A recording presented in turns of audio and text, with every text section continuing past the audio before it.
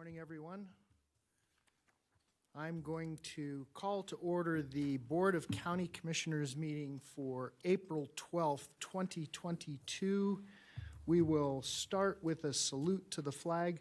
Commissioner Jung, would you lead us this morning? Yes, I would.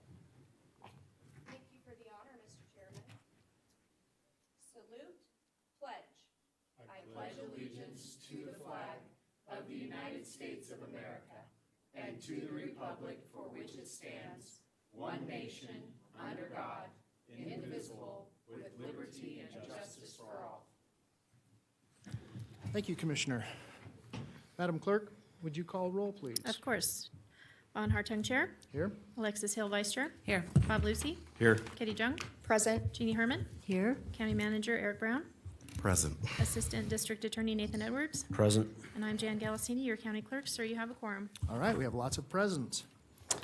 Mr. Manager, would you take us into item number 3? Item 3 is a recommendation to acknowledge presentation and possible direction to staff on the Washoe County Financial Outlook for fiscal year 2023 and budget. The overview includes a review of the general fund's financial results for fiscal year 2021 and mid-year 2022 review and economic revenue and expense trends. Board of County Commissioners strategic goals, known cost increases, and general outlook for fiscal year 2023 and budget. And this morning we have our CFO, Christine Voletich here. It's okay. Ms. Voletich. You can call me whatever you want. Thank you.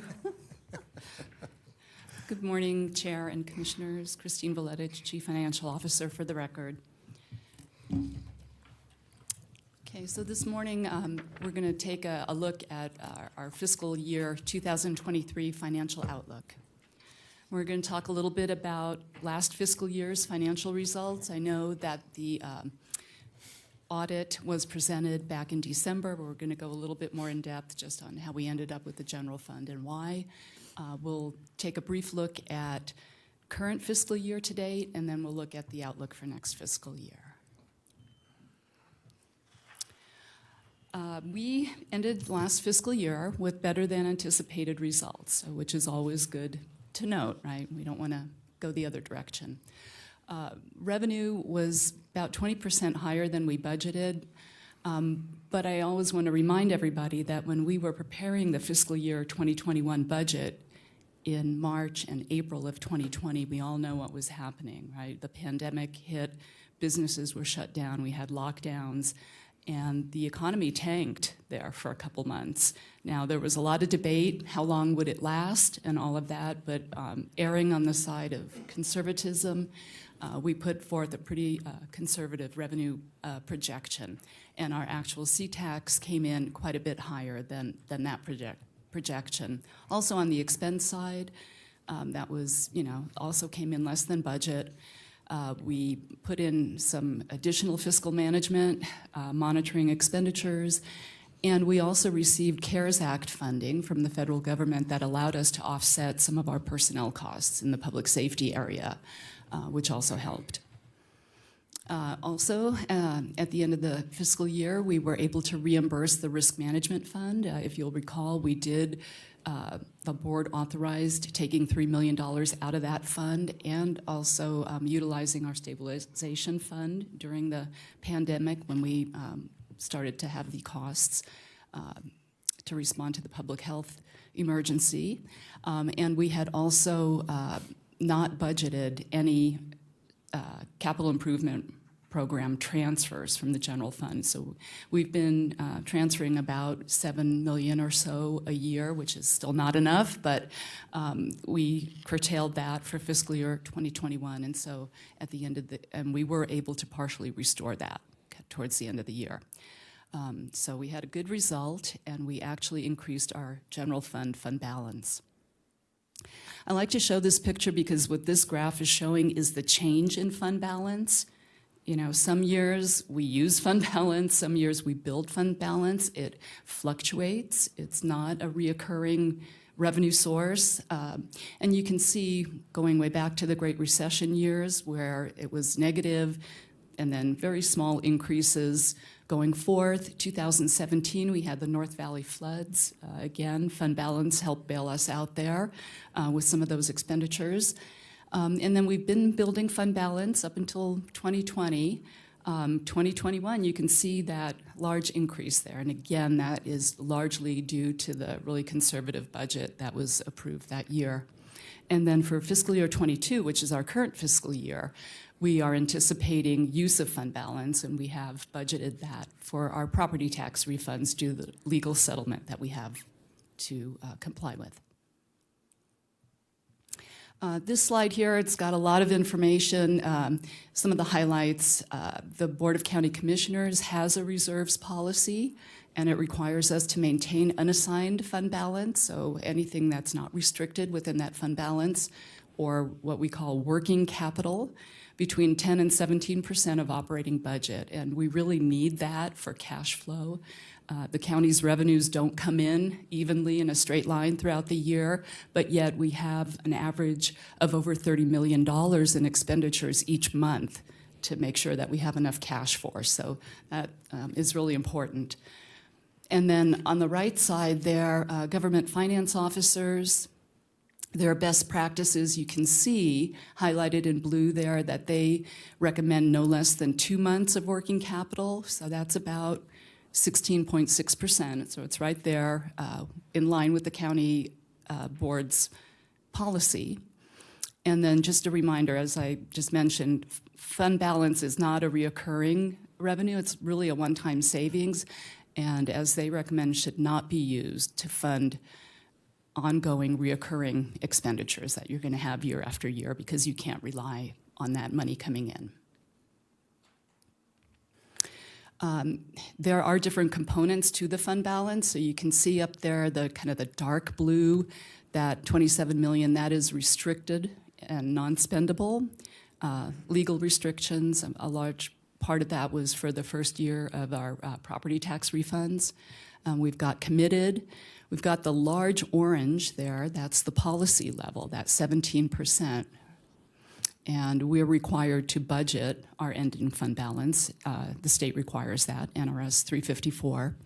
And again, really, it's a savings account, right? That's what helps us out and helps the taxpayer and the employees when we have a financial, economic shock or a natural disaster.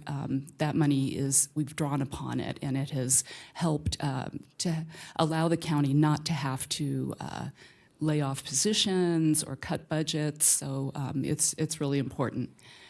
In the upper left, the lighter blue, based on our results of last fiscal year, we have some one-time unassigned fund balance. And as you'll see when we come back next week with the recommendations, the county manager's recommendations for the fiscal year 23 budget, we'll be proposing some uses there, including for the second year of our property tax refunds and to fund needed investments in capital improvements and our infrastructure scorecard, maintenance of assets. Okay, so now let's take a look at where we are year to date. And if you look at this graph here, on the left-hand side is fiscal year 22. The columns on the right-hand side are fiscal year 21. You can see we're tracking just about as we would expect for this time of year. 9 months or 3 quarters through the year. So we still have 3 months of expenditures to go. And at this point in the year, most of the revenues are in. Also, this fiscal year, we've had quite a few budget adjustments. The board has approved use of contingency for the community triage center, for temporary staffing and facilities costs for voters. Public Defender's Office had additional expert witness costs for a big trial that we had this year.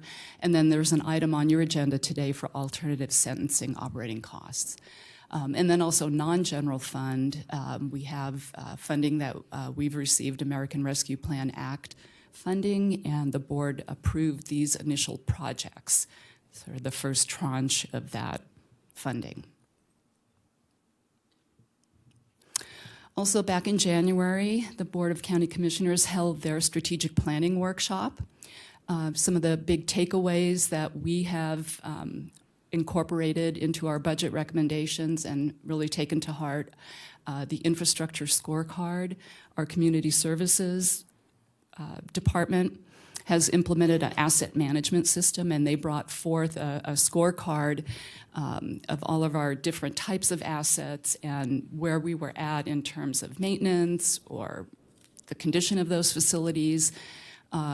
Basically, our facilities and our parks ranked the lowest, so there is a lot of need for maintaining those assets: parks, sewer, stormwater. Homelessness is another big item for the county, as we've been, the last several years diving into, and we will be completing the CARES campus construction and delivering programming to stabilize and get people into permanent housing. The board talked about affordable housing. The cities really are the ones that are going to take the primary focus on this. And then the American Rescue Act funding. As far as the second tranche of that money, the direction was to kind of hit the pause button for right now. Let's do the budget and then come back and see what the remaining needs are. Okay, so let's look at our outlook for 2023. So this chart here, it just kind of shows the spring of each of the last 3 years, kind of where we were at, what was happening. Of course, in 2020, we had the pandemic that was declared. Consumer spending went way down. Our unemployment rate in Washoe County went up to almost 20%. We had very low inflation, which we've had for the last several decades now. And we had unbudgeted revenue loss and pandemic response costs. Then last year, things were looking a little bit better, right? Businesses began reopening. More federal money came in, the CARES Act. We had FEMA claims that we are starting to get some of those reimbursements now, emergency rental assistance funding, and then the big one, the American Rescue Plan Act, right, that $91 million. Unemployment rate was back down to about 4.6%, and inflation's still pretty low. Our revenue loss was less than we expected, as we just talked about. And then we go to this year and spring of 2022. Business definitely was improving. Workers coming back to the office in most cases, maybe not full-time, but people are coming back to work. We have more funding for emergency rental assistance, which is a great thing. Supply chain disruptions and strong demand and labor shortages is what we now find ourselves in the midst of. We have an unemployment rate of 2.8%. That was February in Washoe County. That's lower than the national average, the state average. And as of the annual CPI, at the time we did this, was 4.7%. You may have heard the numbers that came out this morning. The 12-month average ending March of 2022, 8.5%. So a very different picture there. We've got geopolitical concerns. There's a war going on in Ukraine and increased costs. But through all of this, and the reason why we put those blue boxes on the bottom there, Washoe County and the board gave us these goals back in 2020 as we were doing the budget during the first year of the pandemic, that we need to maintain our services to the community, keep our employees working, and use our reserves wisely. And so we're continuing steady on those goals. We are very fortunate in Northern Nevada, especially in Washoe County, to have a relatively strong, diverse economy. Counties and cities around the country are not in such good financial condition, not all of them, and they have had to lay people off and cut expenditures and stop doing things over the last 3 years. So we feel good that we've been able to accomplish these things, not lay anyone off, and hold the course. This chart here is from the conference board, and this was from February, because I put this together a while ago, and the new forecast wasn't out yet. This was before the Ukraine invasion, but it really shows kind of what happened during the pandemic. So if you go all the way to the left there, Q1 and Q2 of 2020, so that's January through April, or through March, sorry, excuse me, you can see that GDP just tanked, right? It went down 5% and then down 31%. Then there was recovery. We had a lot of federal stimulus. We had pent-up demand. We saw it here at the county, but also nationally. We had a lot of growth. But going forward, the forecast is much milder, kind of tapering off, flattening, growth, about 2.5% to 3%. And they probably will update this. The most severe things are the expectations for inflation and commodity prices. So the war, even though it's thousands of miles away, it does affect raw materials, prices for everything, mostly energy and food. And the concern here is the erosion of purchasing power, right? Because 2/3 of our economy is based on consumer spending. So when people don't shop or buy, large goods and all that, we really feel it. And at the same time, because our economy was doing so much better, we have the Federal Reserve trying to slow things down by raising interest rates, which they started last month, and they're expected to continue. This is just another look. This one is consumer confidence. And, the present situation looks pretty good. The outlook is flattening a little bit, but that blue line on the bottom, that expectations, that's the one that we need to pay attention to, because consumers are saying, it's hurting me at the gas pump. Food is costing more, and that can slow down spending. And, it's a vicious circle once that happens. This is just more, energy and gas prices, agriculture and food.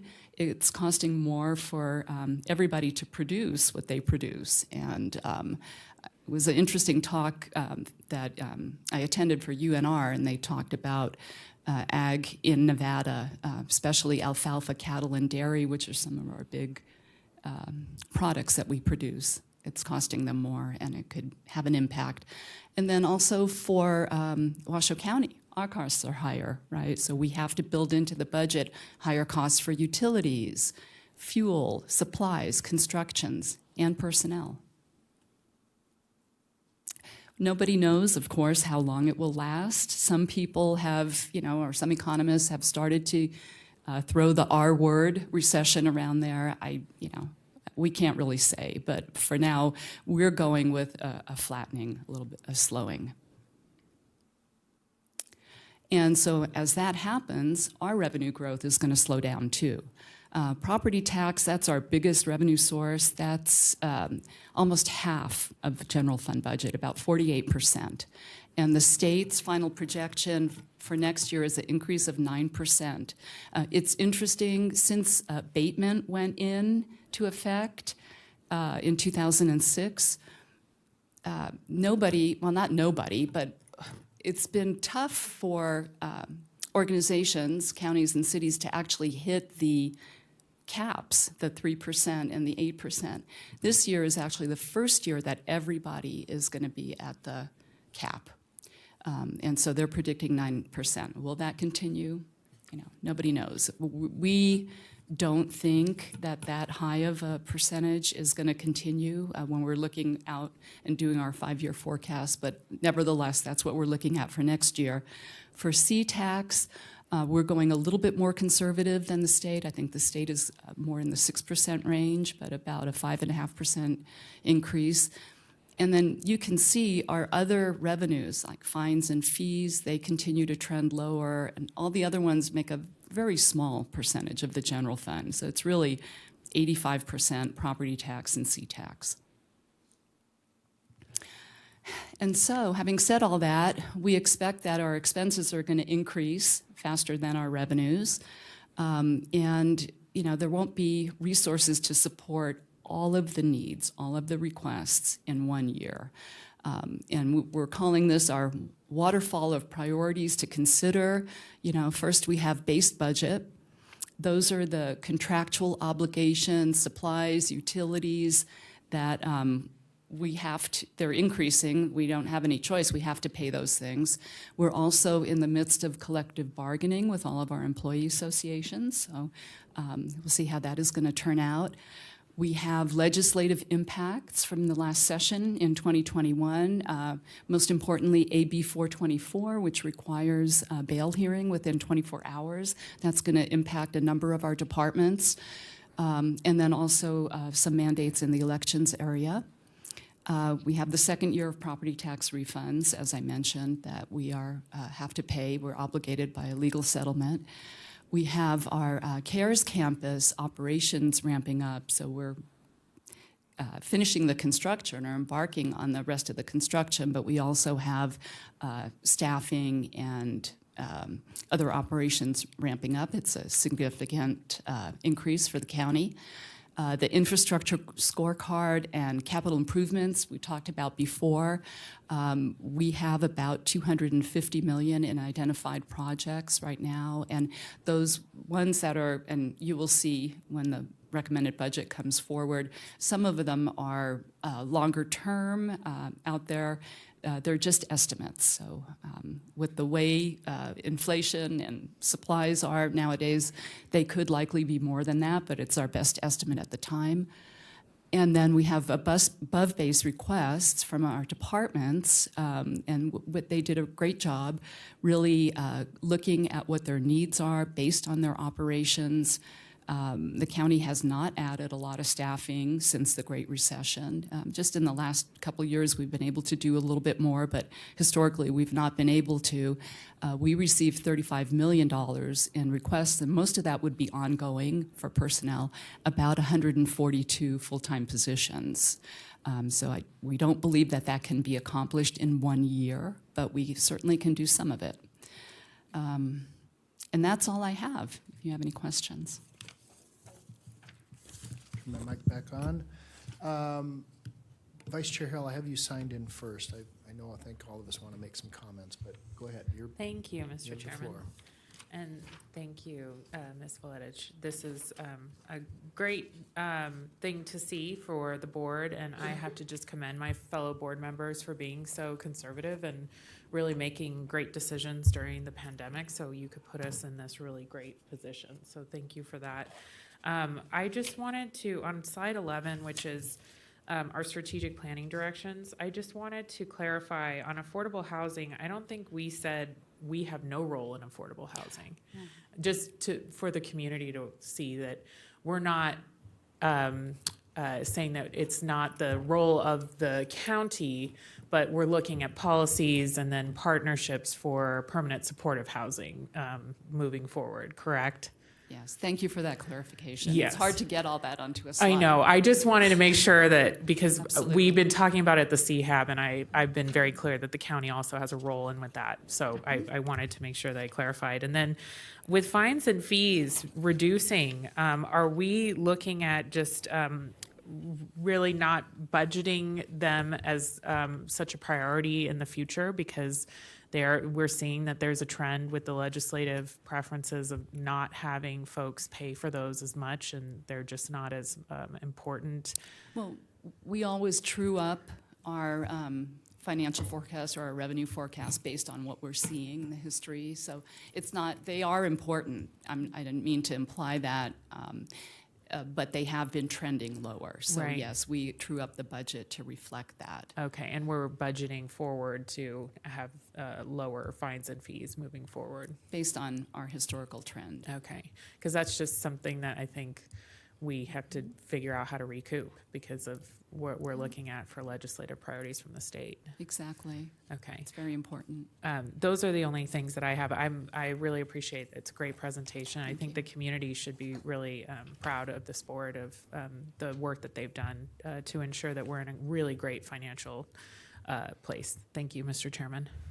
Okay, thank you. Commissioner Jung, I have you signed in next. Thank you so much, Mr. Chairman, and thank you, Ms. Valetich, for this presentation. I have a question, actually, to piggyback off of what Commissioner Hill mentioned, and that is not for you to answer because you're a finance person, but it is something that I think this board has to have further information on in terms of what role does the county play in affordable housing and transitional housing? Because as I understand it right now, the CARES campus bottleneck is there are plenty of people that are ready to live out on their own and there's no place to put them. And I understood it, now, and I could be wrong, that because we took over indigent care, which I believe is our legal responsibility, that the cities would then do the lifting of transitional and affordable because they have the land and they're cities, that's what they do. And I think we need to get a real clear picture of where we live there and what our responsibility is, as well as what the Reno Housing Authority, are they empowered? Do we want to give them that mission as a region? And so that's something that I need some clarification on further. And then one other question for you, and it is a finance question, that has to do with when departments are asking for additional FTEs, full-time equivalent staff, are they using the calculation of prediction to say how many people are retiring? Do they need these extra FTEs, or is it truly above board that they need it, even when they replace the retirees, which we know we're going to have the next 5 years nothing but retirements? And I'm wondering what that does to the budget in terms of being able to fund more positions for one position who's on their way out the door. So how much of that is taken into consideration, or is it too difficult to predict? I mean, where are we with that? Well, it's hard to predict the exact timing of retirements, but you're right. We know we've seen a lot of them. We're going to see more. And when a long-tenured employee retires and that position is filled with a new employee, a lot of times they are coming in at a lower rate. They will catch up, obviously. So, yeah, it is something that we take into consideration. The departments, I think they really are looking at trends, their Right. operations, and Right. And I think another thing that this board needs to think about in the years coming up, when this commissioner's long gone, is maybe incentivizing retirement. There's a crucial area of the critical time period where you can incentivize, hey, leave 5 years early. It actually saves us the money initially, as well as open up for, I don't know, the largest population right now in America, the millennials and the exennials, to have these entry jobs to go in. There is a sweet spot there, and I just strongly, it's nothing we have to take a vote on today, I strongly encourage this board and the management team to look at those triggers and where it makes great, not only fiscal sense, but social responsibility sense too. I mean, we can't eat our young and hold on to our jobs forever, right? There should be a compulsion amongst us, I believe, who has no children and never will, a compulsion amongst us to get out of the way so that these new, I mean, let's be honest, smarter, I think the younger people are way smarter than me, just in 10 minutes I can figure it out, that they're ahead of everything.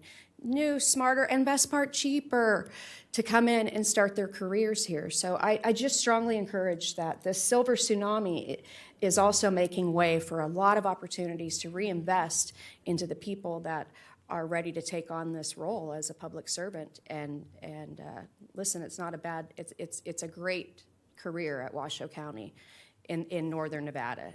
Very different than if you go west of us. People that work in government, I think it's a stereotype. I do not believe it's true, but they are seen a little different. We're here, this is the best and brightest, because there's not a lot of places to work here that require best and bright. So I would just strongly, and I know it's hard, because I think sometimes you feel like we're trying to throw you away, and I don't believe that at all. I mean, I think we should respect our elders, but I also believe we should tell our elders, you're better off not doing this grind all the time. It's better here. So I would just strongly keep that in mind as when these FTEs come in, and what are the plans for the retirees. So great job otherwise. Thank you so much for being with us through what I remember Commissioner Hartung and I were on the phone arguing about this kindly debating, I guess is a better word. Is it a Y curve? Is it a V curve? What is this? Because nobody knew what we were doing. And of course, I love my finance people here. They're not really mine. They're Mr. Brown's. He hires and fires them. But I love finance people because they are the hall monitors. And they say, pulling you over, scared to death. We need this. We need to make sure of this. And I rely so strongly on that. And reserve the right as a policymaker, which we did, because it was recommended layoffs. And I think all of us kind of were like, yeah, let's do it. And then it was like, not enough information. But I really appreciate your role and goal as well as Ms. Cook's role and goal here, because it helps us to see a bigger picture of an area that I don't think any of us could say we're 100% strong, except maybe Commissioner Hill, because she does have a master's in public administration. But it really helps us to look at a bigger picture and to look at it from the brass tacks. And I have learned so much going through this, so I really appreciate it. Thank you. Thank you, Commissioner. I don't have anybody else signed in, but I'm going to take a stab at this. I think this is, and I'm going to politely disagree with staff. I think this is the canary in a coal mine. I think we're on the precipice of a recession. We cannot continue these kinds of increases, whether it's fuel or the cost of anything. It doesn't matter what it is, labor, the cost of materials, infrastructure. I'm terribly concerned with it. This is not your fault. What we see on here, but I'm going to tell you, commissioners, spending $28.7 million, almost $29 million at the CARES campus. I do not want it to be a revolving door. I don't think that this is sustainable. In fact, it's not sustainable. And so I recognize these are one-time expenditures, but I still see people all over town. They're camped everywhere over town. This is not solving it yet. So where are we with spending this kind of money? I want people in programs. We need positive results. If we're going to reward folks to be homeless, then they'll stay homeless. But we've got to get them through the system. And so I know this is not the time to have this conversation, but when I start seeing these kinds of numbers, my hackles go up. I'm concerned. I'm terribly concerned with this. So, and by the way, it is not if the economy will turn down. It's when. It's just that simple. Economies are cyclic. They have been since economies were invented and utilized, since there was some type of a fiat currency where people traded whatever it was, whether it was chickens, a barter system, or when they created a currency and moved through the process of thinking that something has value and everybody recognizes that value, i.e. a fiat currency. So it is only a matter of time. I'm personally one, and you guys have heard me say this. When I had my business open and strong, and even to this day, I'm still a firm believer that I always had at least 6 months to a year of saved income in the event that I had to not, or I was not able to work because I was I was a sole proprietor. So I think that any time we set money aside, and while I know that everybody looks at it and goes, well, wait a minute, you have all this money, but yeah, do you really have this money? That ensures that we can keep people employed, that the services that people expect in the community will be available. And you can't just say, well, look, we're not going to plow your roads today. We're not going to fix your roads today. We're not going to do any of those things. We're not going to, because we don't have the money. And that's where that stopgap comes. And I'm glad, Ms. Vladich, you brought up the fact of an emergency situation. We don't know when that's going to occur. We could have an earthquake this afternoon that could decimate the region. And so we have to be able to plan for those kinds of natural disasters. It is not if they will occur either. It is when.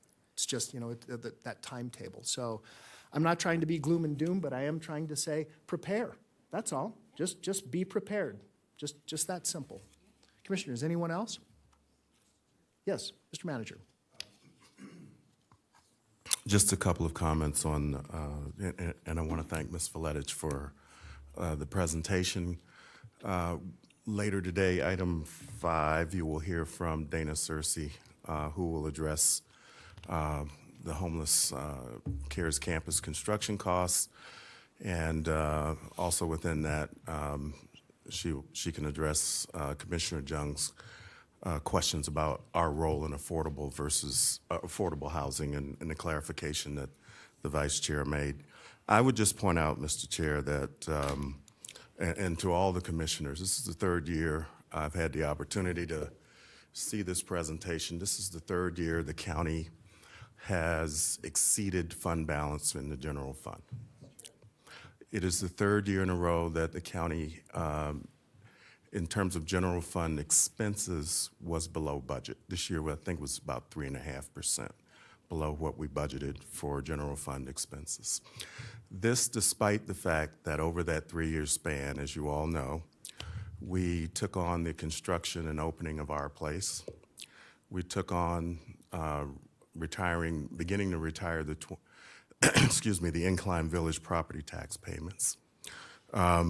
We went through the pandemic, the issues that Ms. Villettich already mentioned, and as well, we've begun opening and constructing the CARES campus and the homeless services organization that will deliver the services you're asking about, Mr. Chair, to make sure that the CARES campus isn't just a shelter, but that there are programs designed to get people back on their feet. So I just want to point out that through that 3-year period with a pandemic and those items, I think the county as an organization and you as the elected officials of the county have done a great job of continuing to make sure that this county, from a fiscal standpoint, operates in a responsible manner. And it is my commitment to you as county manager with the strong financial team that we have. And frankly, Mr. Chair, the culture of this organization is one of good stewardship with regards to fiscal matters. When I see either budget requests for above-base requests or capital improvement project requests from county departments, there is an amazing amount of fiscal discipline and restraint. Very often I have to massage it a little bit to make sure that the actual request will meet the need. You don't see that everywhere. We have that here at the county, and we're going to need it going forward, to your point, because there are always uncertainties. I will say to you later today, you're going to hear from Ms. Searcy about the homeless situation. There are some big numbers in front of us in order to complete construction at the CARES campus. We know there are big numbers. I just urge you to think about the fiscal discipline as an organization that we've demonstrated. We will continue to do that. Personally, I've had experiences in my career, business career, and as a nonprofit, where we had to manage through the up cycle, which is kind of what we're in right now, I would say, and the down cycles. I'm equally comfortable making the tough decisions in either. But right now, we have a situation, as you know, where the revenue side is strong. There are ancillary funding sources, state and federal, that are available to us. And I think it's incumbent upon us as the leadership of the county to continue to take those revenues and make sure we're applying them intelligently where the need is for the community, and we'll do that. Okay, thank you, Mr. Manager. And to that end, look, I'm not trying to bag on staff and how we're approaching this. What I think that the direction that I want to see, and I think the board, I think we deserve this and the organization deserves this, and that is to say, yeah, okay, we spent this money, but here's the benefit. This is what we actually achieved. I want to see some achievables. I want to see those. I want to see good, solid forward motion. You've heard me say that. I want to see us achieve and we know this. We know that there are certain scenarios where we're never going to catch up. But ultimately, our organization, not just this board, but our entire organization has to be able to say, this is what we have achieved. This is how we've benefited the community by doing this. That's my only point. And Commissioners. Mr. Chair, just to finish out, we will do that, and I tend to do that at the end of the year as part of my review process. Okay. So what you're seeing today is an update on the financial forecast based on revenues and what we expect to spend over the balance of the fiscal year. Once the fiscal year is closed out, after the CAFR, we don't call it the CAFR anymore, the financial results are reviewed and reported to you. Generally, I come back with a summary of what was accomplished for the monies that were spent. So we will make sure we do that. Okay. My father-in-law had a great saying, and some of you have heard me, will remember this. Commissioner Hill, you probably have never heard me say this. He always said, chicken today, feathers tomorrow. So that's what I don't want to be in. I don't want to be in a chicken today, feathers tomorrow scenario. Vice Chair Hill, I have you signed in next. Well, and I think to the point of, what have we accomplished? Just speaking to the HSA team, they want to do a presentation on how much they've done at our place, and certainly want to accept the award that we received from Cashman Good Governance Award, which really is an illustration on our program saved the taxpayers in the long term. And so I think just continuing to reiterate that, and perhaps throughout the year, Mr. Manager, have an occasional presentation, because I'm inundated living this because of the CHAB, but not all of the board members are. So maybe having, Dana come back a little bit more often to show really what we are doing on the campus, because it's pretty incredible. Sorry. Thank you. Commissioner Jung, I have you signed in again next. Thank you, Mr. Chairman, and I caution you, while I understand your frustration, this homelessness issue didn't happen overnight either. This is about 40 years of neglect.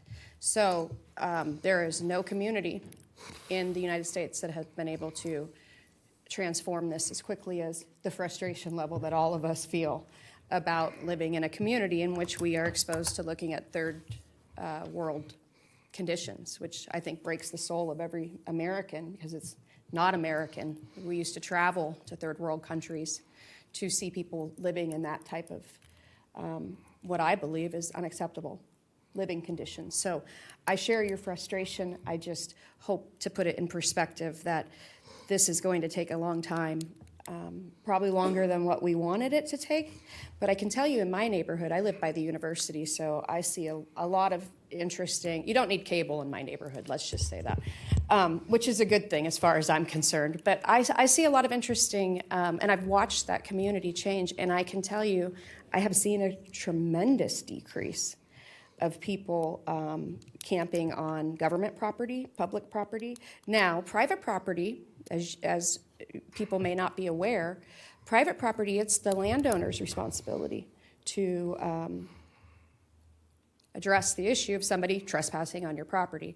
So there's lots of little kinks, but I think that Commissioner Hill and the chairman make a good point, Mr. Manager, is that this board probably needs more information to be up to date. And I thought the CHAB was going to be disbanded, and that this would be the CHAB, essentially, where we would discuss these things. And I know that that's a delicate combo, and you're working on it. I get it. But I think when that happens, then hooray, we really are the policy holders, and we also are the ones hearing the updates and where do they need more direction. So I feel you, I hear you, I share some of that with you as well, and I think that the culture of Washoe County is such that, as Mr. Manager said, these are some of the biggest fiscal conservatives in the region, because they recognize who they work for, and that is taxpayers. So there is a culture here of that. But we have to be mindful. We can never fall asleep on any of the issues we're expending money on, because we spend a lot of money. Let's talk about legal settlements. Nobody wants to talk about that, but we really do. But I think you're right. We got to keep an eye on it and give it some patience and some time. And the frustration is real. And I think that it's not good for us to see that. I really don't believe it's good for us as human beings, and especially as Americans, because I, like you, Mr. Chairman, expect more and better. and always working towards perfecting what we've done. So 100% hear you. Thank you. Thank you. No, and look, and I'm not suggesting that it's not a scenario of 20 miles in, 20 miles out, because it's 20 miles in, 40 miles out, because you don't know the path out, right? And so I get that. But I just want to be able to demonstrate to taxpayers that, look, hey, we spent your money wisely. We were good stewards, and here's the benefit that we actually created, and we've got these people in programs. There's always going to be some, and I don't want to get too deep in this, there's always going to be some that we can't help, but the point is we're spending a lot of money, and we have to be responsible to the taxpayers for that. Commissioner Lucy, I have you signed in next. Thank you, Chairman. I do appreciate that. I know I don't want to get too deep into the weeds in regards to, this is a forecast. In Northern Nevada, we're very familiar with forecasts. That forecasts start out one way and change very quickly in many different aspects, as we saw with the snowstorm yesterday in April. But forecasts, when you look at a number of different things, we look at this, and I know and Ms. Voletich and her team have done a phenomenal job utilizing the data available to them. And this is kind of national based, right? And this is what the economists and what we're seeing here locally based upon our budgets and where we're seeing our revenues and based upon state demographers, but also looking at it from a national level. But the other thing I want to be cognizant of is that it's not always doom and gloom. It's not always the worst case scenario. We've seen in our area, whether we like it or not, a severe increase from January of 17 to just the last quarter of 21, an increase of our home sales, which is a primary funding source for the county. At over 50% of our income comes from property tax. And when you look at median home incomes or house prices going from roughly around 400,000 in end of 17 to roughly above 550,000. When you see that type of $100,000 gross in the median house income, you see we just came off the census where we saw a massive influx of individuals. Now nothing near what we saw from 2000 to 2010 with a growth of 81,000 people, but we saw from 2010 to 2020 a growth of 65,000 people. And every year we've outpaced the state demographer by at least, I would say, 500 to 1,000 people roughly across the state, which is fairly close. But if they are on track and they continue, we're going to see Washoe County exceed that 500,000 number population, 500,000 population by the end of 2024. And then when you continue to talk about what we're seeing, the type of individuals that are moving into the market, and what kind of jobs and what we've created in our housing market. And remember, housing is really, we talk about low-income housing and workforce housing. I think the cities have done a good job at really focusing on infill, and we're trying to continue to manage expectations and really manage our services. And I think as we look at these budget outlooks, this is a perfect opportunity to continue to have the conversation about how do we go forward with planning? How do we work regionally together and unify services to make them more fiscally solvent for the entire region, but also make sure we are efficiently utilizing those dollars, which you've heard across this board. And when we talk about multifamily and single, we have quite a few units that are already on track, but we haven't seen the unemployment here in Washoe County that you've seen across the country. We've been able to sustain about a 2.8% unemployment rate for the last 3 to 4 years. And that's been, well, maybe not 3 to 4 years, but at least 2 years. We've maintained it about that 2-year mark. And so when you look at a long-term outlook, you see continual growth of income trends in our area, around 5 to 8% for wages, and we're diversifying as an economy, and we haven't been totally reliant on tourism and on gaming, where our southern county, that is their primary. Our southern county is definitely changing their financial strategy and how they entice companies. But as we continue to grow, to see a 5 to 8%. Now, we're not going to see that at the county. Obviously we have those tax caps that are preventative, so our growth to return is not as quickly as the open market. But it is a growth pattern that is available to us. So yes, do we have to be cautiously optimistic as we move forward? Yes. Do we have to maintain where we're going as a community and try to do everything we can to provide efficient services? Yes. But does it mean doom and gloom and pull the brakes on everything? No. What it means is as leaders, we need to come together and have a smarter strategy about how we're more efficient about spending these dollars and addressing the needs of the community that are the priority, which is, as we've heard today, our homeless situation, fire services, EMS, public safety, when we talk about those types of issues. And we need to talk about what we're doing as a county to provide more for these incoming and for economic development and growth for our infrastructure and planning appropriately for that type of infrastructure, which we saw through the pandemic we were lacking tremendously in a number of different aspects. So remember, outcasts are just that, forecasts and outlooks for the future. But realistically, this is a great, very, very thorough budget forecast.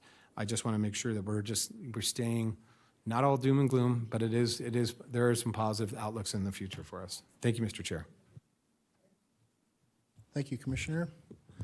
All right. This wasn't about you. You were just the piano player. Thank you, I appreciate it. Understood. Good No, discussion. thank you so much. It was very, very informative. Thank you. All right, Mr. Manager, will you take us into item 4? Before we go into item 4, though, I want to make sure that everyone knows very close to the noon hour, we're going to break for a couple of reasons. We have a closed session that we have to be in.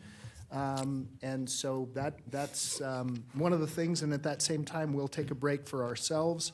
And I hope that we'll be back somewhere around the 1 o'clock mark. So let's move into public comment and just keep our day moving. Mr. Manager. Item 4 is public comment. Comment heard under this item will be limited to 3 minutes per person and may pertain to matters both on and off the commission agenda. The commission will also hear public comment during individual action items with comment limited to 3 minutes per person. Comments are to be made to the commission as a whole. Madam Clerk. First up, we have Elise Weatherly, followed by Shane Van Etten. Elise Weatherly is first, sir. Sir? He can go first. Okay, Mr. Van Etten, you're up. No. It's okay. Mr. Van Etten, the floor is yours. Okay, Welcome. thank you. I'd like the board to entertain taking another look at the Cry Wolf program. Are you familiar with that? Mm-hmm. Okay, on 3/16, my alarm went off because my girlfriend put in the wrong code. It was a silent alarm code that I had given her earlier. And the next thing I know, I'm being shook out of bed, telling me the police are at the front door.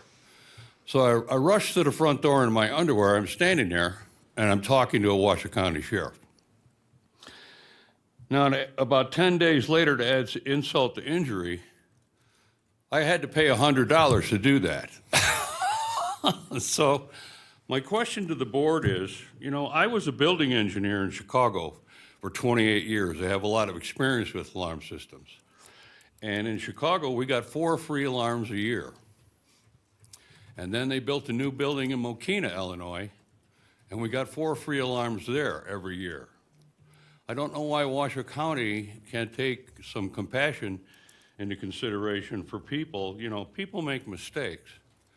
And if you're a responsible homeowner, and you don't have an alarm event. I've had my alarm in my house for 4 years. I haven't had an event like this. Maybe you can give people every 2 years 1 free pass or something like that. Maybe you can revisit the Cry Wolf program and amend it to accommodate that, because if you're responsible and you don't have an alarm problem, I don't think you should have to pay the first time you have an alarm. And that's pretty much all I have. So I have a letter here that depicts when my alarm was installed by ADT. If you needed to look at it, I just brought it with me. But that's pretty much what I wanted to say. Mr. Van Nett, when you do me a favor, will you make sure that the clerk has your phone number, and I will have someone contact you? I'm Because I already paid that staff- $100. You got it? Okay, Nancy Lewinhagen has it? Okay, all right, All right, thank you very much for your time. okay, thank you. Okay, now we have Elise Weatherly, followed by Nick Martin. Ms. Weatherly, welcome. Good morning, Elise Weatherly. I just wanted to let you know I'm going to kind of fire off information for you because there's so much I have to say and I'm limited to 3 minutes. This is very scary. Being in front of you guys is scary because it's like you open up your soul to the public, and it's on record, which is good, but it's important. And I just wanted to let you guys know that I have been praying for you the last couple of weeks because I saw the throngs of people that came in here. I don't have that kind of patient endurance, that would have driven me nuts.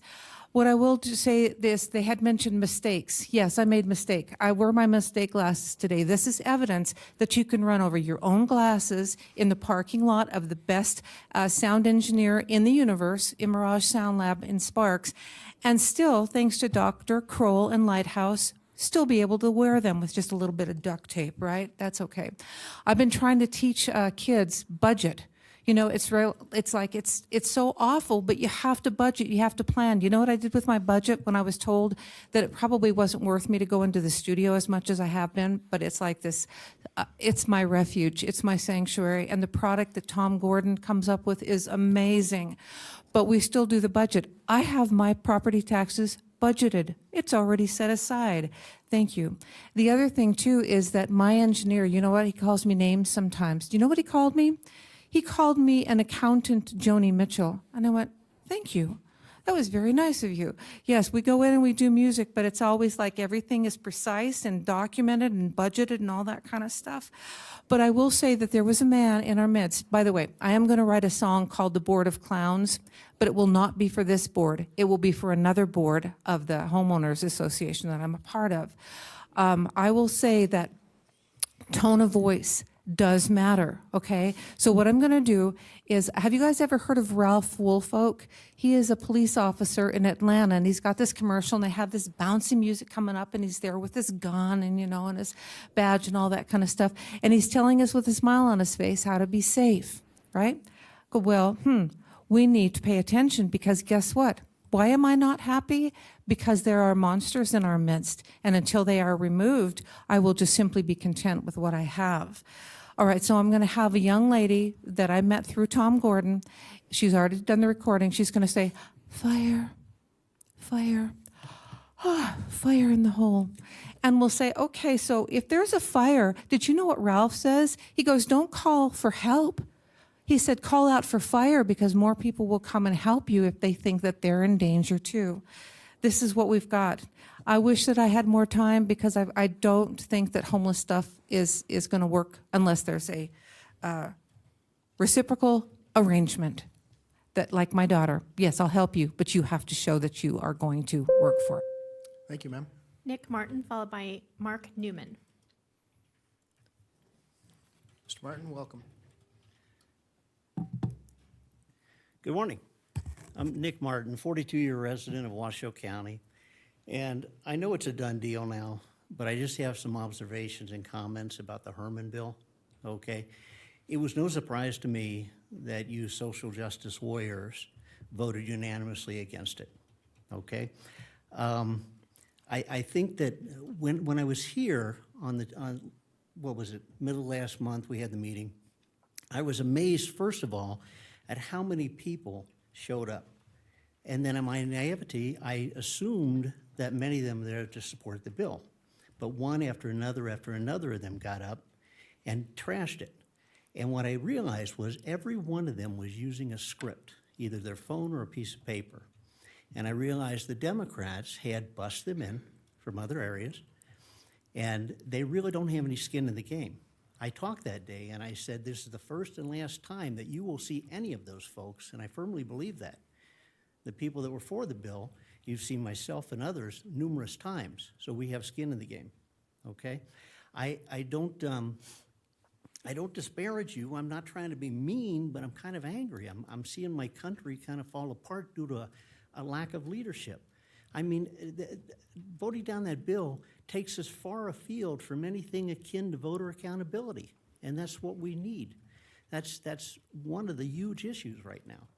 And there's a lot of problems in this country, and most can be directed right to leadership. And we need more leadership. Now, one of the ladies in that group got up and identified herself as a nurse from California. Now, a real leader would have said, ma'am, this is for Washoe County. This is for Washoe County laws. You live in California. Please take a seat. But you let her talk. I didn't understand that. That blew my mind. What does she have to do? What input does she have for the voters of Washoe County and our laws? Okay? So we get into this mishmash of, where we try to loosen the laws as much as possible, and always with that high ground, you know, social warrior, I gotta fix everything for everybody. And we move further and further afield from voter accountability. And I think that was a huge mistake, shooting down that bill. Though I firmly understand why you did it, okay? You had a whole throng of people here barking at you, it's bad, bad, bad, not knowing that they're probably don't even live in Washoe County, most of them. So why, especially that one lady, that drove me nuts, that she's from California, identified herself from California, and then got to speak to you about voter laws, okay? Anyway, I'm just beefing, I'm just angry, okay? I'm watching my country melt down. You know, we're torn apart over racism, when the only blatant racism I see anymore is one party telling specific groups they're too stupid. Thank you. That's okay. Thank you, sir. Mark Newman.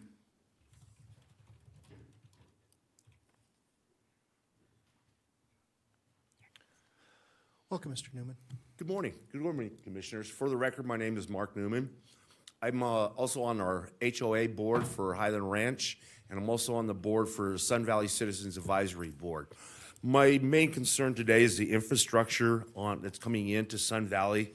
I just kind of ran through, there's like 9 projects coming up, and the Sun Valley Fire Department and our Sun Valley Sheriff's Department doesn't have any room in the future for expansion.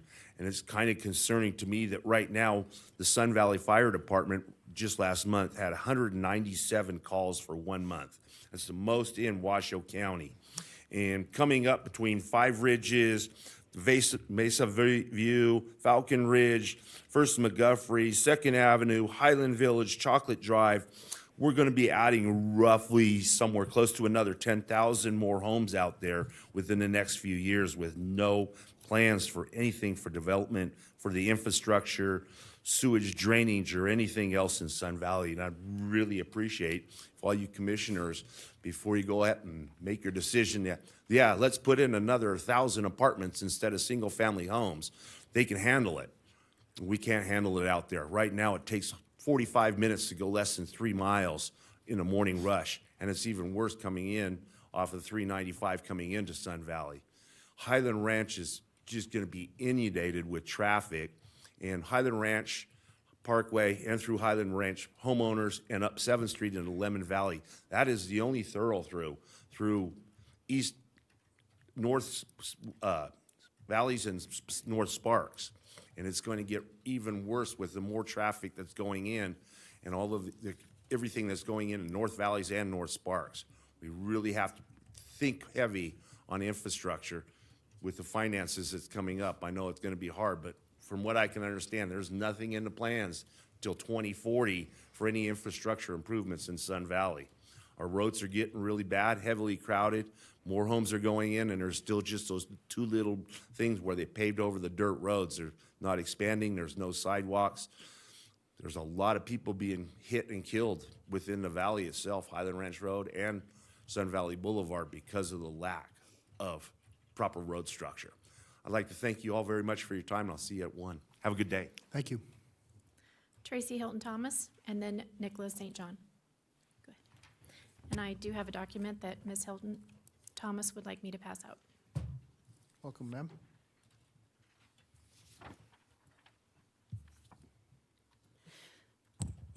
Good morning. Proverbs 3:5-6 teaches us, "Trust in the Lord with all your heart and lean not on your own understanding. In all your ways, submit to him, and he will make your paths straight.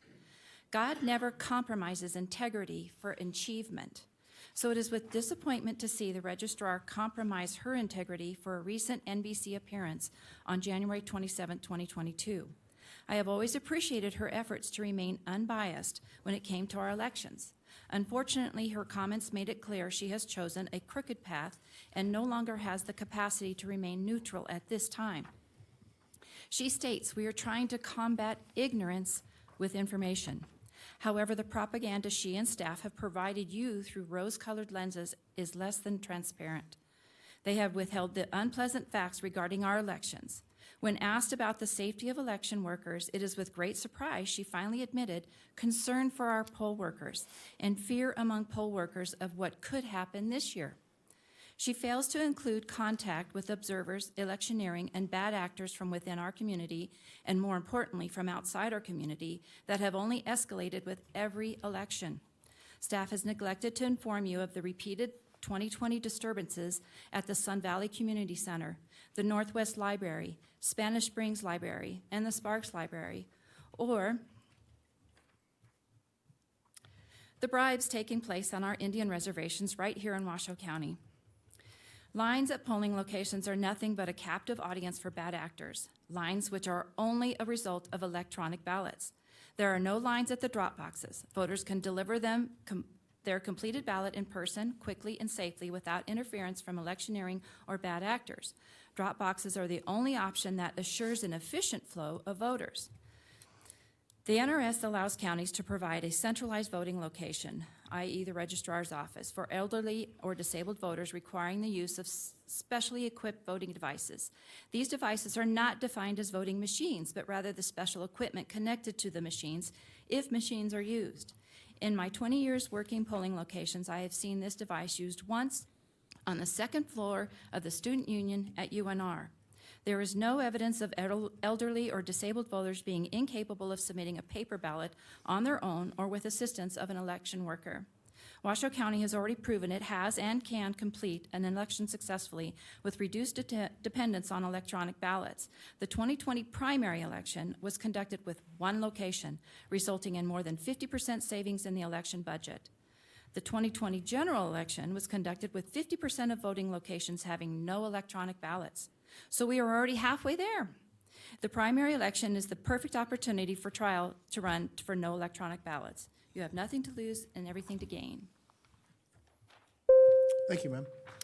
Nicholas St. John.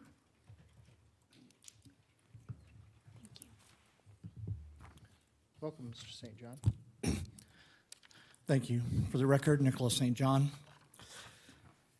As I've been coming in here for over 16 months now, we keep coming in with concerns and demanding resolutions be put on the agenda, and to date, none of them have been put on the agenda, with the exception possibly of the voter reform resolution.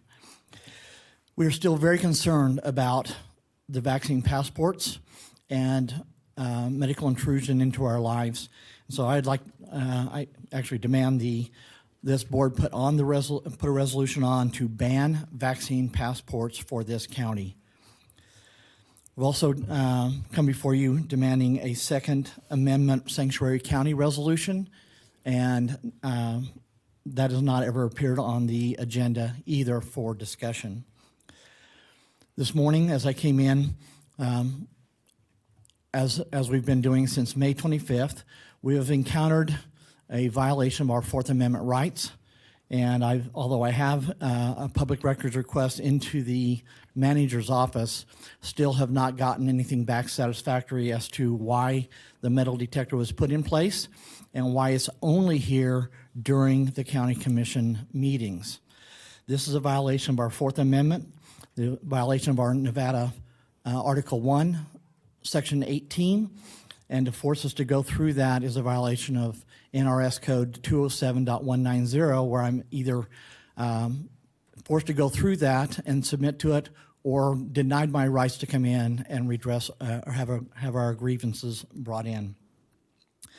We also demand removal of the electronic voting machines. All the information that Tracy Thomas had was extremely valid and verifiable. And so, although the resolution was shot down, we would like you guys to bring up on the agenda a discussion about removing the electronic voting machines. I've been a party of watching them be certified, and although it's impressive, one of the things you cannot give to us is the ability to ensure there is absolutely no fraud in these voting machines. You don't have access to the software. As a software programmer, I know you could put in pretty much whatever you want to alter votes.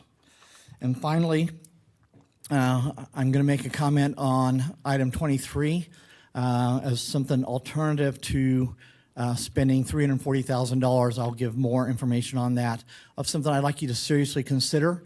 It would save the county some money, and it would also help those at the CARES facility actually integrate into society. Thank you, sir. Roger Edwards.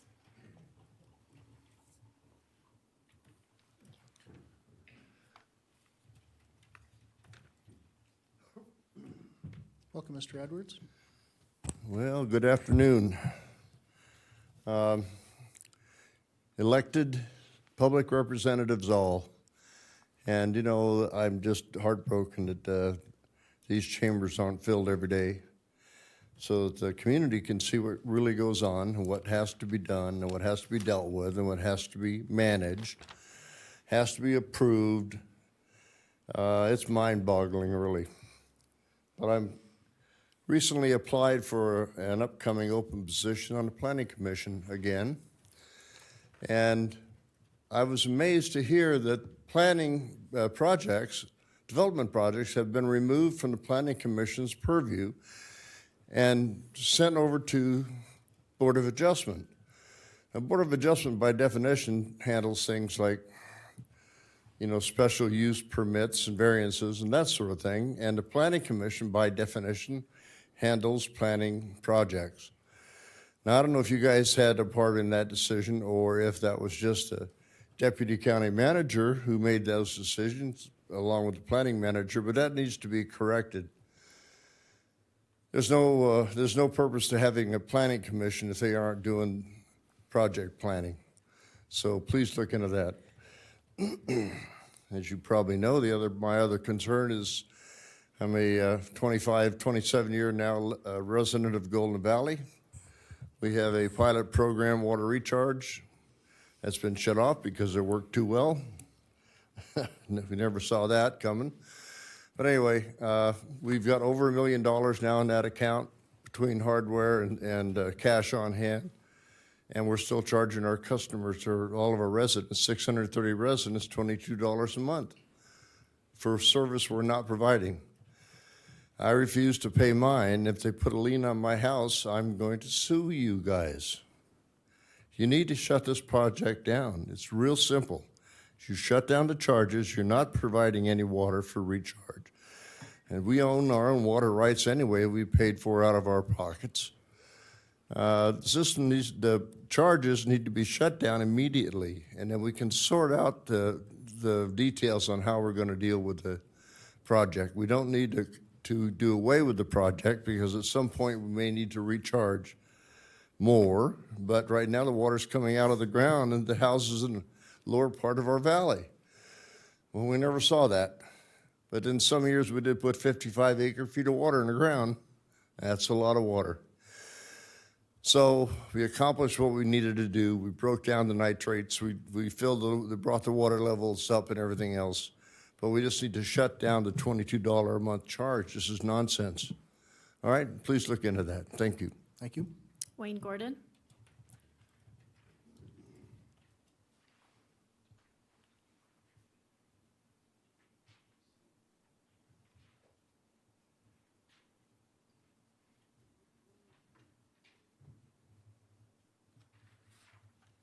Mr. Gordon, welcome. My name is Wayne Gordon. I live on the east side of Reno, resident of Washoe County. And I want to have my comments recorded per the NRS. And first, I want to ask each of you a question. And that is, if the legislature tomorrow passed a bill that said, I don't know, let's say blacks can't vote in the election in June, would you do that? Tell people, well, I guess you can't vote, so go home. Next, I want to lodge a complaint. And it has to do with the handling of the hearings, more so the hearing on the 8th of February, but also the 22nd of March. And whenever anybody that favored the resolution that Ms. Herman brought to us, to you, they would clap or whatever each other, you would try to silence them. However, you had nothing to say when the other side called us racists, fascists, wanting to deny people their rights to vote and so forth. Nothing. You said nothing. So, where were you? I think that it shows that you were actually concurring with their comments and their accusations. And I think you owe all of us an apology for that. So when I was 17, I graduated from high school and went to work at a full-time plus job. 4 years later, when I turned 21, I took the day off. I drove to Santa Rosa, the county seat for Sonoma County, and I registered to vote. I knew I had a right to vote. I also knew that I had responsibilities. Those responsibilities included, of course, being a citizen and otherwise being able to vote. And I had to meet those responsibilities. And so I finally was able to vote. Now, I want to go back to what I asked you a minute ago, okay? I'm sure you're probably wondering why the heck I would ask such a stupid question. But when I was young, I watched on television while the black people in our nation, particularly in the South, were trying to get the right to vote, okay? You ignored us, those of us that have a problem. Thank you, Mr. Gordon. Cangiato.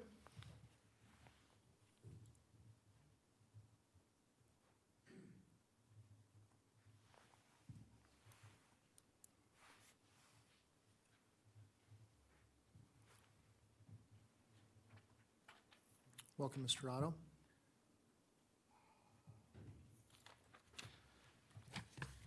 And the clock's already starting. Okay, that's fine. Hello, Ken Giotto, running for county clerk. One thing before I get to this overhead is I went to the North Valley cab last night, and there was one of the individuals that are a member of that cab I find to be rather aggressive and not approachable, and tends to be rude, lack of patience with the individuals, and argumentative. And so I'm asking Commissioner Herman to consider removing that individual from that cab. This isn't a one-time situation. This is a multi-time situation. And I think after last night, where the mic was grabbed from my hand and the individual was extremely rude to a speaker, individual that was trying to ask questions, I think enough is enough. And that individual is Teresa Aguilar. I believe she needs to be removed. And I'm asking that the commissioners can think about that, especially Commissioner Herman. What I'm here for, and the rest of my time, is Commissioner Herman and I have been working, have discussed and decided to start working diligently on an issue with the North Valley's High School Road, Golden Valley Road. I can't confirm this, but I did put in a public records request for accidents between January and the 11th of this month. I understand a young person was hit by a car, and I've been told several times there are a lot of concerned citizens to get this stretch of road fixed. So I'm asking Manager Brown to work with me, and then also I'd like to work with Mr. Smith, the engineer, on improving this. First two things that everybody's asking for is those electronic lights, the speed, or the signs that tell the speed, and I think that's needed. There is a signal around the corner, but not for that area. And I'm afraid, I know that area very well, I drive it all the time. I'm asking for serious improvements to that area, and it be prioritized. Thank you. Thank you, sir. Janet Butcher. Mr. Otto, may I have those documents for the record, please?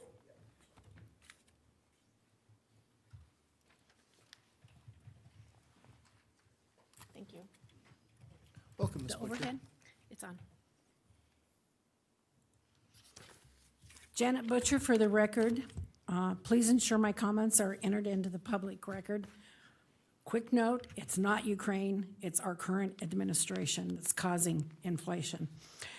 I want to thank Jeannie Herman for having the honest interest of voters to make elections safe and secure. So I have a certificate here that I would like to note that for her stellar and loyal dedication to election integrity.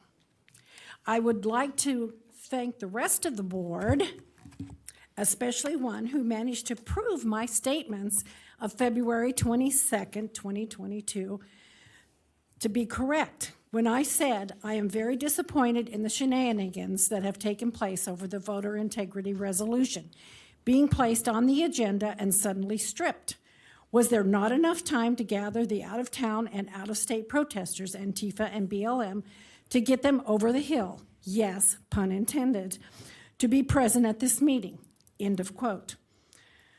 While there may have been some local people speaking, it is documented that paid activists were among the crowd.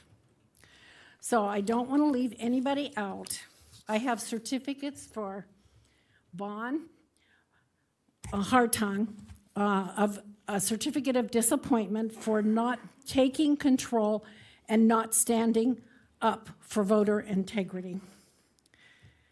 To Kitty Jung, in not allowing legal votes to count as ineligible votes go counted. To Alexis Hill, you can see they have their little masks on, for proving the concept of postponing the proposed resolution while gathering paid protesters. And then to Bob Lucy, I'd like to give him the bad boy recognition certificate in recognition of his lack of leadership style and publicly chastising a loyal supporter of election integrity. On the back of his certificate, I have given him Dale Carnegie's list of how to be a leader. So again, thanks for proving me correct. A quick historical fact for those yelling and screaming against making the election secure and safe: Jim Crow was a law that was put forth by the Democrat Party. The most ironic speakers on the voter suppression were Planned Parenthood. Now talk about voter suppression. How many millions of voters have they assisted in suppressing? Thank you, Ms. Butcher. Aaron Massengale.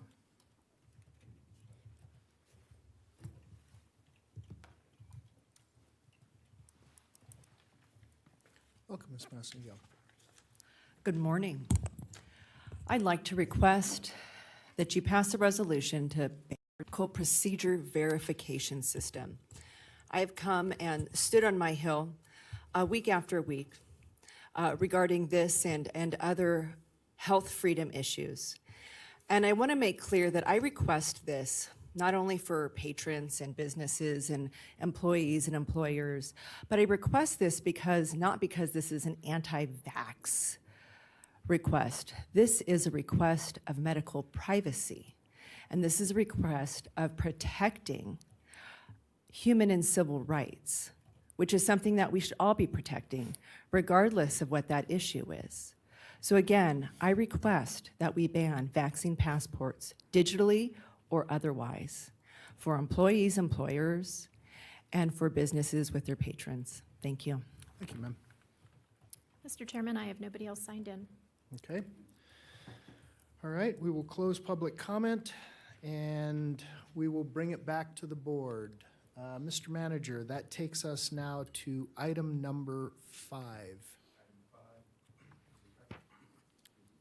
Item 5 is a recommendation to acknowledge presentation regarding the construction and development of Nevada Cares Campus, the region's centralized campus for services and shelter for the homeless, located at 1800 Threlkeld Street, Reno, Nevada 89512, and possible direction to staff to proceed with bringing forward a future board meeting, at a future board meeting in accordance with NRS 244.275 and any other applicable legal provisions, a purchase agreement with the Reno Housing Authority for the property located at 1775 East 4th Street, Reno 89512, APN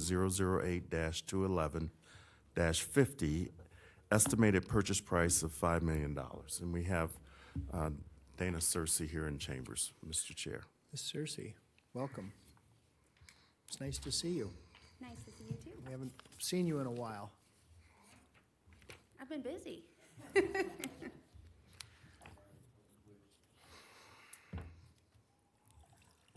All right. Proceed.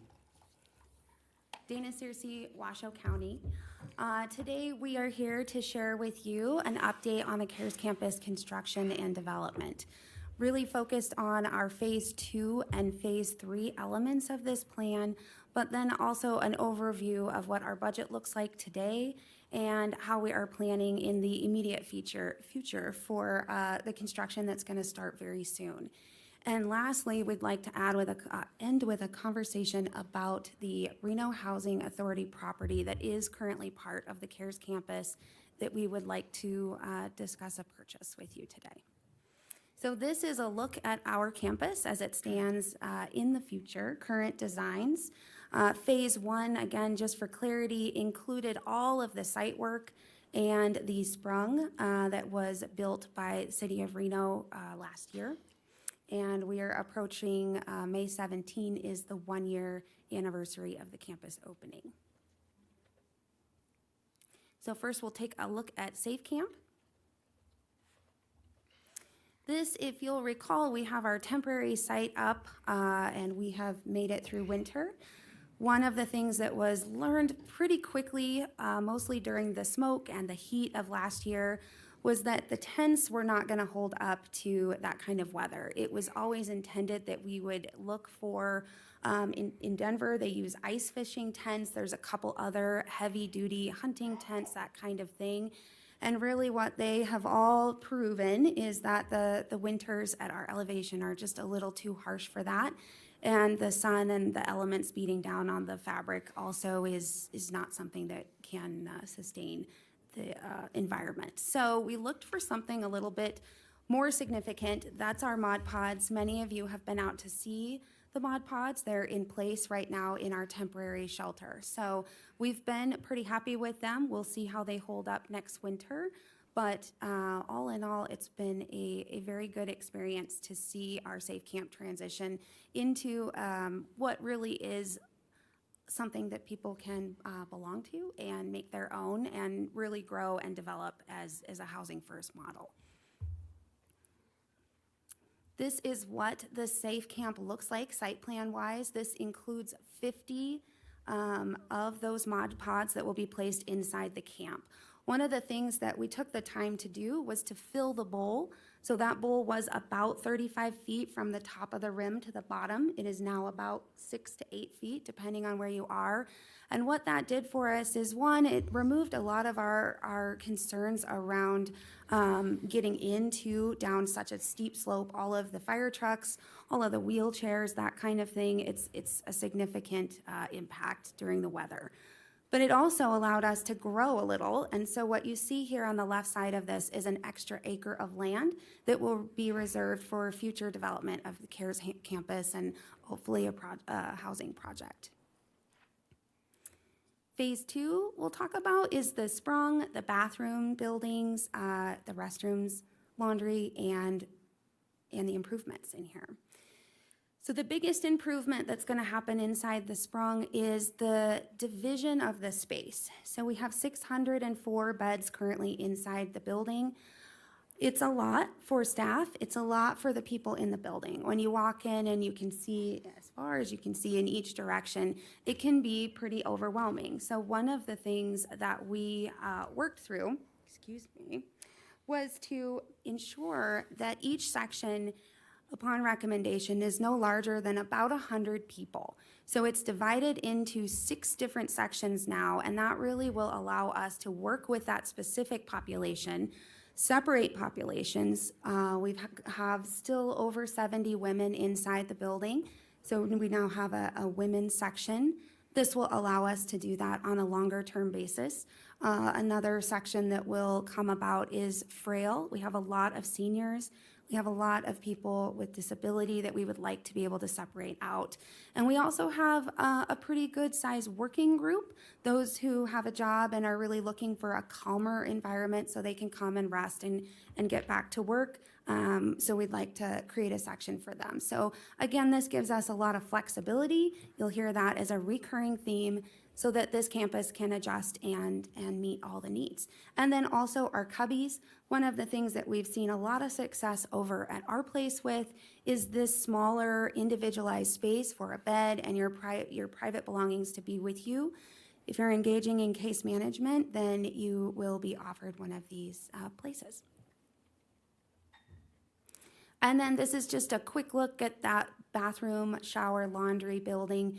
Really, the biggest story here is that we have learned and seen the impact of 600 plus individuals taking showers every day, and how much water and ventilation and all of that is created out of that. So we've learned these are pretty bulletproof, knock on wood, but you'll see significant cost increase here, really so that we don't have an ongoing maintenance problem and so that these buildings can handle the use that they will be receiving.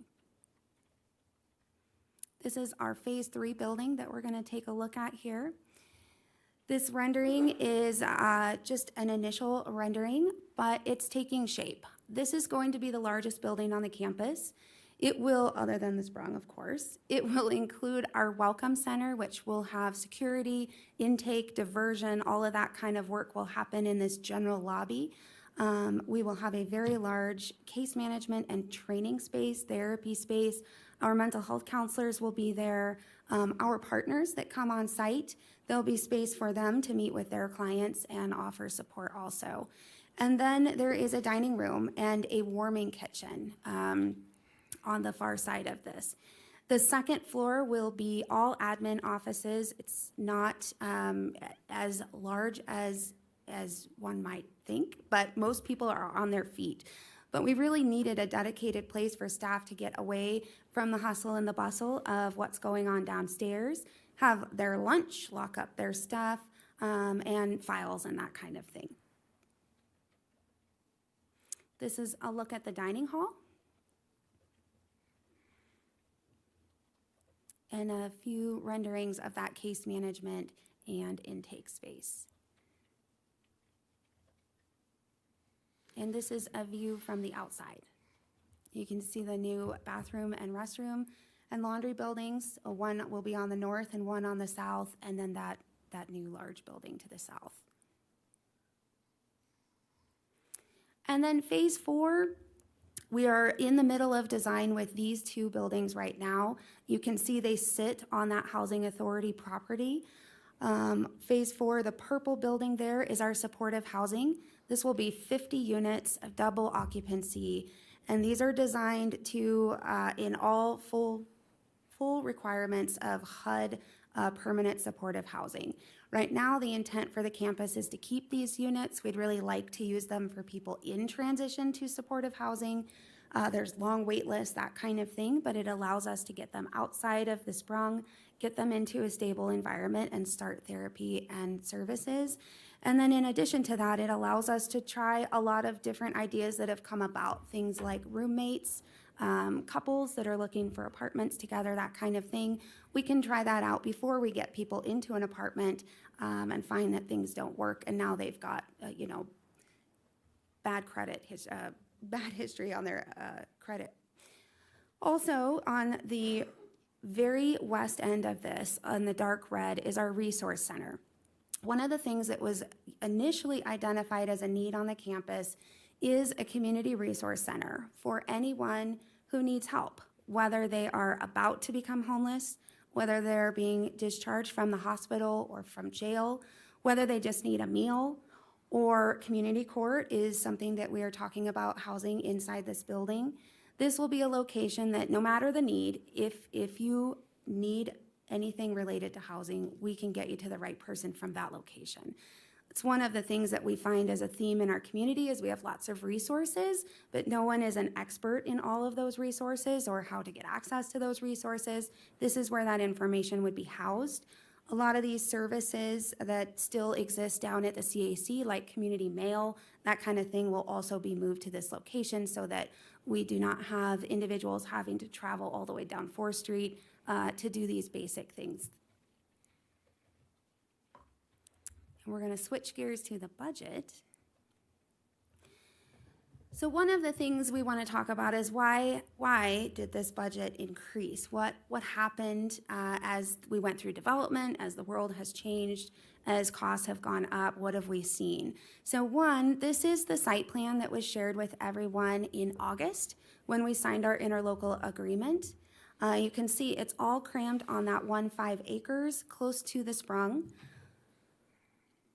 It now looks like this. It's a little more spread out. The impact of fire trucks and REMSA on site a lot, even though we hope that decreases quite a bit, it is still an impact and a concern. Also, having so many people in one location, it's difficult for people to heal. It's difficult for them to find some private space, quiet space. And what we find is that people leave the campus to go find that elsewhere. So by spreading that out, we're really trying to create an environment that people feel good being in and hanging out to receive the other services that are there during the day. And so that's what this looks like. That little bubble diagram turns into our pretty rendering here. So the next two slides are a comparison from where we were last year, again, when that interlocal agreement was signed. It is line by line, each budget item, how they went up, and why they went up. The explanation is included in each of those things. Mostly, we're looking at a lot of escalation, but we also made some pretty strategic decisions and some lessons learned. And that's summarized in this pie chart. Really, these 7 reasons are why we are seeing an increase in costs in this budget. So 30% of this is directly related to escalation. I would say there is still a 7% escalation contingency in this budget. There's also a 5% contingency on top of that. So we feel that that's a pretty healthy number, but with what we're seeing, we want to make sure that we're planning for that and managing this. Hardening and future maintenance considerations. We did learn some hard lessons with those restroom and shower buildings. We want to make sure that that doesn't happen again and the county isn't put in a situation where we're replacing things so soon. Additional staff. Our county, you all have supported the increased staff through mental health and case management on that campus so we can make sure that we're actually housing people and not just keeping them all there. Again, ultimately, that we're seeing this campus change over from mostly emergency shelter to mostly housing. That takes some office space and some additional case management space, so it was expanded just a little bit. Our expanded footprint with the RHA property. In planning for what would this look like, that does include, while the scope didn't increase itself, there is a lot of extra utilities, there's asphalt, there's lighting and fencing and all of that stuff that does. So there's a little bit of cost increase there. Increased capacity and service needs. I don't think anybody on either team thought that we'd be standing here saying that the campus has been full, but it's been full almost every day. It's completely full the last couple days, and we've had several in our warming center. For those of you who are not on CHAB, we added a 50-bed overflow shelter over the winter. That was almost full every day. Our Safe Camp is a huge draw. Our place is full. So we're just adding a little bit of capacity so that each year we don't have to have these conversations about, you know, it's October, what is our plan for winter? We need more help. It's July, it's gonna be 100 degrees. How do we keep people cool? We're building into this some smart use of that resource center so that it can turn into some overflow capacity when we need it. It'll be there. And then also sprung limitations. Again, those of you on our CHAB board, we've talked about this a little bit, but the sprung itself was built in a way that we cannot cut into the slab to put plumbing and that kind of thing in. The initial intent of the design that was presented in August had a lot of things going into that building. The largest one, the kitchen. Because the kitchen, which was 5,000 square feet, cannot be inside the sprung, we had to build that building outside. That too is a significant piece of this budget increase. So our initial budget was $38.2 million as outlined in our interlocal agreement. Our current budget is $71 million. The two colors down there, the green and the orange, show two different potential funding options. The first one is where we currently sit, which is a cost share of $53 million. That's, again, that $14 million increase from our initial budget. $6 million in capital campaign, a $12 million federal appropriation. And then in the orange, you can see that state funding potential. There is some energy with DHHS to help us fund our supportive housing building. That is $15 million of our budget. And the idea is to take that building and build one with us, potentially build one over at the NAMS campus, and maybe even use it in other locations in Nevada. We're putting the money into the design, and we may as well use it. So that is out there. We hope to have more information about that soon, but that would significantly support, reduce our need to change our budget. And as you can see, that cost share, if that does come through, winds up right back at $38 million, which is where we sat last August. This slide, I would like to say, does have an error in it, but I'll walk you through it so you can see. That blue column there is what is currently outlined in the interlocal agreement and agreed to by all three jurisdictions. The green is with the current option. We do have the federal appropriation that was approved, and our fundraising team is doing all they can to reach their goals also. Everything's very positive so far on that front. That would share, that shows our cost share numbers. And the next line there is where our numbers are off a little bit there. The additional funding, it's $10,097,000 for the county and so on. It totals $14 million. We'll get that slide updated and post that on our website after this meeting. And then the orange shows the increase if we are able to have that state project go through where we can receive $15 million for our supportive housing program. And you can see in that case, there's no additional funding needed from the jurisdictions. So one thing that we know is that the world is changing constantly. This was an article from KRNV just last week. One of the things that we're finding is that prices change every single day. When we're planning for wood's a problem, now steel's a problem. You know, one of the things that we are really doing with this team that has been helpful is we've got an engaged design and construction team. Our CMAR team is on board. They are with us every step of the way. Every single element of these buildings is being analyzed for what is the maintenance considerations for the future and what are the supply chain and costs associated with those materials. We're making changes as we need to so that we can stay within the budgets that are established. And one thing that is a little bit hopeful at this moment, these budgets, Safe Camp and GMP1, which are both in this budget, totaling about 20 million of the 71 million that's presented to you. We just opened up those bids, and while those Safe Camp is on your agenda today, GMP1 will be coming back the first meeting in May. Both of those numbers are very close to our budget numbers, so even though those budgets were developed in December, and a lot has happened since then, a lot of price increase, you know, a lot going on in the world, we've been able to stay within that budget and not see those numbers exceed that. And then also, as I said, one of our themes is a flexible campus.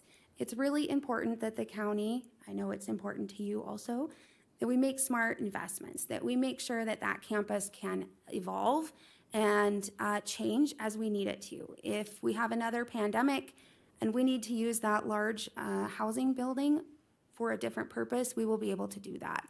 If our needs change and we're able to, as we hope, remove a lot of people from emergency shelter situation and move them into housing, we will be able to accommodate that on our campus also. Again, lots of flexibility and also making sure that we don't have a high maintenance bill. So this is what this initial timeline for construction looks like. The green in the Safe Camp at the top of the screen is starting in May. All of that will be under construction. We're anticipating that go through October. The blue off to the east where your Sprung building is, that will start in June 1st, hopefully, shovels in the ground. That will continue through summer of 2023. That will be very much a do-si-do, as I like to call it. As we move people around the campus, we're gonna do a little construction for a month and switch people around, that kind of thing. A lot of staff time, a lot of coordination. That's probably the most critical aspect of this construction project.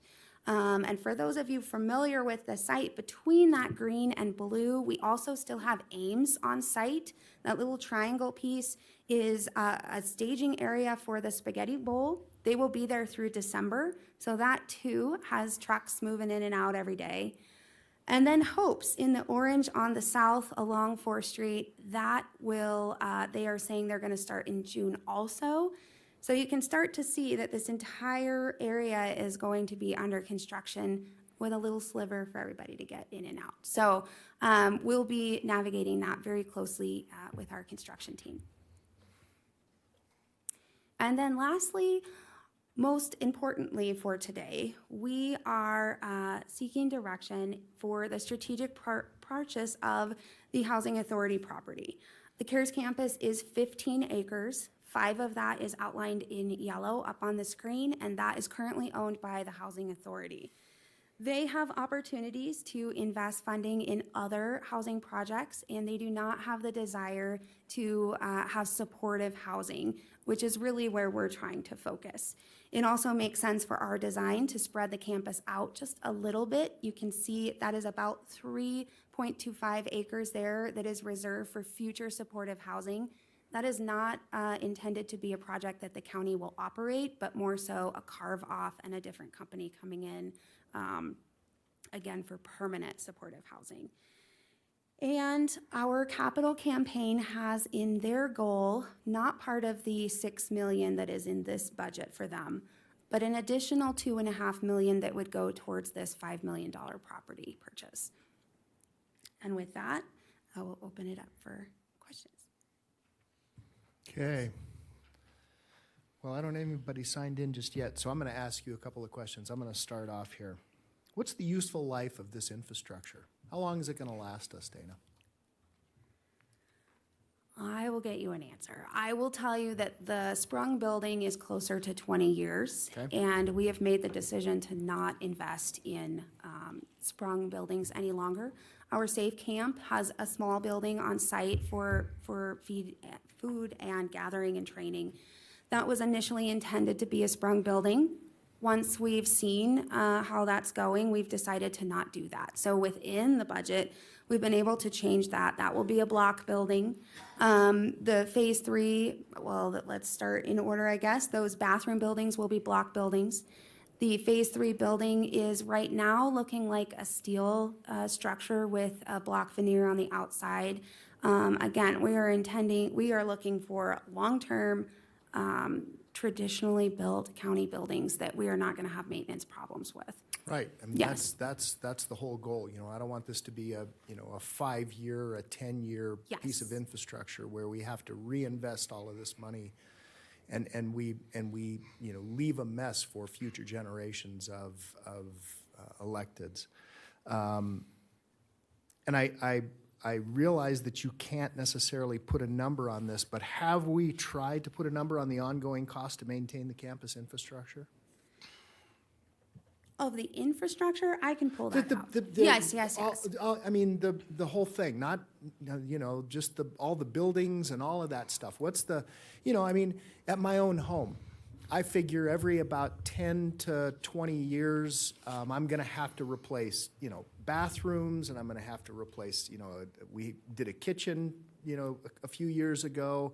About every, 3 to 5 years, I've got to paint my house, and, I mean, there's all kinds of things that I have to do on my own home that are constant pieces of maintenance that, I mean, it's the nature of any of this stuff. It dilapidates over time. So do we understand, do we know kind of what our ongoing maintenance costs are? And I know you can't, I know your crystal ball is as clear as mine is, which is mud, to understand what future costs are going to be. I mean, no one saw, the amount of inflation that we're experiencing 3 years ago. We just didn't see it. We didn't see, and I don't want to term it as hyperinflation, but boy, it's not fun. So I get those kinds of things. But notwithstanding that, I mean, what are we building into our budget?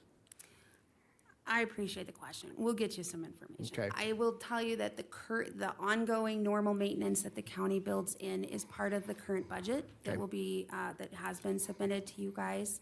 And this also includes 2 facilities positions that have already been approved to be on the campus. Again, another lesson that we've learned with the Our Place property is that having staff on site helps deal with those things quickly, helps make sure that we don't have a toilet overflowing and water sitting, and now we have a lot more damage than we would have had if we could have just addressed it. Right, exactly. Those types of things, but I will get you further information. Yeah, no, quickly addressing issues helps to eliminate, future problems and how they can exacerbate themselves. I get that. Notwithstanding the structure itself, and maybe this is not sort of the right time, but do we have a plan in terms of timing as to how long we think clients should be in the program? So in other words, you said in the very beginning of when you opened this up that we're full. Mm-hmm.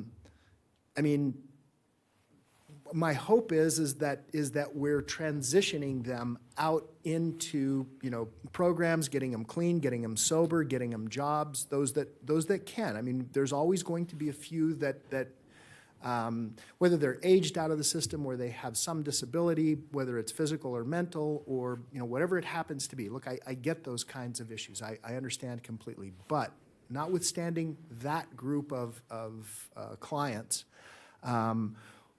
what do we feel a person should spend in the system? What's the amount of time that we think that they should be transitioning out and becoming self-sufficient again?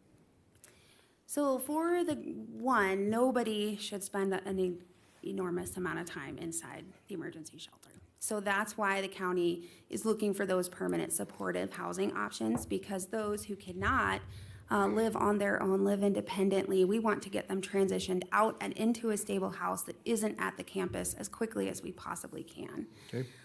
The other thing that we're going to implement, we have implemented it at Safe Camp, and we have seen tremendous success. The emergency shelter, again, is meant to be emergency. Once we've gone beyond that, then you can't just stay there and not make any progress. Okay. We're doing a disservice to our community, and we're doing a disservice to the individual. Yes.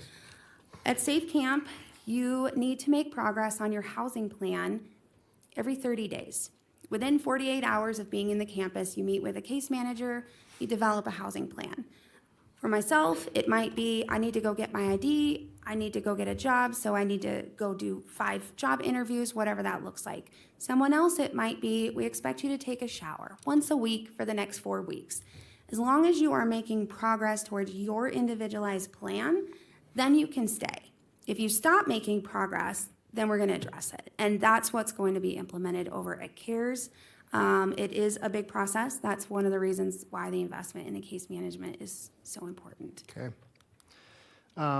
My last question, and something else might spring up because I know other commissioners want to jump in here, but you're asking us today for the estimated purchase price of $5 million for the piece of property, correct? Correct. And we're purchasing it from the Reno Housing Authority. Correct. And I know that maybe this is a difficult question to answer, but what are they going to do with our money? They're going to put it towards the other housing projects in the community that they're trying to invest in. Do we have a guarantee of that? No, but we can ask for one. Huh. They have to, yeah. Yeah, I mean, I'd like to see, I mean, we're purchasing a piece of property from them, and I get it, I understand. I don't think that's the cheapest price in town. I'm going to say it's not a bargain. I get it, but what I think we need to be able to assure taxpayers of is, look, this is how we're buying this property.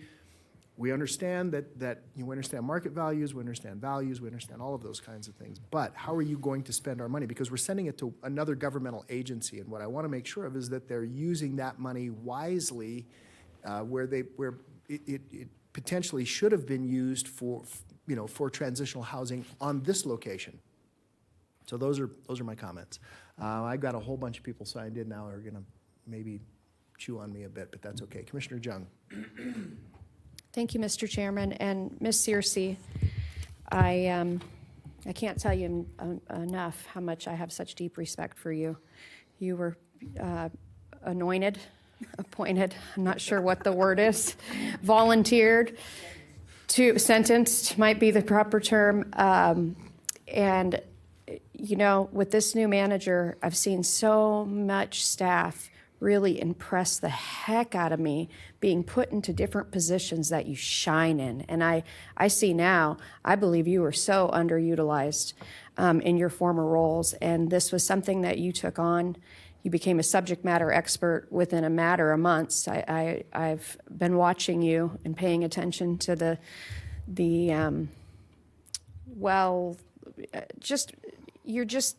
I don't know how to explain this, but you are a dream employee, because I believe you could be assigned anything and you would become the expert on it. And that is something that we look for as policymakers, but I'm sure managers everywhere want to steal you all the time, because you have dove into something that I'm certain you didn't go to school for, and you probably could have never predicted you would be the regional subject matter expert on the unsheltered citizens of our county. So I just want to get that on the record, because it's the coolest thing to watch. It makes my heart so happy, and I'm so grateful for you to take this on. This is a difficult subject matter area, and as you said, the target seems to be moving every day. One question I have for you is how closely are you working with law enforcement? Because what I believe, and I could be wrong, about the Idaho case is if we have a full shelter, police cannot arrest. Mm-hmm. And so how do you coordinate and notify and Absolutely. So it's a very delicate line, but law enforcement is one of our greatest partners in all of this. Great. What we're working through right now, one thing that is a pinch point for us We have two different bodies in the world. One is very supportive of law enforcement and very encouraged to have them around and have them visible on the campus. The other is very scared of law enforcement, and we have a right to, unreasonable search and siege and that kind of thing. So we're committed to working through. That's one of the things we have been working through is where does law enforcement go and at what point, and when do the rules fall out of place because they're responding to something and it really doesn't matter anymore, that kind of thing. So we've got that effort at the campus. We also are in communication about what's happening at the campus and how do we decrease the frequency of these frequent topics and frequent flyers and that kind of thing, working with them in that. And then specifically to what you just mentioned, the Boise case, and how do we make sure that the efforts across the community really do make sense. One of the things in works very closely with our Built for Zero work is this centralized database. One of the things that is important is to be able to share information. And while we can't share that directly with law enforcement, our next step that we're working through specifically at CARES Campus is how can we let them know, one, is there a bed available right this very moment, live bed counts in the community. And again, CARES Campus is not the only place to go. There are 20 different programs in town that also have open beds too. So how do we know where those beds are and what are the criteria for each of those different places so that law enforcement know that and they know the appropriate place to go. And then also, who's been asked to leave the campus for a 24-hour sit-out or a 72-hour sit-out due to a behavioral issue? How do they know if they're asking somebody to move along downtown, is that somebody who's been asked to leave the campus and therefore they can't be there?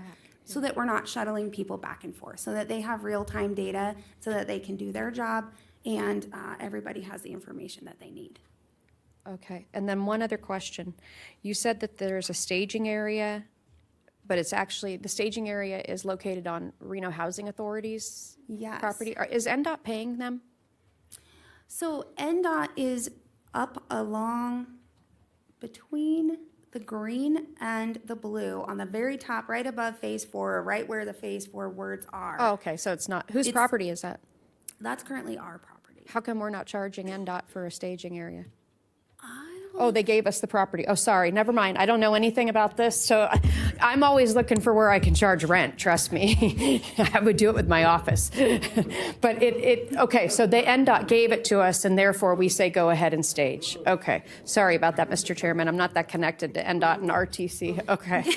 I'm always trying to recoup our costs, you guys. Okay, I don't have any further questions. I do think it is important as this progresses and this grows and we get a bigger sense of what's going on and the CHAB is moved away, that the relationships up here are the ones kept up to and I know that's what your intent is, and the CHAB is supposed to filter to us. But I really appreciate, I think you've done an excellent job at this with really we're the first in the state, and probably the first in the country on many, and look at all the awards we've won for Our Place and Crossroads and et cetera. So I know you had no model of which to go on, and it's great to see you progressing through this, but also all the best practices you've learned too, and how to get your hands around something that is still murky and difficult to understand and come to terms with, and how does this happen? But thank you for being, I consider you a first responder, and your staff are first responders for us here, for the very most vulnerable, and for the people who have the least amount of a voice in anything that's happening to them. I heard the Vice Chairwoman, Commissioner Hill, mention that 50% of people in our shelters are frail, sickly, seriously older, seriously sick individuals that we received, not just unsheltered. There was a cornucopia of issues that we are now approaching that have, again, been completely ignored for over 40 years. So I just have mad respect for you, and I think what you are doing is a tremendous contribution to the quality of life for all citizens of Washoe County, and I believe it reflects our values of Washoe County. So I'm so proud, and I'm proud of you, and I don't mean that in any condescending way. It's just really neat to see staff, Mr. Brown, able to, you give them the freeway and they just run down it, and that's how you grow great legacy people in our organization. And thanks to her, thanks, Ms. Searcy, to your direct line of support, and that's Ms. Thomas, who's been in this through thick and thin, when we really didn't know what to do and had no budget for, and everybody was pointing at everybody. When we only knew, the only thing we knew is that we had to do something different than we'd been doing all this time as it escalated. So again, mad respect for you, and thank you for all you do. Thank you. Thank you, Commissioner. Commissioner Lucy, I have you signed in next. Thank you, Chairman. Going off of what Commissioner Jung just said, first of all, huge amount of gratitude and thanks goes to your team, Dana, Mr. Thomas, Mr. Brown. You all have done a yeoman's work to really bring this to fruition, and it's been a lot.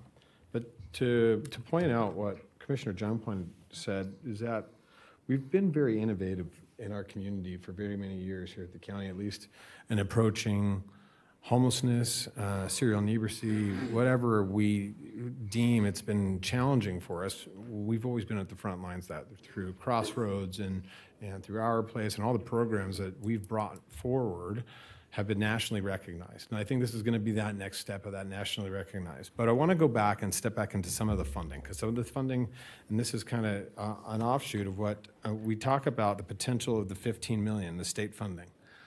Now, there's potential there. That doesn't mean that's dedicated. That means that's potential through grants, correct? Is that my understanding? Yes, my understanding is that it is part of the $500 million that's been dedicated for housing. Okay. And so, and when I say I'm a little hesitant, I think that's an understatement to when we work with it, because more often than not, the state likes to peel money away from us than give it to us. And so I have hesitation with that number. And I guess that's where it comes back to the discussion of, yes, as a CHAB member, we sat at the CHAB board and watched the cities both, say they want to be involved and they want to have a conversation.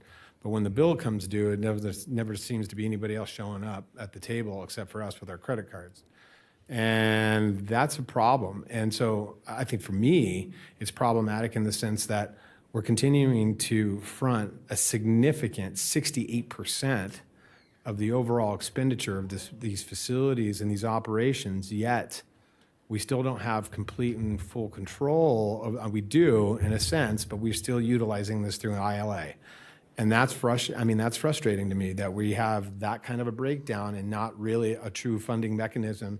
And I get it. Finally, we've kind of grown up as a county and really taken on indigent services, which is really what the county's responsibility. And I think it's probably beneficial for you, Ms. Searcy, if you would give to the other three commissioners that aren't on CHAB the same presentation that you provided to us on the Caris Campus update that gives the breakdown of the population, who's been in there, how long we've seen the numbers. I think that gives, I think to the chair's question earlier, that'll give him a breadth of information that he would probably like to see.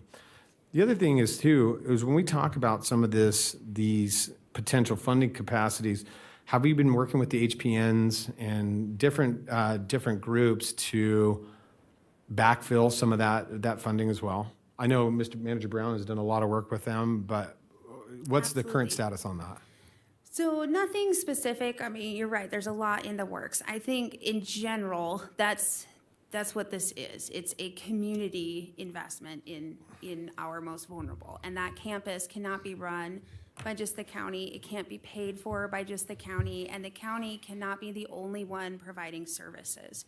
So really what we're doing right now is, and you've seen this request and you guys have all been very supportive, we have put a lot of staff in place that we hope one day we won't need anymore.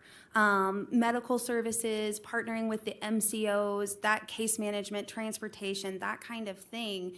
Those partnerships take a long time to put into place and set that process up, right? There are resources in the community, but when we have one fire after the next, one emergency in front of the next, right in front of us, and so many individuals in high need, that's why we're saying let's get staff in, let's get things stabilized, and then let's put in these partnerships with those MCOs and that kind of thing. And instead of us making the connection to a psychiatric service and then driving the person over there, that's the MCO's job. They have connections to those resources, and that's what they receive reimbursement to do. So that's where we're working through, is really defining what should the county's role be and where do those partners take over. Thank you, Ms. Searcy, and I appreciate that. I'm sorry, I said HPN thinking Health Plan of Nevada, but Yes. the MCOs, thank you for helping me with that. You know, I might interject, Sure. Commissioner Lucy. I think we're bringing an item to the next commission meeting from one of our MCOs. Dana, which one is it? That's fair. Silver Summit. Silver Summit. Okay. We made a request at the beginning of the calendar year to the MCOs to assist the county with funding some of these case management positions that we were hiring. They stepped up. I think the item, if I remember correctly, is $240,000 as their initial contribution to that. So yes, we are going after additional resources where appropriate. Perfect. And because I think it's important to say, I mean, Clark County is utilizing with Anthem and a number of different MCOs, and the money is available out there. And if we're going to be that resource center for those individuals that are experiencing homelessness and they're under that 30% AMI, we need to have a little bit more contributions, not only because we're taking that strain off of the hospital system, but we're taking that strain off of the Medicaid dollars, and we're playing a different role now than we have before. We finally have an organization structure in place. And to the Chair Hartung's point, if we were to move forward with the purchase of that RHA, I really do want to make sure that for those that are in the 30 to 60% and 60 to 20% AMI, you know, the affordable rental housing, I really do want to make sure that that's where that money's going. Oh, I know there's state law and it's already but those are the kinds of conversation that needs to be, and I think as we move forward with this discussion of the ILA, and biggest advocate, I've continued to sit here and beat the drums in regards to making sure that they have these resources available to them, because we can't fix it unless we have something to really work from. But I want to make sure that when we're moving forward, that those ILAs are truly, really thought out in regards to how the money is coming in for what services and how those monies are being spent by the other municipalities that are getting the benefit from this. There has to be a shared understanding about what's going forward. Though they may not carry lion's share on this process, but they sure will be carrying, because we put not too long ago into an affordable housing trust fund quite a bit of money that still has yet to be matched by City of Reno, City of Sparks, and in those types of, and so realistically, those are the kinds of requests that I'm going to have as a commissioner towards that type of activity. There has to be some cohesiveness across the board to address, if we're going to do, emergency shelter and permanent supportive transitional housing, I really want to see some effort on behalf of the cities of Sparks and Reno to move forward with affordable rental housing, that type of issue that they're going to address in their development and those with their dollars. So thank you, Mr. Chair. Thank you, Commissioner. Vice Chair Hill, I have you signed in next. Thank you. And Dana, I always tell you how amazing you are, and it's just such a pleasure to work with you. And I learned so much from you and Ms. Thomas, from just structurally how we're going to do this. And I get so excited, and you're like, slow down, Alexis. We're going to think this through and really look at policy level discussions. So thank you for your incredible guidance. I wanted to just let the board know some things. So the RHA, which is Reno Housing Authority, is looking to do a DBA of Regional Housing Authority. They want to add a Sparks liaison and a Washoe liaison. So I had a really great meeting with them. And so I think that we can have more of a role on how these projects are allocated, and I think that that is a great point to bring up. So I'm really hoping that that moves forward, and hope that that will be on a future agenda on how we can be liaisons to that board and make sure that the money is spent in the way that we think we see the data pointing to. And then just to Commissioner Jung's question on law enforcement, I know for our HOPES team, we've allocated social workers who can help with how they get folks into beds. And so I'm sure there's an opportunity maybe down the line to see how that program's going, because I know that they've been kind of doing it on their own, the sheriff's office, and so to get that support, I think, is going to be a game changer. So thank you. I'm looking forward to seeing all the phases of the campus, and to really see us turn the dial on how we can ensure that we are built for zero. So 0 chronic and 0 veterans homelessness, and that's what we're working towards. And you've got a great team, and I think that we all want to see those results, because long term we're going to save the taxpayers a lot of money. Thank you. Thank you, Vice Chair. Hold on a second, Commissioner Lucy. So I think this is important. So, Ms. Searcy, I too, I mean, I feel blessed to have you in this system. I feel like Commissioner Jung and I know this for a fact. Anything we have put you in, we had an issue earlier with Cry Wolf, and your name came up in my head instantly. So and you've solved these problems. You've jumped in, and you really grab it by the tail, and you do not let it get away. So I'm thankful for that. But that said,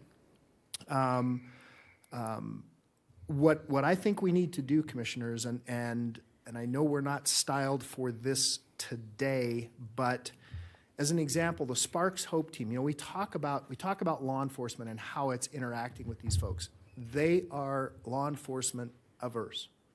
They don't like law enforcement. The Hopes team, the Sparks Hopes team, has been very successful. When do we as a community convince all of our partners to let each one of those partners do what they do best? Let Sparks do that. Let them do it throughout the region. Let's give them the ability to move throughout the region, not just on the river corridor, not just in the city of Sparks, but throughout the region, and very much like any of the other regional teams that we have that we've put together, that there is a lead agency, and that's what they do. Reno Housing Authority, they become the lead agency on creating housing. Let Sparks interact with these folks, make sure that they're in programs, they know them by name. We'll handle the other pieces of the puzzle, but until we let the different entities do what they do best, and we don't have duplication of services, we're going to be spinning our wheels. Commissioner Lucy. Thank you, Mr. Chair. Ms. Searcy, in a question in regards to, I know we utilize Good Grid, and we're starting to work into HMIS in regards to integrating into our human services database to make sure everybody's quickly allocated to a caseworker, and we're moving them through the system to the chair's point. And this kind of goes to a broader discussion, and we've had here at this chamber before in regards to dispatch. Could HMIS, could dispatch, or when law enforcement reaches out to dispatch to qualify whether we have beds or not have beds, or what's going on, can that be established very quickly through some kind of model through dispatch or through our PSAP system? Is that something that's a possibility? So we're working through that now. In fact, we have a workshop scheduled early next week with Greg Herrera and our Hope team and our new case managers that will be paired with them. Currently, it is not best practice across the nation to allow law enforcement into the HMIS database. There's very private information related to medical conditions and that kind of thing it is something that we need to work through. And that's what we're trying to address, is how do we make sure our law enforcement as a partner has access to the same information that we do while we're still respecting those boundaries. So that's specifically the topic of this workshop is, one, the law enforcement role versus the case manager role. By pairing them, they're stronger together. They each have a distinct role. What is that? And let's all come to agreeance on that. And then also the data systems. How are they tracking? How are we tracking? And how do we make sure that we each have information to each other's database? Right. And so I remember, and I understand the complexities of that. And we've had these discussions with Second Judicial because Judge Egan and I worked on a program, the One Nevada program, where we kind of unify. We were working with IBM and Newton to identify different ways for a database so that public defender could see certain information, human services could see certain information, the courts could see certain information. Those programs, I know that Ms. Thomas and I have worked on that for quite some time, and now with the new assistant city manager at the city of Reno is very intimately involved with that, or was with that. That is something that we probably should reinvigorate, maybe, and bring that back and see what we can do, dust off that playbook and see what that looks like and how we can integrate that Newton program that we've already started with the Second Judicial and see how we can bring that back. And, I think there's a lot of potential here to really kind of create a bigger nucleus of solutions. But, I want to add one last comment. I mean, realistically, if we don't move forward with this, and if the housing situation doesn't get fixed in our region, and all three municipalities don't work diligently on trying to adjust this and address the concerns, this is kind of a moot point anyways. We're going to be a revolving door of services and having to continue to grow the process. So this is just one step, and I want to make a very cogent argument that this is a smart step. We have to do this, but realizing that there are challenges and that we need our partners to meet us in the middle and step up. And hopefully that with any type of motion today that we can move forward towards a regional RHA and have a little bit more of a say in that and really address the needs of the community. So thank you, Mr. Chair. Okay. Mr. Chair? What do you want from us, Mr. Manager? I'd like a motion to move forward with the purchase agreement. But before that, sir, I would just say in response to Commissioner Lucy, because it's probably not apparent to the commissioners, other than perhaps Commissioner Hill as the chair of CHAB, the jurisdictions are working very proactively together. And I do think that the delineation of or the allocation of responsibilities is very clear to staff in the city of Reno, at the county, city of Sparks, what our respective roles are. And I have seen us work to assist each other to advance the cause in the appropriate way. So if there are concerns about duplication of efforts, I think that's been greatly reduced, honestly, from what I've seen on our team working, particularly with Reno. And I want to applaud them for the work that they're doing. Frankly, one of the best things I think we could do is approve this purchase that gets them money to go out and buy additional units. And then whether or not we try to make that a requirement of the purchase agreement, that's up to the commission. But they need money to go make acquisitions.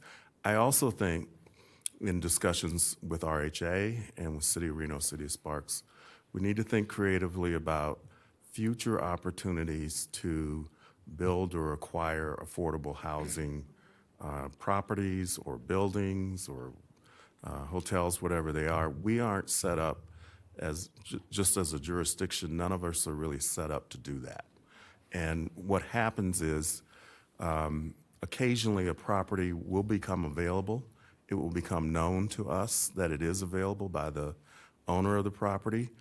But we don't have anybody who has a checkbook that can just go say, okay, yeah, that's a below market price that makes sense to us.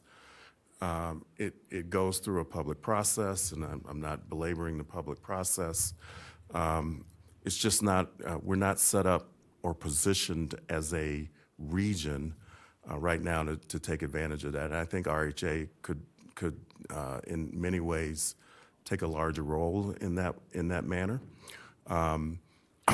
But in any event, my point would just be we are working more closely together on the homelessness, affordable housing, supportive housing issues than certainly I've ever seen in my 2 years here. Okay. All right. Well, look, it's not my intent to try to put stumbling blocks in front of us. I understand completely the needs. I just want us to be cognizant of how we're spending taxpayer dollars, and if I seem dubious, I'm sorry. That's just Understood. I'm accountable to these folks, even though they're not here to talk about this, most of them today, as are all of us. So with that said, and by the way, Reno still has a River Ranger program, which again, it all needs to be melded into one. We need to, I'm not trying to use this as an example, but look, we have a great regional gang unit, and it's regional. We don't have multiples. Let's put it that way. That's the point. We have a regional, right? We also have a regional, response to our bomb squad and et cetera. That's what we need to have. We need to have a regional response, because otherwise, if we're just chasing some of these folks from one jurisdiction to another, it's of no benefit. That's where the system falls on its face. I am prepared to support this, but I would like to see some other. I'd like to see some requirements just in terms of what they do with the money, and I want to make sure that it doesn't leak out of the system. I want it to go towards affordable housing. Commissioner Lucy. Chairman, going back to the funding model too, and I understand your concerns. One thing I'd like to point out, and maybe I'll have Ms. Thomas come up and kind of point this out for me. I don't think we hit on strongly enough the capital campaign.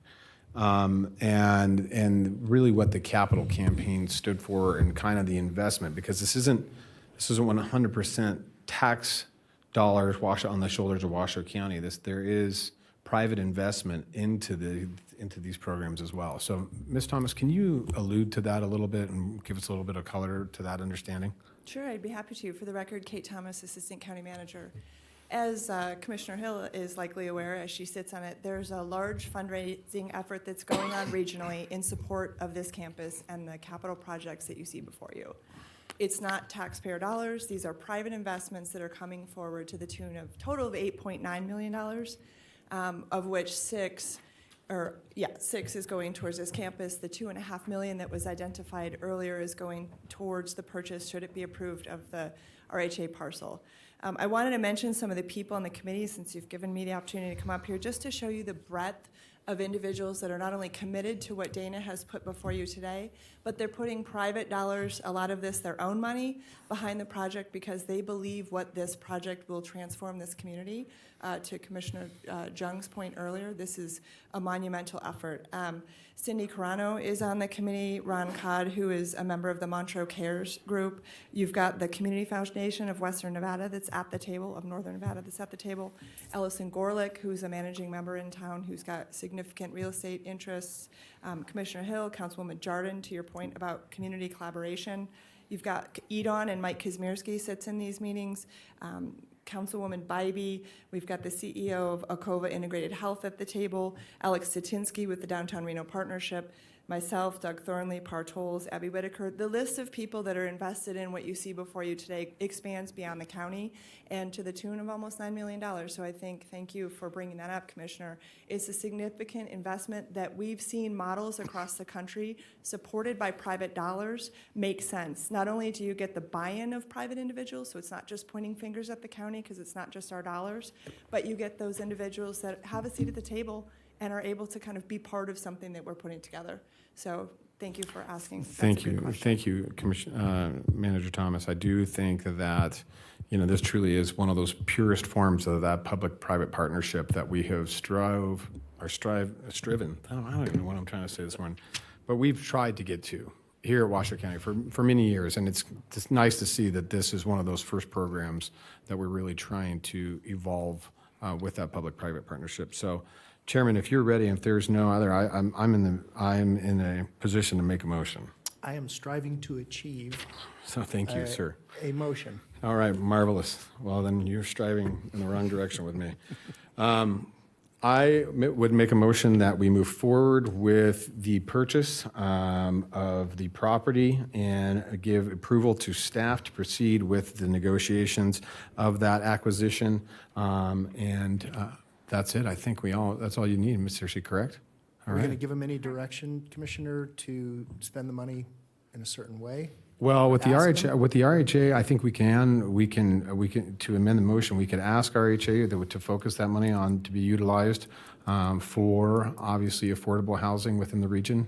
But as we've been identified, that's already pre-described, and that we move forward towards a regional housing authority that we all can participate in to really try to achieve this. Okay. So hold on, I have a motion on the floor. Before that, do I have a second? And then we can go under discussion. Is that okay? Yeah, second? Okay, under Thank you. discussion, Yep, Commissioner. I agree. Commissioner John. Yeah, and I don't think it would be a bad idea. Now, remember, I'm just pulling this out of nowhere, so you figure it out, staff. It might not be a bad idea to have a meeting with RHA, a joint meeting, and say, what have you done for us lately? What do we do for you lately? And how can we all pull together? Because I think they would like that as well, to kind of know, maybe it's a joint meeting with Reno Sparks, Washoe, and the RHA. But I think then you would feel, because frankly, we don't have a lot to do with the RHA, even though all of our money goes to that, by the way. This was a decision, and Reno owns it, but we all get money that goes towards that from the feds. It just makes more sense to consolidate it, right? So therefore, we had higher purchasing power. But I don't think they would be against coming and meeting with us and saying those same things, Mr. Chairman, because I think that is important with the money that it's being reinvested right away. And when I mean right away, I mean like 6 months ago for transitional housing. It needs to get cracking. I'm sure staff is at the same. We are at a pinch point where we're ready to put people into independent living, and we have no place to put them because of rents and real estate and all the things we talk about. But that I support the motion. Obviously, I seconded it. But I just think we need to think about that, Mr. Chairman, as our leader. If you might just mull it over and talk to staff. It's just an idea. No, But- we can certainly make that under Commissioner and County Manager's And one other announcement. thing, Mr. Chairman, I want to say that Commissioner Lucy brought up that was so great, that we have almost $9 million from private investors to help with this, because it improves their lot in life as well and their experiences downtown. That's okay. I don't care why you donate, just donate. But most importantly, this public investment is the taxpayers. So I expect every taxpayer, as well as the private funders, to be a part of the solution of homelessness, which is see something, say something. If there's an issue, let us know. But it's really incumbent on all of us and on humanity that we are there to help everyone, because your money is being invested into helping people who otherwise, for various and sundry reasons, cannot today help themselves. But the goal is to move them forward. So I love that. Thank you. No, thank you so much. And I just want to make sure that we're not encouraging people into homelessness, we're encouraging them out of homelessness. And I agree that there's a hope issue that's sort of out of what I think what you're trying to say, which is we expect more out of everybody in America than living on a tent on a county facility. We expect more from everyone. I agree. Right. Teach them to fish. Teach them to fish. Okay. All right, so we have a motion and we have a second. We've had discussion. Madam Clerk, do we have any public comment on this item? I don't believe we have anybody signed in. Okay, I will close public comment. I will bring it back to the board. We have a motion and a second. We've taken discussion. Madam Clerk, please note that Vice Chair Hill had to attend to duties outside. I'll just leave it at that. Her mom duties. So we have a motion and a second. All those in favor, please signify by saying aye. Aye. Any opposed? Motion carries, I believe. It's not letting me vote. I thought Oliver's just froze up. Oh, there we go. There you go. Okay. It did, and then it went away. Mine went green for a second. I'm an aye, Chairman. Okay. Okay, is it, please affirm your votes? Yes. Okay, all right. Motion carries unanimously. Okay, commissioners, thank you so much. All right, well, we were due to leave at noon and come back at 1 because we do have a closed session to attend to. Commissioners, what is, Mr. Manager, give me some guidance here. Do you want us to continue to move forward a bit here? I know we've got a bunch of people, but I know that some of us need to take a bio break also, and I know we need that closed session. We do need the closed session, and some of the participants are expecting us right about now. So, Okay, all right. So why don't we do that and maybe come back in an hour if that would Okay. please the chair. All right. So, Mr. Chairman? Yes. I would make a motion, if you open, are we opening item 20 then? We are opening item 20 to go into closed session. Thank you Okay. so much. I will make the motion that we move the Board of County Commissioners into closed session for labor negotiations. Okay, we have a motion and a second. Is there any discussion on that? All those in favor, please signify by saying aye. Aye. Any opposed? Motion carries unanimously. We're going to go into recess. We will be back at a little more than 1:30. Okay.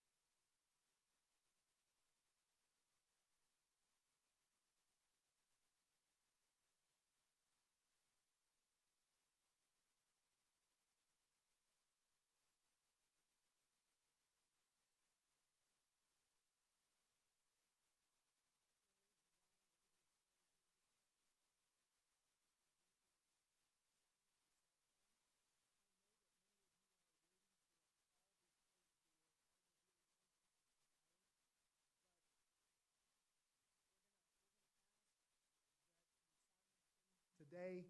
Hopefully, they'll leave a number and you can call them back and get that taken care of at a later time. And we'll get started here in just a second.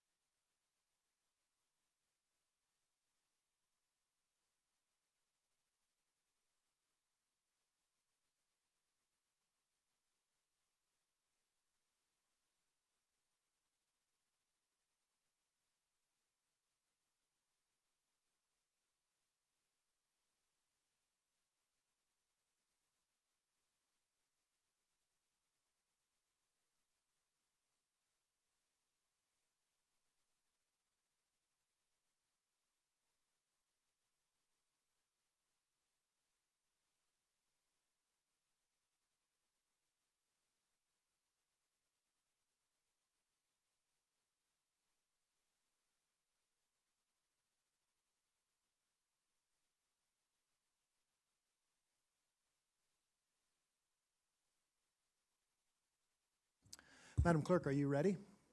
Okay, staff in the back, are we ready? Okay, here we go.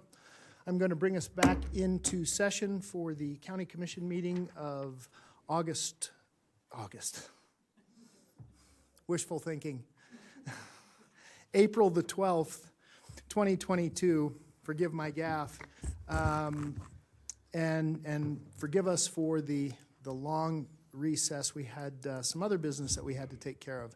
Mr. Manager, we are now at item number 6. Would you take us into that, please? Item 6 is Commissioners and County Managers' announcements, reports, and updates to include boards and commissions updates, requests for information, or topics for future agendas. Okay, Mr. Manager, do you have any such items? I would just, I'm sorry, Mr. Chair.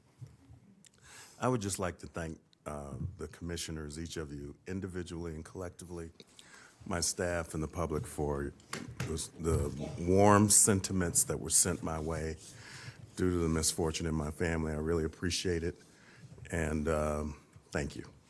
You're very welcome, Mr. Manager. We're so sorry for your loss and your family. Commissioners, I don't have anyone signed in, so I'm going to start. Commissioner Lucy, you and I need to put Highland Ranch Boulevard on the CIP at RTC. I mean, there's just no question. I've been crying out about Highland Ranch Boulevard, and it's going to need to be improved. There's a lot of things going on, much of which the fellow that made the comments earlier today, a lot of which are in Sparks. I will note for the record, because he also brought up 7th Street going over to Golden Valley, we did, Commissioner Lucy, you and I put that on RTC, we put that on the CIP, and so hopefully we can get that addressed at some point. And then, Mr. Manager, the Golden Valley Road that was brought up also by a constituent, I mean, we're happy to try to get that on RTC's CIP and at least do some traffic studies and try to understand better what can happen there, and we'll give some direction to staff. We do have some money that comes from RTC. Commissioner Lucy and I got some funding set aside for just such programs like, you know, those signage issues. My fear is, though, is if we do put signage like that, where they identify the speed of the vehicle, what we've seen in Spanish Springs is that there are a number of kids who try to see how high they can get it to go. So that's a concern for me if we approach it that way. And that is, and the last thing, and I wanted to apologize, I know most of you probably don't drive it on a daily basis, but for the folks who live in Spanish Springs who have had to deal with the changes on Pyramid Highway, terribly sorry. That was an NDOT move. That was not the county commission. That was not RTC. I don't know what to say other than hopefully more information will come out and NDOT will reverse its decision. Commissioners, let's see, I've got somebody signed in at this point. Vice Chair Hill, I have you next. Thank you, Mr. Chairman. I just wanted to make sure that the community knew that last week we did a groundbreaking for a farm, a garden at our place. You and I came out to that, and that was incredible. And I just wanted the community to know Soulful Seeds was our nonprofit partner for that. And they are going to be doing incredible work with the graduates of the Our Place program, our homeless youth and women shelter. And so if anyone's interested in supporting them, I would really suggest that. And I know later you'll have a donation towards them. So thank you, Mr. Chairman. Thank you so much, Vice Chair. I appreciate that. Commissioner Herman, I have you signed in next. Thank you, Mr. Chair. You took care of some of the things like Golden Valley Road, Those are RTC issues, Yes, and so exactly. we heard loud and clear. Thank you, Commissioner. Thank you very much for considering them, and I hope we can get a real fast turnaround on that one, because we don't want any more kids getting hit by the school there.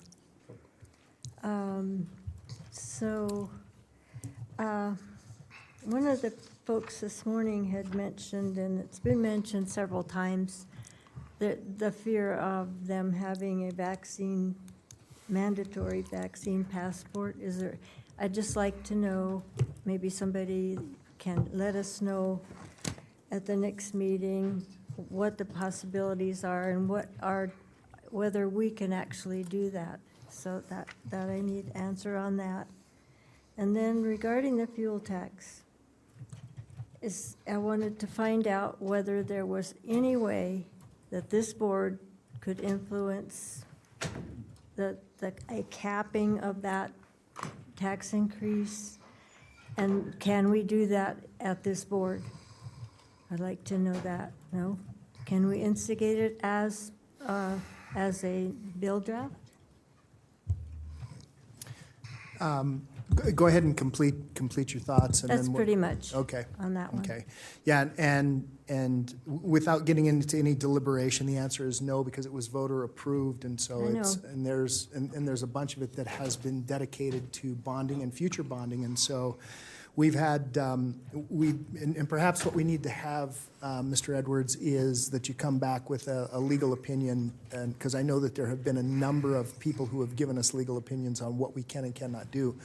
I mean, I'd love to address these issues, but these kinds of things happened long before the tenure of this board, and were voter approved and now have been utilized by different organizations and have been used for bonding of a number of roads in the region. So, but perhaps, and again, I don't want to get into any deliberation. Maybe what you can do is bring back, and even maybe what you can do is send out an opinion, and then if we need to go further than that, we can certainly do that. Sounds good. We can do that. I can also tell you that you're correct. The answer is no. So. Yeah. No, I've heard it from. You're not the first lawyer that's told me that. So, okay. Anything else, Commissioner Herman? I think in the interest of time, that will be it for today. Okay. All right. Thank you, ma'am. Commissioner Lucy, you're next. Thank you, Chairman. I do appreciate it. A couple of things I wanted to share with the board. First of all, Commissioner Jung and I had an opportunity to travel to participate in an ICMA conference for the Northeast region of the United States. What's ICMA? ICMA is the International County Managers Association, or County Management Association. This is comprised of county managers from New England all the way down to Georgia and Florida. I mean, but these are individuals that run cities of Boston, multiple counties across the eastern United States. And we were able to participate for 3 days back there in discussions and meetings about different things that had happened during the pandemic and how management has achieved different strides within the community to make it through the pandemic. And one thing I took away from what we are doing here in Washoe County is that we are light years ahead of some of the more eastern seaboard counties and cities, just in the way we manage and just the innovative styles that we've brought forth to address certain situations within our community. So it was tremendously refreshing to participate in a meeting of that caliber with those type of managers and leadership from across the country and hear their stories and realize that we have some of the most stellar management here at the county. We are comprised of the most professional individuals. I would put them on par, above par than most of the people across the nation. So I was just thrilled to participate in that. And Commissioner Jung and I was the first time we've traveled in probably 3 years. And so it was neat to go and see what we've been doing is really front of the fold as it would proceed to the pandemic and response and spending. So kudos, a big round of applause for our staff because they earn every bit of it through all the challenges. Another thing I want to share with you, Chairman, is I did receive a letter from the Chief Justice, Scott Pearson, for the Justice of the Peace, and he is currently presides over Department 4 at Reno Justice Court. But he wanted to share with the Commission his continued thanks and support from the Commission of Department of Alternative Sentencing, Crossroads, and Community Court. And what people don't realize, and I think it's prudent that we have this discussion today after talking about the expenditures and what we've been innovative about across the homeless topic and indigent individuals. But there are a number of letters that he sent me from graduates of all the programs and how they've successfully been able to reintegrate themselves back into the society, how they did it, and how they've become better parents for their children and better family members, and how it's tremendously changed their life. And so this goes back to what we've really done by building these programs for these individuals. We're not letting people be cyclical and go in and out and in and out. We are really trying to provide them at every instance an opportunity to succeed. And it's over the years, they've seen thousands of people come through the community court, and to know that we've had a massive impact on that's been tremendous from the support of the county commission and our county management. But it also goes out to all of our individuals at the Second Judicial Court, Department of Alternative Sentencing, the Sheriff's Office, you name it, DA's office, the PD's office. They all have worked tremendous hours, human services, to truly identify the needs within the community.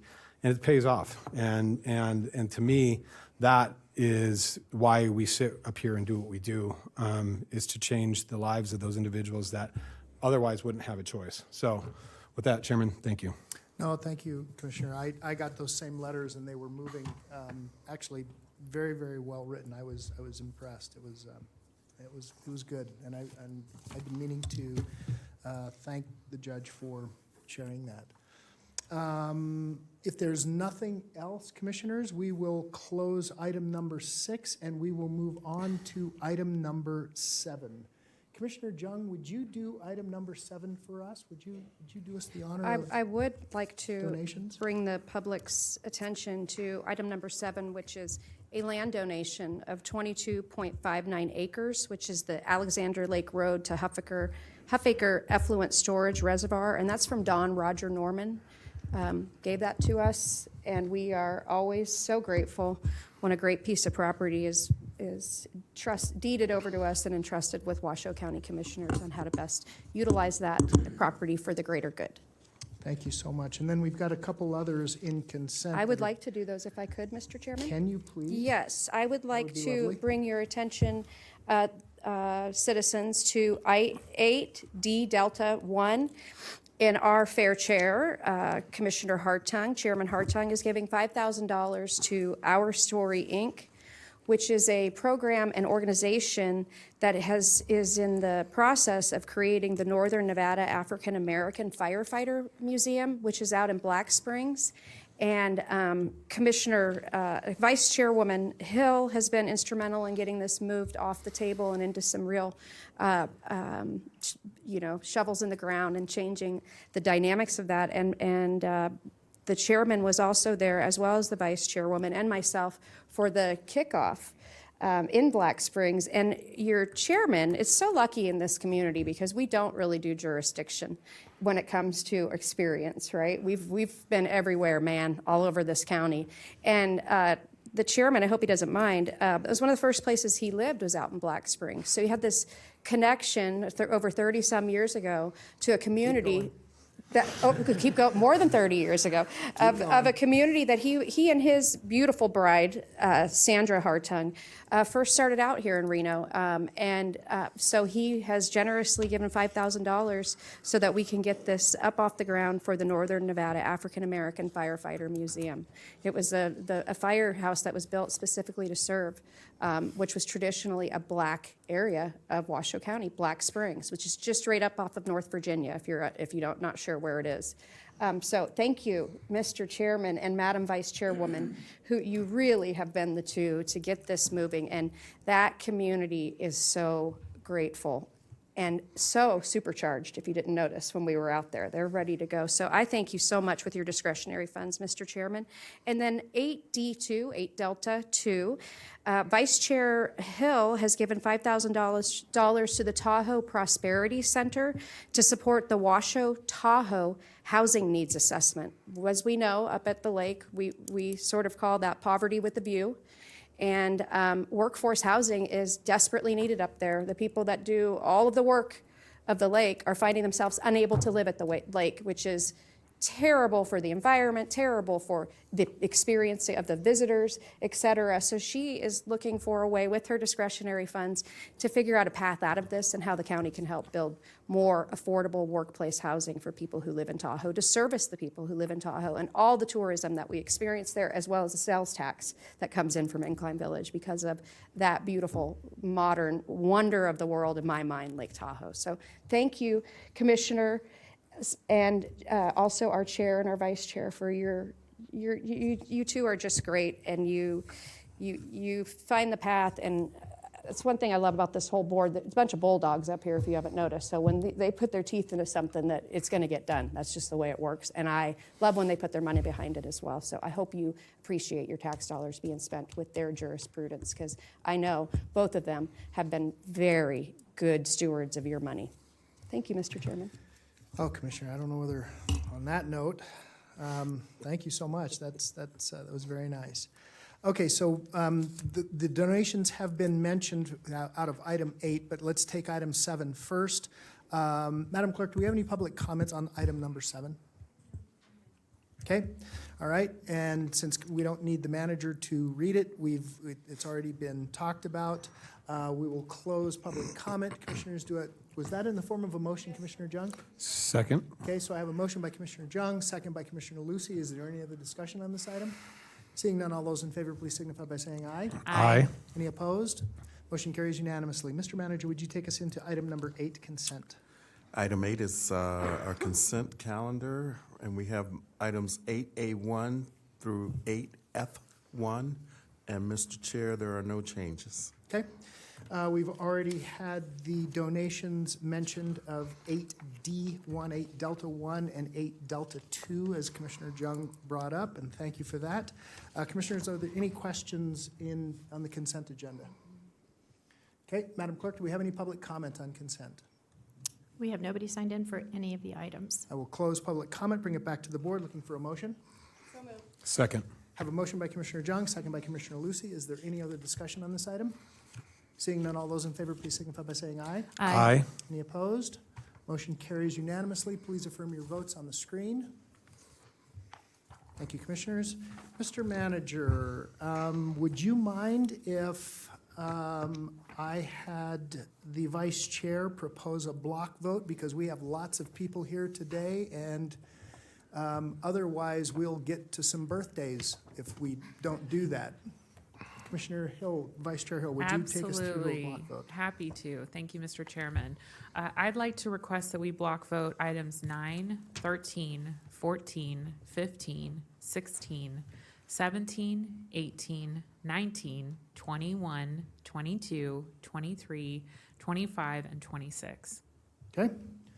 I'll take that as in the form of a motion. Yes, sir. Do we have a second? Second. Okay. The first one I actually heard, my left ear, was Commissioner Jung. So I have a motion by Vice Chair Hill, second by Commissioner Jung. Mr. Manager, would you read those before I ask for public comment? Certainly. Item 9 is a recommendation to approve the use of general fund contingency in the amount of $428,000 to increase expenditure authority for pooled drug screener positions, $244,000, overtime for staffing shortages and officer responses, $7,000, professional services for electronic monitoring and fire suppression monitoring, $93,000, contracted temp services for pooled screener overage to $20,000, chemical supplies for drug testing reagents, $40,000, operating supplies for gloves, collective cup seals, laptop, $18,000, and office supplies, $6,000 to support reasonable and necessary costs to support the Alternative Sentencing Department in accordance with Nevada Revised Statute 354.598005, and direct the comptroller to make the appropriate budget adjustments. Total fiscal year 22 impact of $428,000. Net fiscal impact of 0.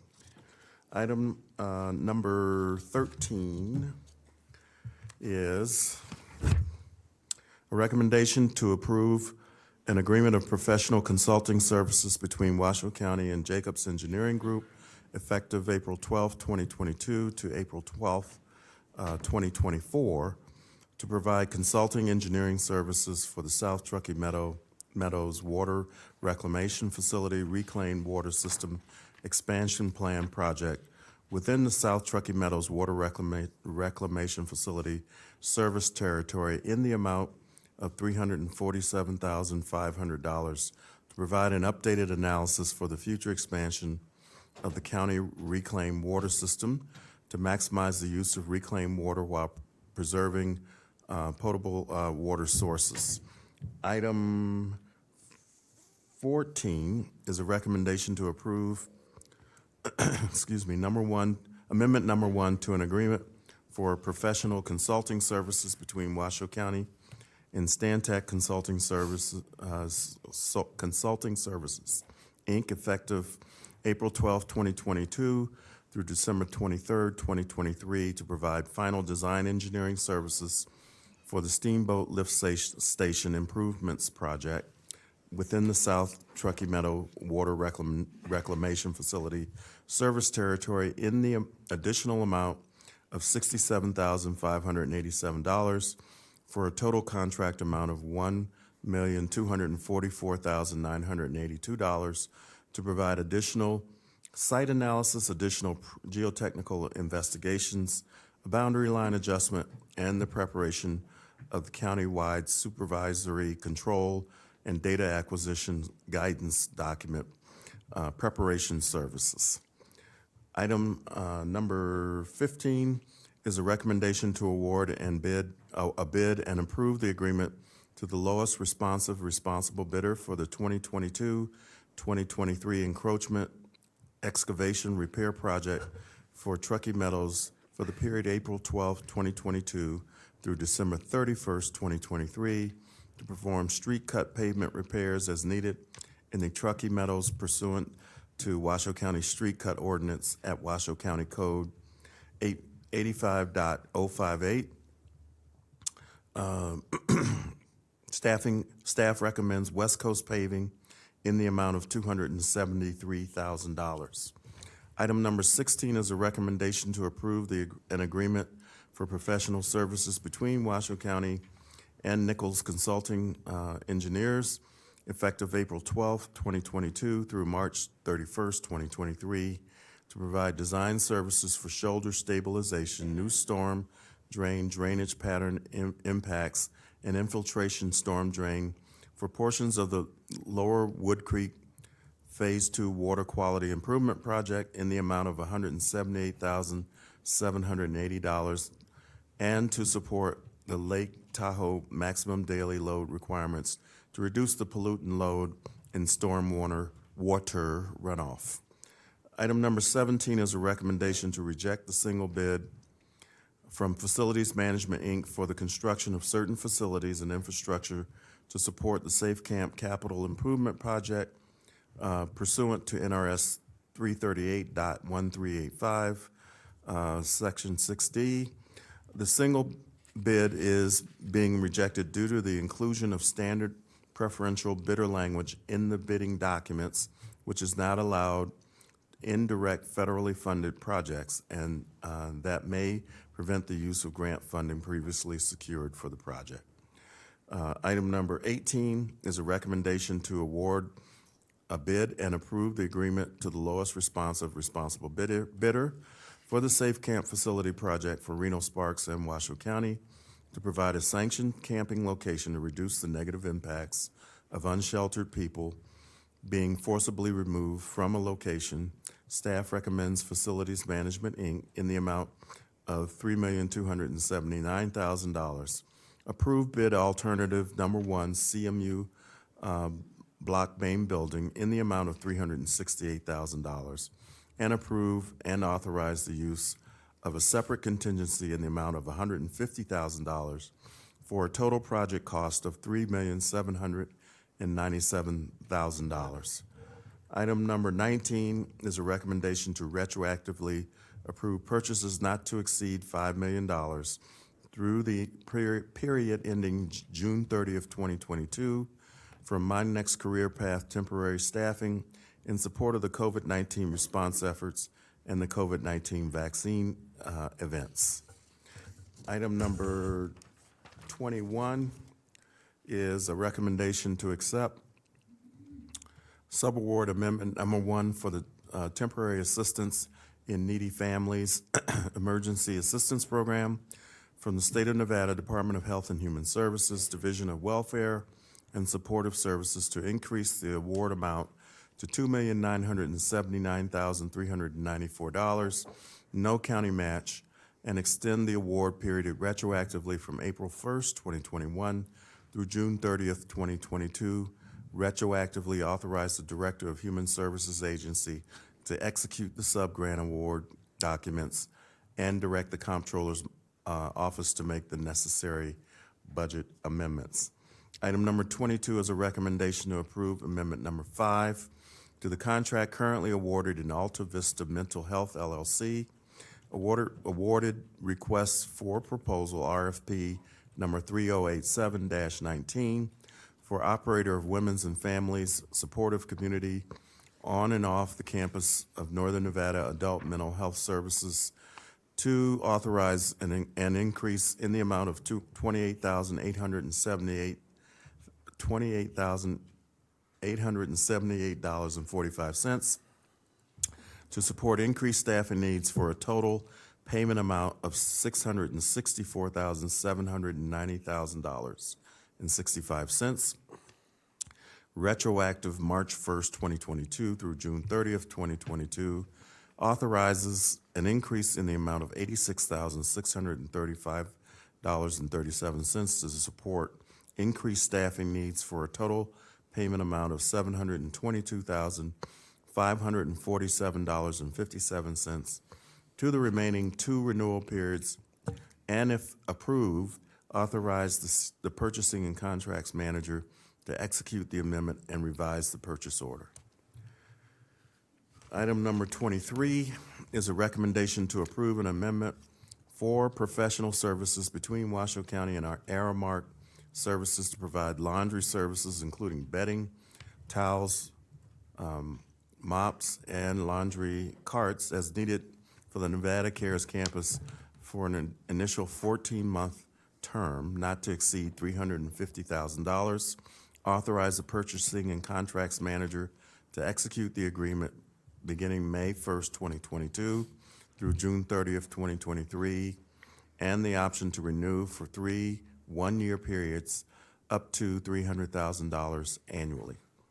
Item number 25 is a recommendation to approve the reimbursement of costs incurred by the City of Reno, the City of Sparks, Truckee Meadows Fire and Rescue, the Washoe County Department of Alternative Sentencing, and the Washoe County Sheriff's Office for expenses related to and in support of the Enhanced 911 Emergency Response System and portable event recording devices as recommended by the 911 Emergency Response Advisory Committee on February 10th, 2022, in an amount not to exceed $653,400.72 as specified within the adopted Enhanced 911 Funds operating budget.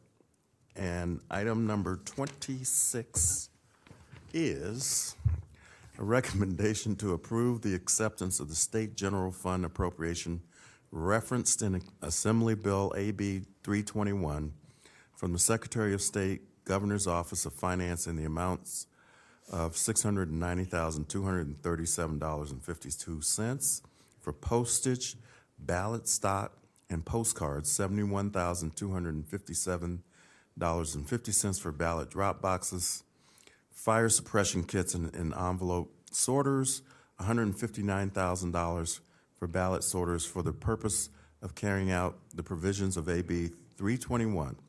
No match required. The award period is retroactive from March 2022 through June 30th, 2022. Any remaining balance of the appropriation must not be committed for expenditure after June 30th, 2022, and any remaining funds not spent in accordance with AB 321 must be reverted back to the State General Fund on or before December 31st, 2022. If approved, direct the Comptroller's Department to make the necessary adjustments. And Mr. Chair, I give you the block vote. Mr. Manager, that was amazing. Now, if this doesn't make you want to go hear him read at the libraries, I don't know what will.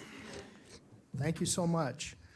All right, Madam Clerk, because this is a block, we'll take this as one item. Is there any public comment on any of these items? I did have Tracy Hilton Thomas, or Thomas Hilton signed in, but I believe she's gone. Yeah, Okay. she's not here. So, no, there is nobody signed in. Okay, I will close public comment and I will bring it back to the board. We had a motion by Commissioner Hill. Who was my second? Was it Commissioner Jung? Jung. Okay. Madam Clerk, was it Commissioner Jung? It was. Okay, thank you. So I had a motion by by Vice Chair Hill, second by Commissioner Jung. Is there any discussion on any of these items? Seeing none, all those in favor, please signify by saying aye. Aye. Any opposed? I believe motion carries unanimously. Please affirm. Okay. All right, we have a little tiny bit of housekeeping to do before we move on. I've been informed that the appeal on item number 27, they'd like to remove that from the agenda today. Do I have someone? Okay, we're not, okay, hold on. If you're not, no, if you're. I just wanted to say we'll go with the meeting. Okay, okay, very good. All right, I received misinformation. I apologize. Mr. Manager, that takes us now to item number 10, if I've calculated correctly. Yes, and Mr. Chair, since you've you're tired of listening to me, items 10, 11, and 12, I am informed. First readings by Madam Clerk. As long as the title of each ordinance is read, Okay, which is the agenda description. and then, of course, you're going to give us a bill on each one.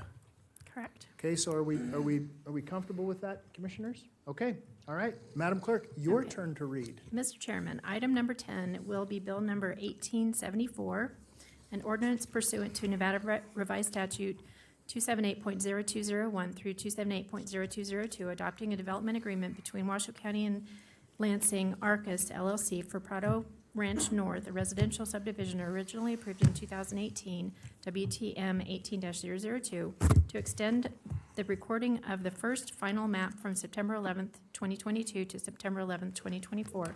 The approved subdivision is a 490-lot, single-family residential common open space subdivision as authorized in Article 408 of the Washoe County Development Code. The location is adjacent to Lemon Valley Drive, north of Nectar Street, and adjacent to Chickadee Drive and Sandpit Road, and is comprised of 6 parcels that total approximately 154.65 acres. The parcels are located within the North Valleys Area Plan within Washoe County Commission District Number 5. APN numbers 080-72301, 080-72302, 080-72303, 080-72103, 080-72104, and 080-72105.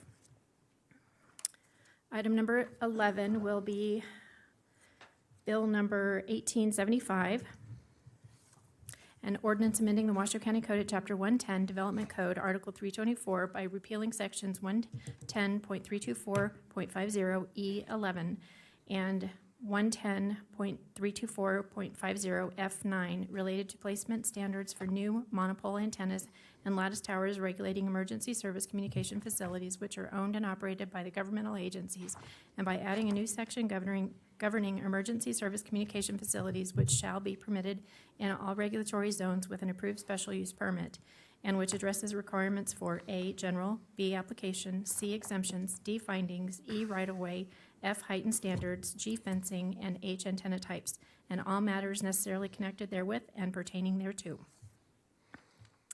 Item number 12 will be Bill number 1876, an ordinance amending Washoe County Code, Chapter 110, Development Code, Article 319, Short-Term Rentals, STRS, by amending various sections in order to, 1, change the requirements for processing a Tier 3 STR application from an administrative permit approved by the Board of Adjustment to a special use permit approved by the Planning Commission.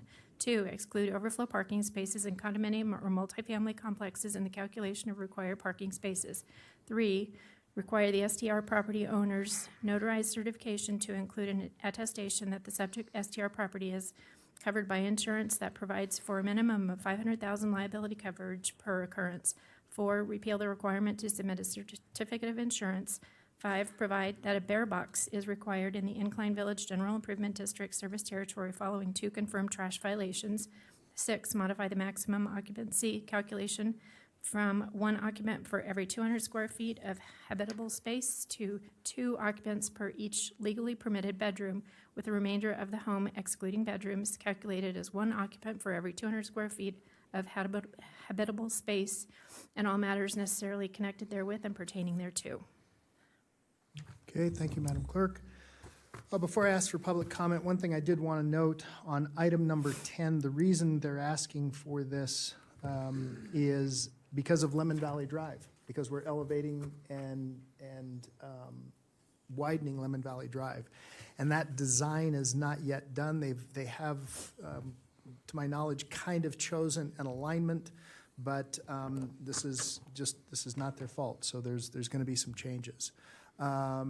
Commissioners, any comments on item 10, 11, or 12 before I ask for public comment?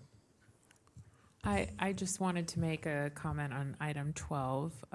I'm very supportive of these changes to the short-term rental policies and ordinance. I think that this is a great cleanup on the code, and also will be a great opportunity for our staff to get their arms around this program. I know that it's going to be coming back to this board in many different iterations, and I know that this board wants to see how we can best manage this program. And so with all the things that happened last year, including the fires, I know staff didn't even get the program really up and going until May of last year. So really giving it an entire season to learn some more lessons before we make major changes. I'm very excited about that, and I think that there's real potential to see that this is a model program. Additionally, I will say Washoe County, many of our policies have been replicated by jurisdictions around the lake. Douglas County just had some litigation, and they have replicated many of our fine and fee policies, our occupancy policies, and the inspection policies that we have enacted. So just kudos to staff, and thank you for the board's support of this program, and looking forward to seeing how we can continue to make it work for both tourists and residents, especially at Lake Tahoe, since the majority are up there. Thank you. Okay, thank you. And before, Commissioner Herman, you're next, but hold on just a second. I will remind us that items 10, 11, and 12, this is not a vote. This is an introduction and a first reading. Yep. Where all I need is one commissioner to introduce, and then the actual vote will come at the second readings. Commissioner Herman, the floor is yours. Thank you, Mr. Chair. I will have problems with both 10 and 12, but I will discuss that at the future meeting. Okay, perfect. Yep. Mr. Chairman, if I could note for the record that the second reading for Bill number 1874 will be May 10th. The second reading for Bill number 1875 will be April 26th. And the second reading for Bill number 1876 will be May 10th. Okay, yeah, and I was gonna force one of the commissioners who was gonna give me an introduction to assign that. Hold on just a second, Commissioner. Madam Clerk, I see that I have some public comment. Would you please call public comment and tell me which item it's on? We have Judith Miller signed in for item 12. Ms. Miller?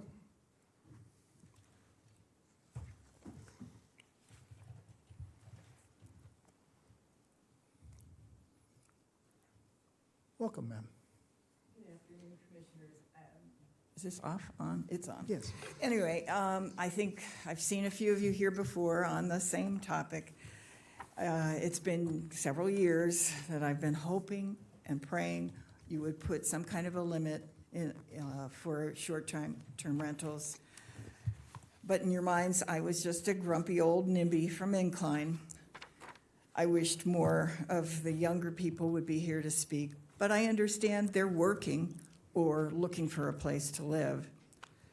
So here's just a sampling of posts I found on social media. Yes, even an old gal like me goes on social media. I'm a brave one. This is from Sewing Basil Window and Floor Design in Incline. I know this has been posted a million times, but I have several friends who are longtime local employees desperately looking for long-term rentals. One of the situations I'm looking to help find a place for is a rental that was sold 2 months ago. The new owners used a mild dishwasher leak as an excuse to quit the lease agreement and actually evicted the tenants so they could remodel and put the unit on a short-term rental.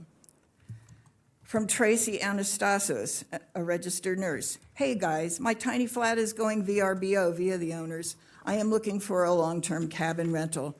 I am a local, born and raised in Reno. Third winter up here.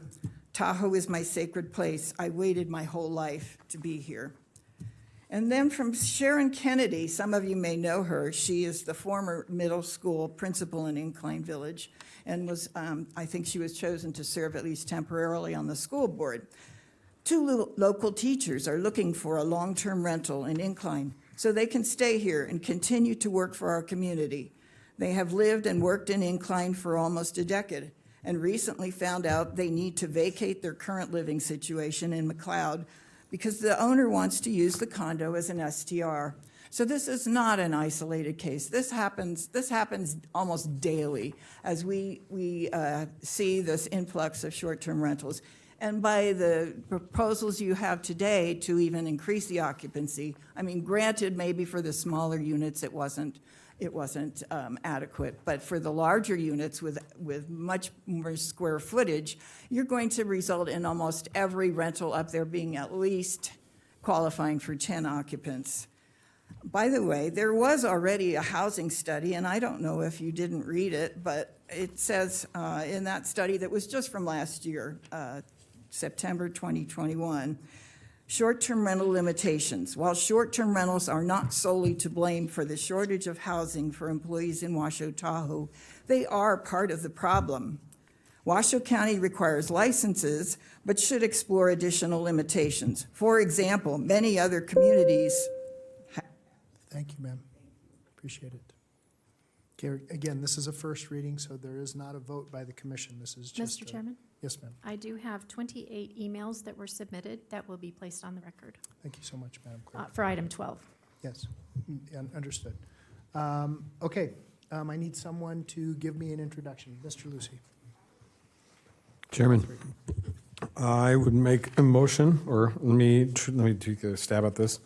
On item number 10, in regards to bill number 1874, I would move that we schedule the reading and possible adoption for the ordinance of bill number 1874 for May 10th, 2022, and further authorize the chair to execute the final development agreement. That's for item 10. For item 11, this is bill number 1875. If I'm going to introduce Bill 1875 and set the public hearing for the second reading and possible adoption of the ordinance for April 26, 2022.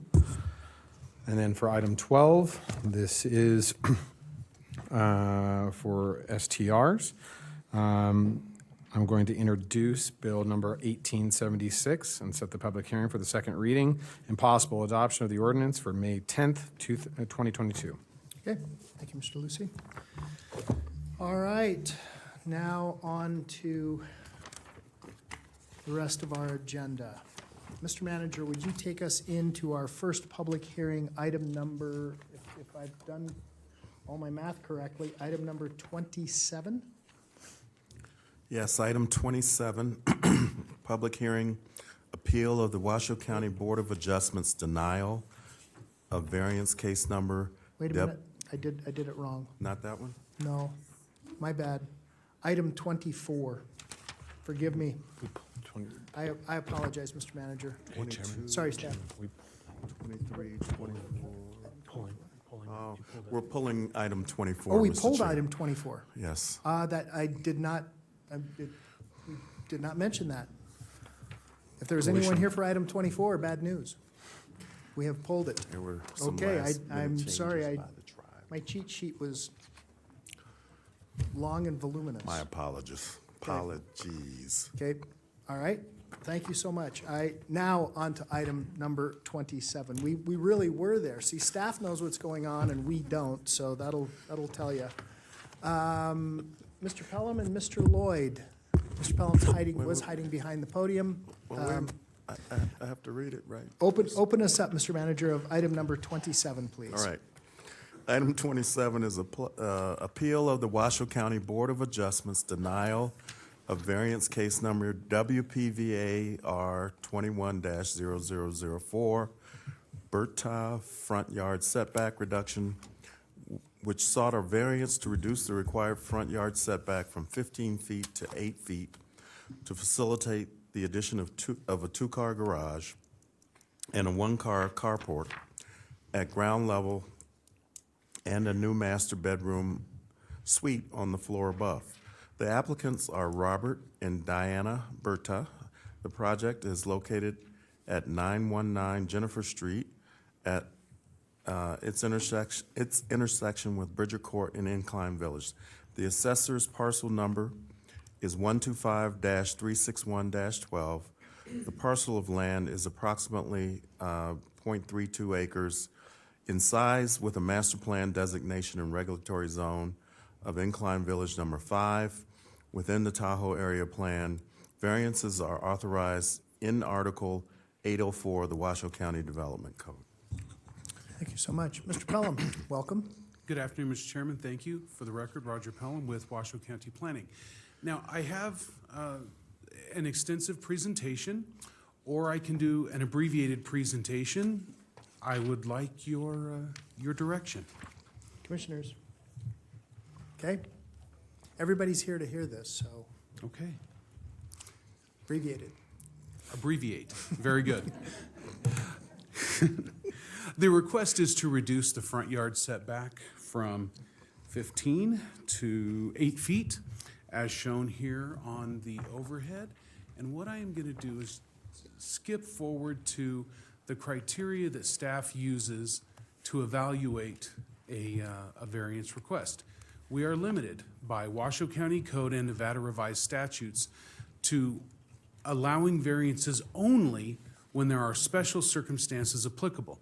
Those special circumstances come into our code nearly verbatim out of state law, and those are exceptional narrowness, shallowness, or shape of the specific piece of property by reason of exceptional topographic conditions or other extraordinary and exceptional situation or condition of the piece of the property. And what I would point out is this has to do with the landform, and that's really the only thing that we as staff have the ability to evaluate is the landform itself.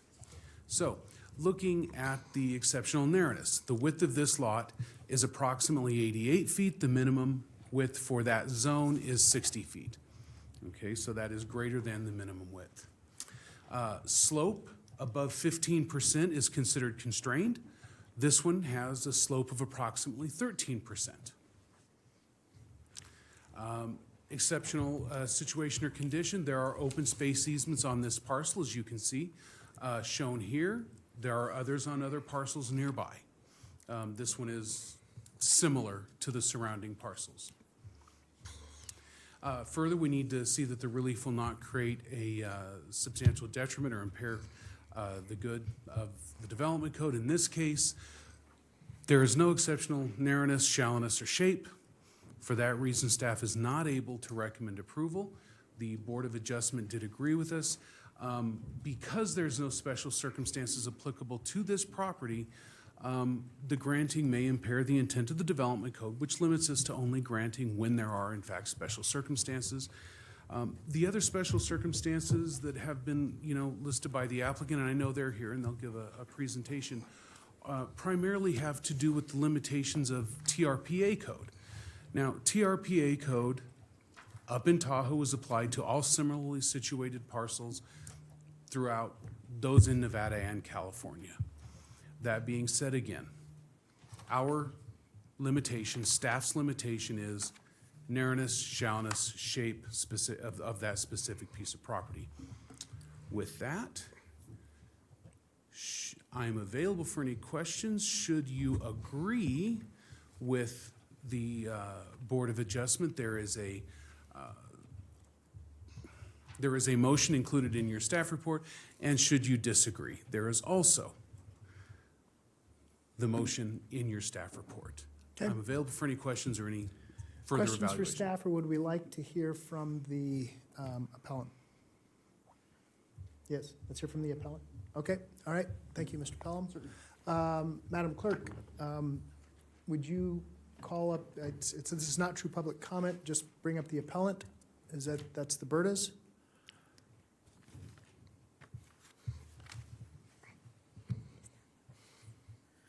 I do have documents to distribute to the board while he approaches the dais. Okay, if that would, then that'd be good. Madam Clerk, so Mr. Berta? Actually, I'm Dana Berta. Oh, I'm sorry, I'm Robert Berta. I'm sorry, And then we have Mr. Wayne. okay. Oh, my name is Wayne Ford. So, hold on Sorry, just a second. Hold on just a I second. want you to get What I'm those gonna- what I'm- documents first, please. Yeah, I'm gonna let the documents be distributed, and then, Madam Clerk, would you set the timer for, give them 5 minutes? 15? Excuse me? I thought I had 15 minutes for presentation. Okay, I'll split the difference with you. I'll give you 10. I'm not aware of 15. We've always had 10 for presentations. Okay, I'm gonna give you 10. I'm gonna give you 10. Well, I had 15 at the Board of Adjustment, I'm sorry. This is not the Board of Adjustment, sir. This is the county Yes, I know commission. that. Thank you. Seems my time is ticking away here. First of all, could you put up the exhibits, please? You can. My PDF? Okay.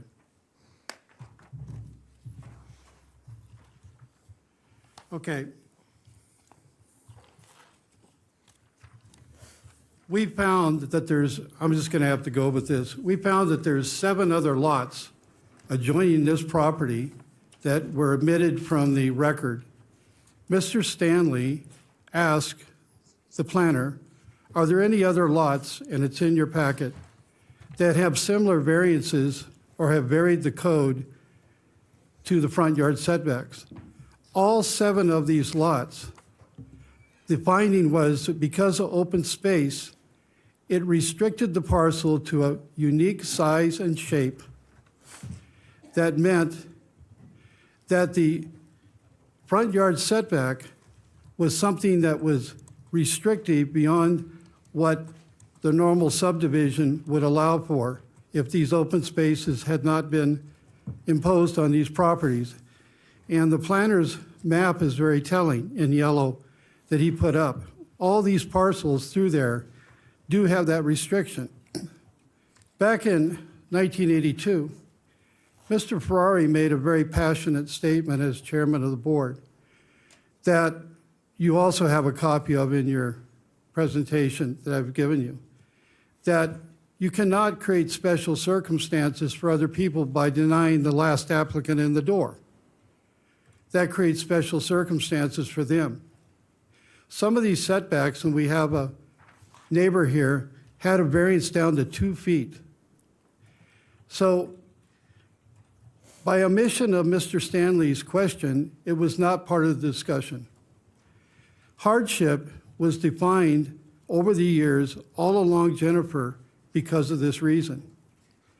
Granted, TRPA's evolved, but under the TRP findings, they tell me as a designer, and Mr. Palin, by the way, his suggested alternatives, I've been designing for over 30 years.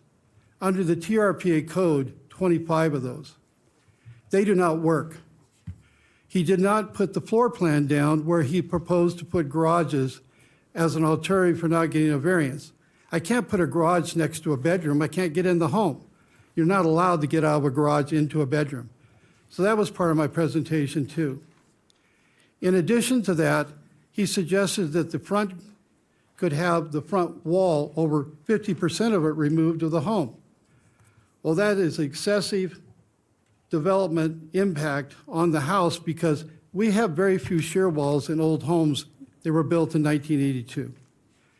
So his suggestions basically do not work. There is no way of transferring under life and safety loads through a home built in 1982 without tearing it down and doing what's called transfer of load pass for lateral forces. So this is a real problem. Him as a designer telling me how to design when I've been doing it for 30 years. TRPA, and I'll finish with this, TRPA, at least this one area, they tell us that we have certain parameters in terms of where we build. If you're building a garage and a driveway, and it's in your code packet, we are to find the least impactive area to do it. Hey, it's the environment. Least impacting. We are to remove the least amount of trees. Mr. Palam's ideas removed twice the amount of trees. I have one old tree in front that's coming under scrutiny from the fire department that has to be removed to provide the necessary parking. Long driveways on north sides of buildings, you don't live very well with that at the Tahoe area. Trying to attach garages underneath shed roofs don't work without impacting the existing roofs. So all of his design ideas were terrible. In addition, I have to make findings that where I'm moving coverage from, like in the front, to the side of the property or to the back of the property, that is the least impactive area to do so. Here we have asphalt in front, we have a small triangular corner. All the neighbors, in fact, we have 4 letters submitted, and we have one neighbor that came down here to speak of this need for life and safety. We can add on to the front of the garage. The road department says, do it. Help him get the vehicles off the street and under safe covering for his family. a growing family. This is not going to be an SDR. They want to be part of the community. They've been there for how many years, Dana? 8 years? Yeah, so in Incline, we've been for 16 years. 16 years. So I don't get this. We've got multiple variances found under the same set of rules that the NRS has not changed. That open space is restrictive. In your packet, you can see this idea of a 60-foot property line being the controlling criteria. Every one of these variances had greater property lines, smaller property lines over the years. And when all that was reduced down to what they had to build on, like the Bertas, we only have 39% of the property left. I mean, some of these properties had more than that left, and they still had a variance for the front yard. Granted. And the last thing, Mount Rose was designated as a scenic byway many years ago. And as a scenic byway, part of their directive was less man-made environment being built along that scenic corridor. It's not a TRPA designation. It's a state, and I believe has some federal overlay into the scenic byway, skyway to the, in other words, a highway to the sky, as they put it. That was one of the findings for giving a variance in the past, to have less development. What Mr. Pan was suggesting is more development within the scenic byway by extending the home into side yards. By the way, when you extend into side yards, you're asking to have some of that snow impact the neighbor's property. We're not allowed to do that either. So let's go right to the Berta property. Hopefully I won't pass it and run out of time here. Come on. Maybe going back. The receiver's actually over there. Okay.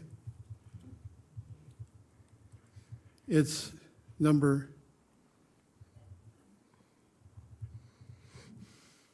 Yeah, we have it in the, I think it's not, yeah. It's not letting me go past E5, I'm 8, yeah.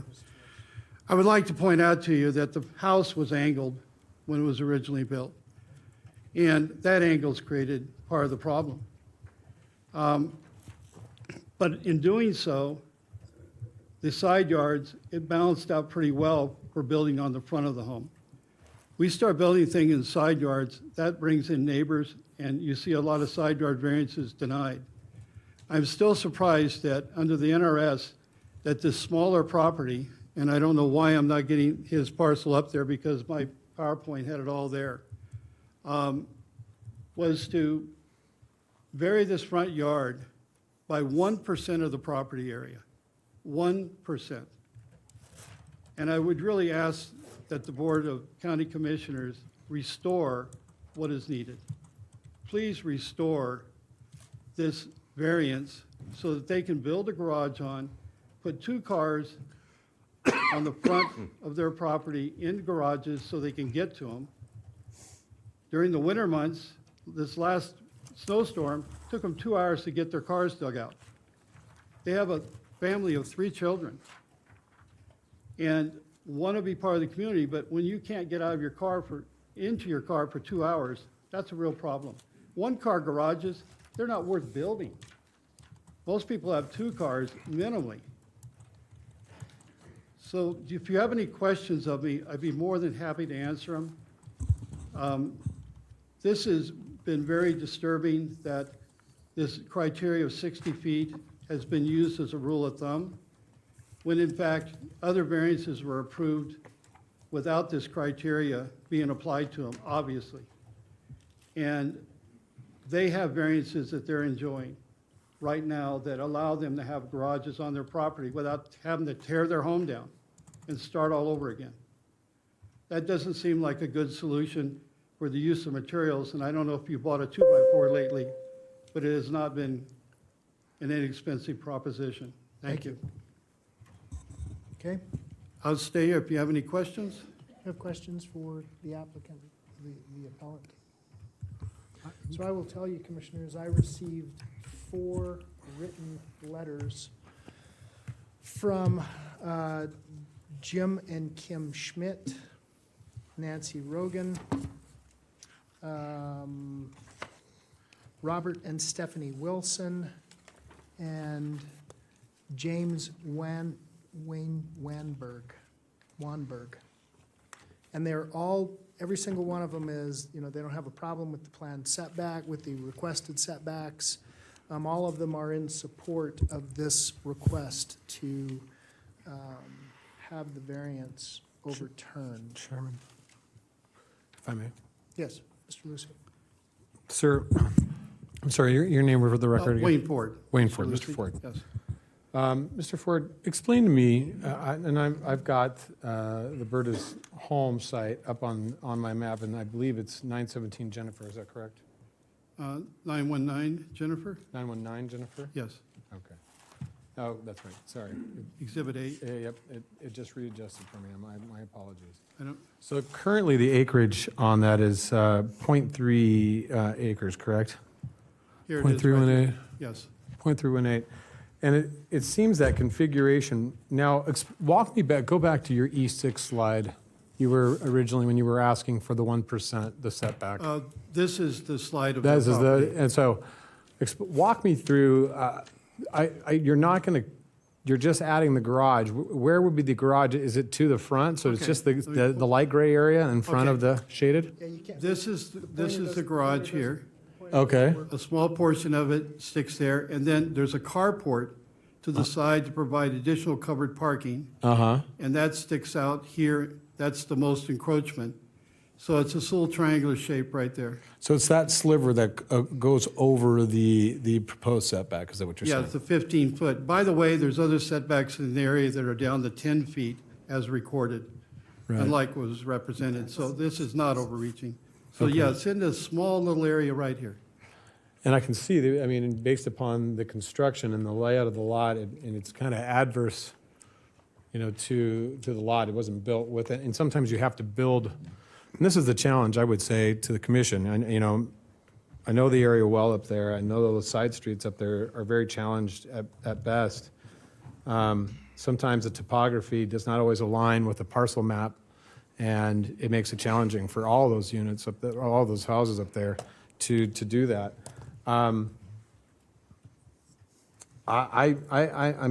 I can see the challenges, I can see the hardship, and I know, obviously, we talk about it all the time in regards to plowing snow up there, having vehicles on the road, it makes it difficult to clear roads Yes, and do those types of things, so any vehicle that isn't on the road is safer in a driveway or carport. But, all right, and then there was something in the application about a master bedroom expansion, where is that going? Okay, based on the roof slopes matching them for this home, the master bedroom is right over this area right here on top of the garage Uh-huh, and partially on, and over the carport. okay. So our snow goes there and it goes there and it matches the existing roof of the home. All right. And the driveway currently is in existence there where you're proposing to put? Yes, and also our driveway slopes here are conforming with the county standards. This gets very problematic over here as far as slopes, like you were mentioning. Our driveway slopes over here are 3 to 4%, and we're substantially away from the properties, from the county's right-of-way, edge of pavement traveled way. That's why they supported the ability to park guest vehicles in this area here and not have them encroaching for snow removal. Okay. And what's the total square footage that you're proposing for that expansion? On the garage, what is that footprint? The garage itself is 20 by 22 or so. The carport is 12 by 20, and then the master bedroom above and bath.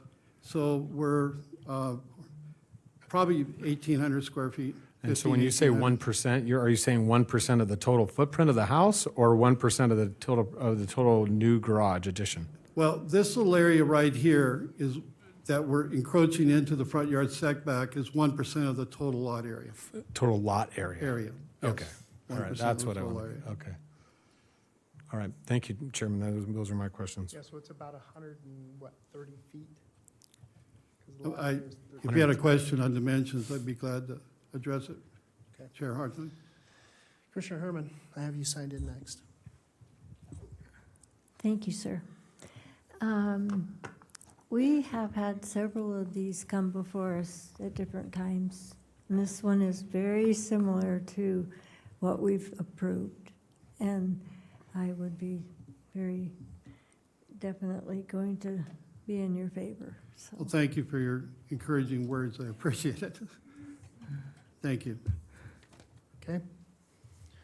Yeah, so it's not the total amount of the setback. You've basically got a corner of, if I'm seeing it correctly. Right here. I Yep. wish my hands were steadier. That's all right. It's a long ways. Understood. No, it's getting older.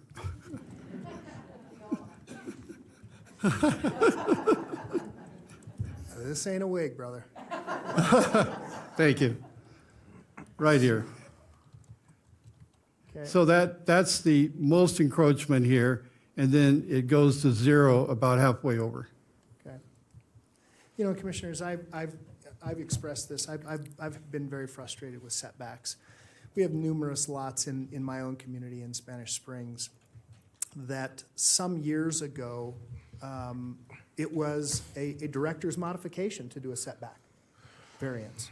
It didn't go to a board of adjustment. It never came to the county commission. The director at the time looked at the request for a variance and said, yeah, that's okay. I mean, my next door neighbor is in the setback area. And I guess the question that I would ask us today is, while I recognize that these things are in code, is there a harm? Is this going to harm anybody? I've got 4 letters of support by the neighbors who say, look, this isn't going to harm anyone. I don't see that. I mean, we're talking about a corner, and the way that the house is situated on the lot. I mean, obviously, my house isn't square on my lot either. So, I mean, I would have the same scenario if I were to get into the setbacks. Mr. Pelham, I have a question for you. You said the rear of the lot was 13%, and the requirement for a detriment to the homeowner was 15%? Not exactly. The slope of the lot from the front property line to the back property line is an average of approximately 13%. Okay. 15%, from 0 to 15% is considered unconstrained. Okay. 15 to 30% is considered managed. 30 plus is considered constrained under the regional plan. Okay. Even 13%, that's still a pretty good, that's a good clip. That's a good drop. By way of comparison, a driveway, I believe, can be up to 14%. Right, up to 14. Yeah. So it's close. It would be steep. Fun to navigate in the wintertime. 13%. That's why we're doing the driveway at, Well, time here. no. That's why this location allows for driveway slopes of 2%, 3%, and 4% based on the elevation that we're setting the garage at. And like I said, the worst case is up at the transitional place, right up here at this corner, because of this road slopes all the way down this way. This road slopes about 12 to 14% slope at times. So right in here, we're leveling this out so when they come in, it's a level driveway in. Of course, we're going to have to control water here quite a bit coming in. But even at 3 and 4% slope, that's what you want for a safe driveway. So you don't end up driving to the back of your garage without wanting to. That happens a lot with ice. Okay. So it's the safest place to put a garage right now. If you went down the side of this lot over here, and I don't want to digress in other areas, but this creates a lot of issues in terms of slopes and driveways down into this area because it's north side. Right. Snow doesn't melt on the north side. You can tell that by driving around Tahoe. North sides are terrible. We have no place on this side to do it at all. Yeah, understood. And if you were to try to do it in the back of the property, you'd probably have to take trees, which TRPA would. We can't even get back there. I only have 500 square feet of coverage left. Okay. We can't even get to the back of the property. Okay. Yeah, and I mean, I see the need for a garage up there. I mean, I think one of the things that we have tried to encourage along the way is having people get off the street and not parking out in the open. So,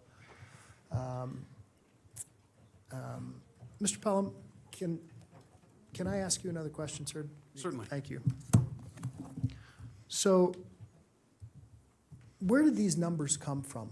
15 feet? My house is 30 feet. Why do we have setbacks of this nature? Where's the benefit to the community and you know, as I look at this street, it's not a regional road.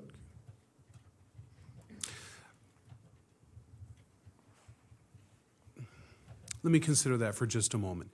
In general terms, building setbacks are intended to create space between dwellings so that you have light and air to have some benefit to the community, so that you have a little more space going down the roadway, so that you're not in, as it were, a tunnel effect.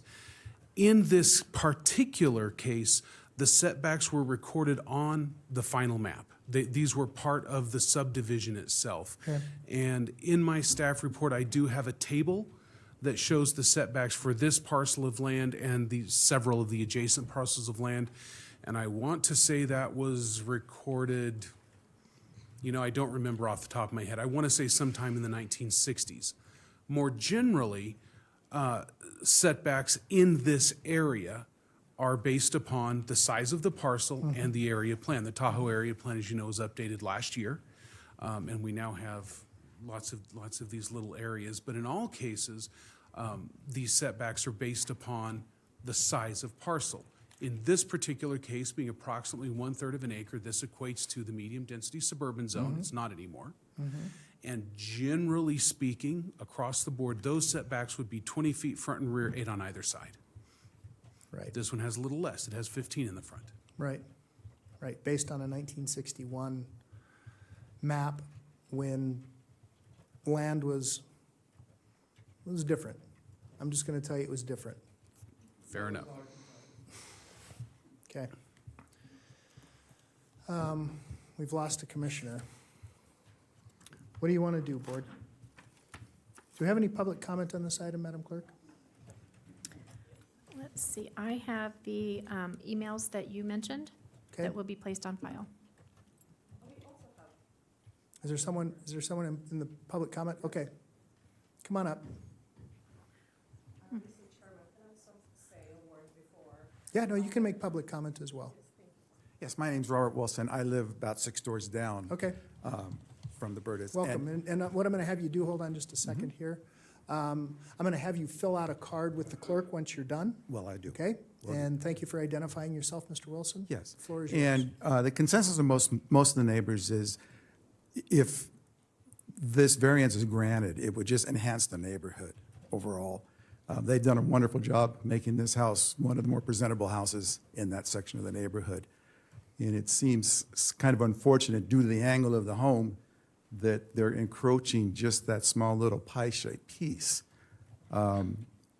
There is mentioned earlier in his statements that there are other homes that encroach quite a bit more than what they're asking for in terms of this variance. So as a neighbor, I fully support them. It's the most economical way to put a garage in that location. You really couldn't do it anyplace else. And the fact that, just like you mentioned, getting cars off the street is a priority on our street, because we are on a bus route, so the plow comes through twice a day. And it's imperative we keep the cars off that part of the street, because they come down in the morning, come down in the afternoon. But we're fully in support of granting the variance for them for this. And I'll fill that out for you right now. Okay, thank you. Who else? Do we have one other person that wanted to Ms. speak? Berger. Yes, yeah, go ahead.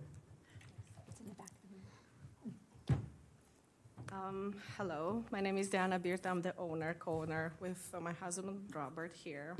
I'm sorry, my English is not my first language, so I'm sorry for the grammar mistakes, if there are any. Thank you for your time on this matter. We've been full-time residents in Incline Village for 16 years, 16 winters of snow and storm.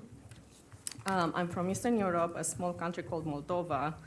As many of you know, Moldova was part of USSR, a communist country under a communist regime. We moved to the United States of America to be part of that dream and to escape the autocracy, bureaucracy, and government control. I will never forget the happiness I felt the day I pledged allegiance to the flag and to the United States of America.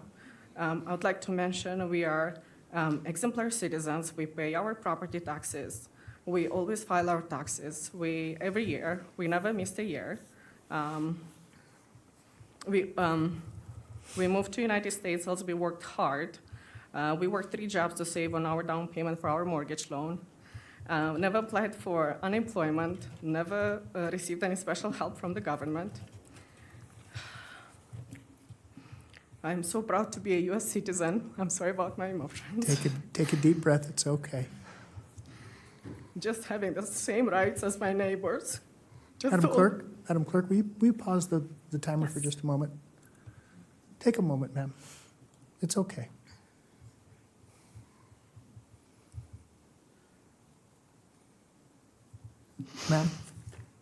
Ma'am, look at me. You're okay. Okay? This is a conversation between me and you, nobody else. There's nobody else in the room, I promise you.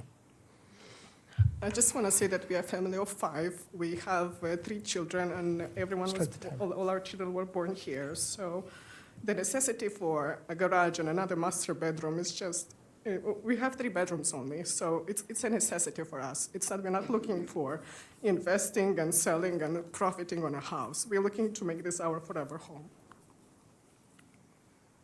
Thank you. Thank you, ma'am.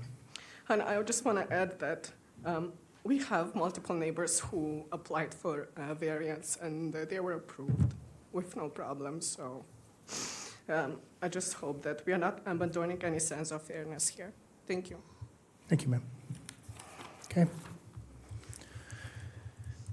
Vice Chair Hill. Thank you, Mr. Chairman. I am one to follow the rules, and state law has very strict rules on variances. I am prepared today to grant this variance because of what has happened on this street, but I would like staff to bring back a discussion on this because I have concerns that variances can be brought forward and not follow the rules, and I feel like it's really important that we figure out what is an important setback in this area and change the Tahoe area plan if we need to change the setback so it's clear, so folks aren't having to come in, spend the money for a variance, appeal the decision. It just feels like unnecessary bureaucracy when we can just set the right code requirements and everyone has a fair playing field. And I'm not accusing the applicants of not having a fair or taking advantage of anything, but I have concerns that we are going against the staff recommendation on state law. But I will support this today, but I would like a discussion in the future to see how we can write this policy and look at the Tahoe area plan changes for the future.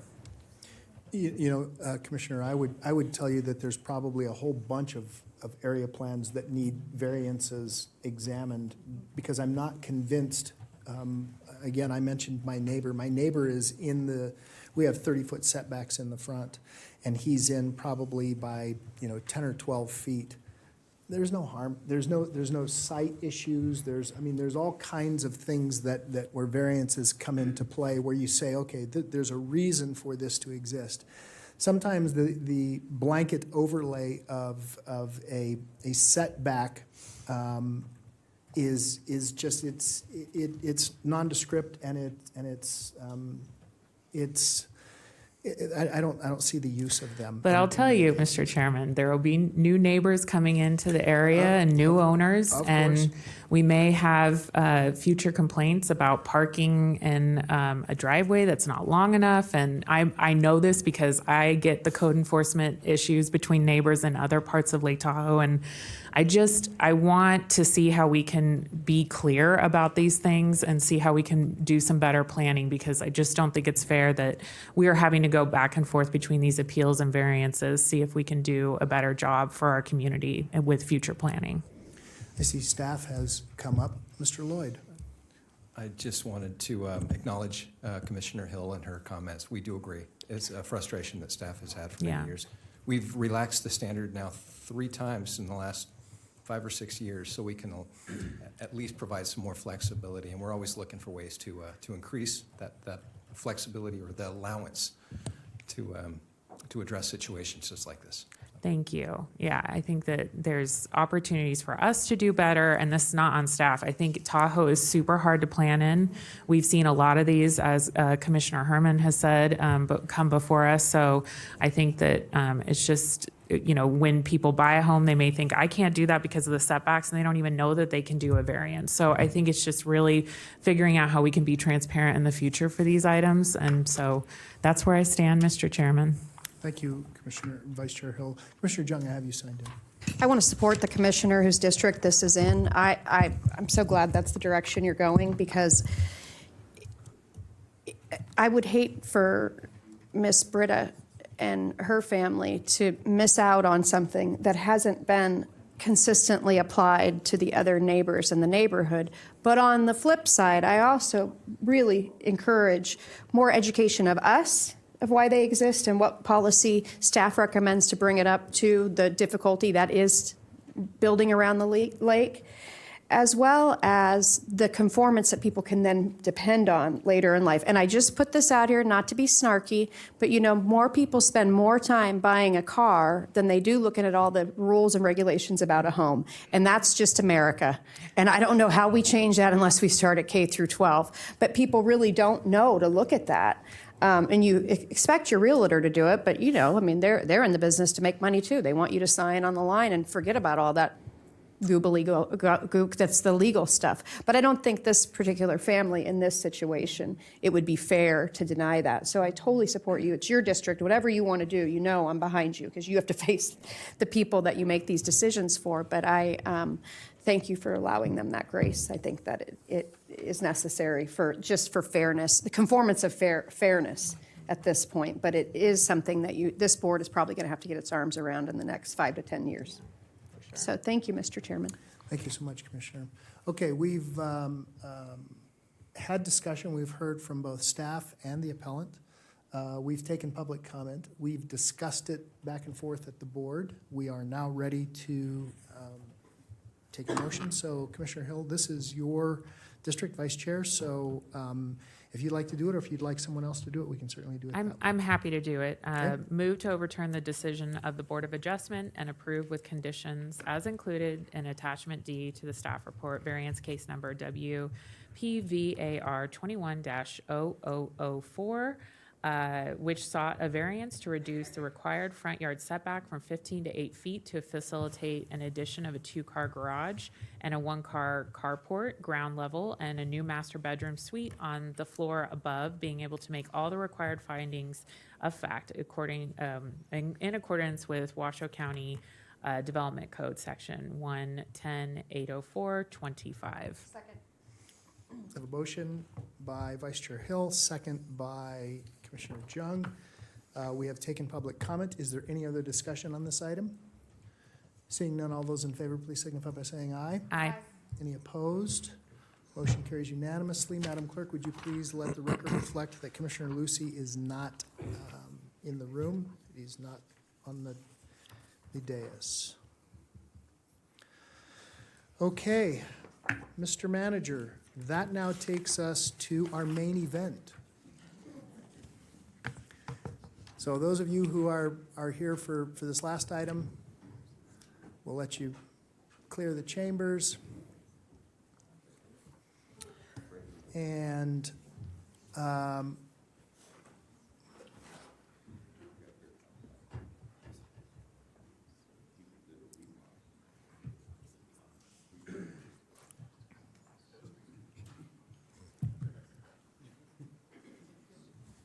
Mr. Manager, will you take us into item number 28, please? Item 28 is an appeal of the Washoe County Board of Adjustments denial of a special use permit case number WSUP 21-0036 for Silver Circle Ranch to allow for a commercial horse boarding stable for 25 horses and for grading of 6,000 cubic yards for an indoor riding arena, and administrative permit case number WADMIN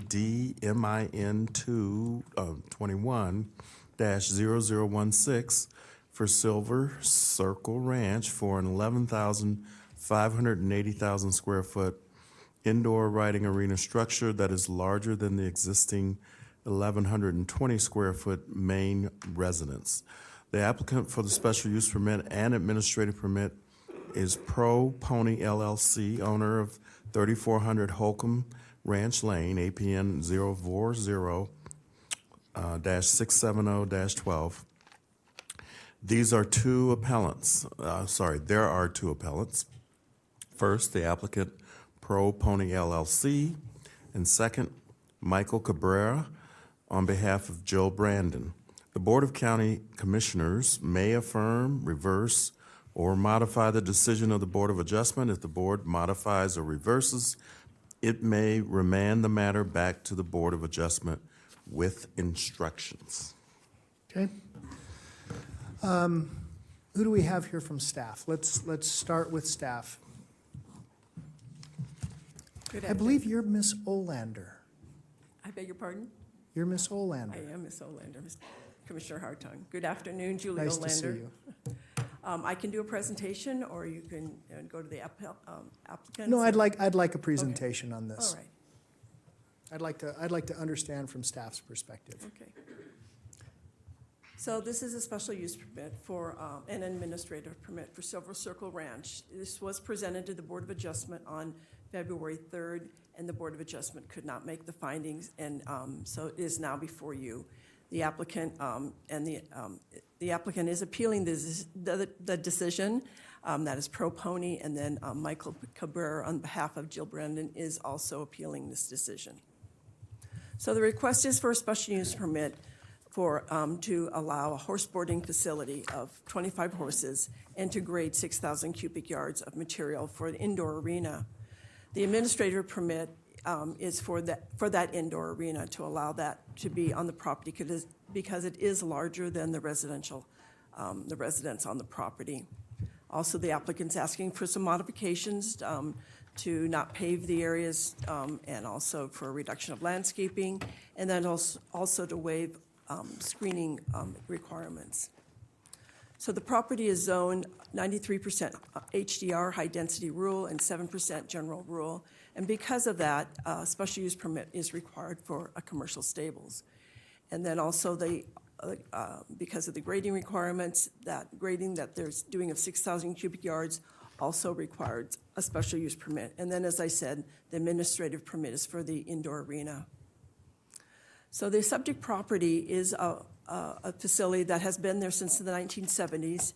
They do have a current business license. However, when they came in for the administrative permit, we recommended that they also apply for a special use permit to get them up to current code. So currently, you do need a special use permit for commercial stables. However, they were established before that requirement was put in place. There are two existing outdoor arenas at this location, and they're proposing to put the indoor arena where one of the outdoor arenas is located currently. And then that newer indoor arena is going to also include a mezzanine area that will include an area to overlook the indoor arena. They're proposing to have riding lessons between 7 a.m. and 9 p.m. Tuesdays through Saturdays, and the applicant is also proposing that they will have some up to 4 clinics, horse riding clinics a year, and then also some shows, up to 4 non-ticketed horse shows that they will be held on 1 or 2 days, and that will be limited to 40 or fewer riders and will be primarily attended by staff and family members and friends. Here's sort of an overview of the facility. At the lower end, you can see the parking area, the new indoor riding area that's proposed. And then to the right, where the outdoor riding area is existing currently and will remain, or they're proposing to remain. And then you have the existing barn and residence, and then the existing stables.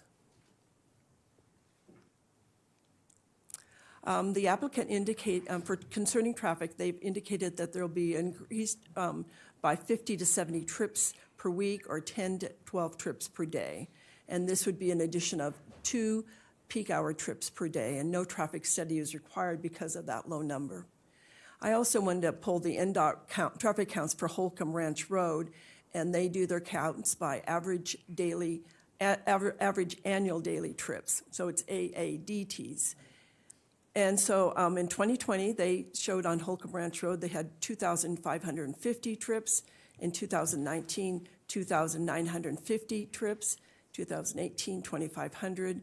And 17, 2,400. And 16, 2,400. And in 2015, 2,600. So it's pretty much stayed the same over the last 5 years or so. There are 15 existing parking places on the site, and the applicant is proposing to add 16 more for a total of 31 parking spaces. The driveway and parking areas will be constructed with compact gravel, and they will add 2 new paved ADA parking places.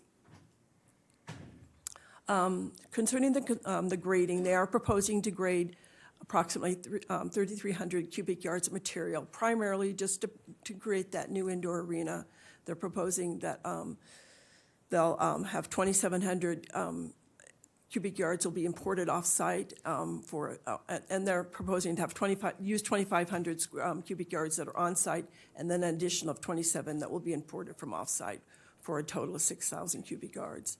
A total of 1.72 acres of the surface area will be disturbed, and the grading will increase the height of that indoor arena about 10 feet in height, primarily to facilitate drainage. I said earlier, the applicant is proposing to, asking to waive the paved parking requirements, primarily for the safety of the horses.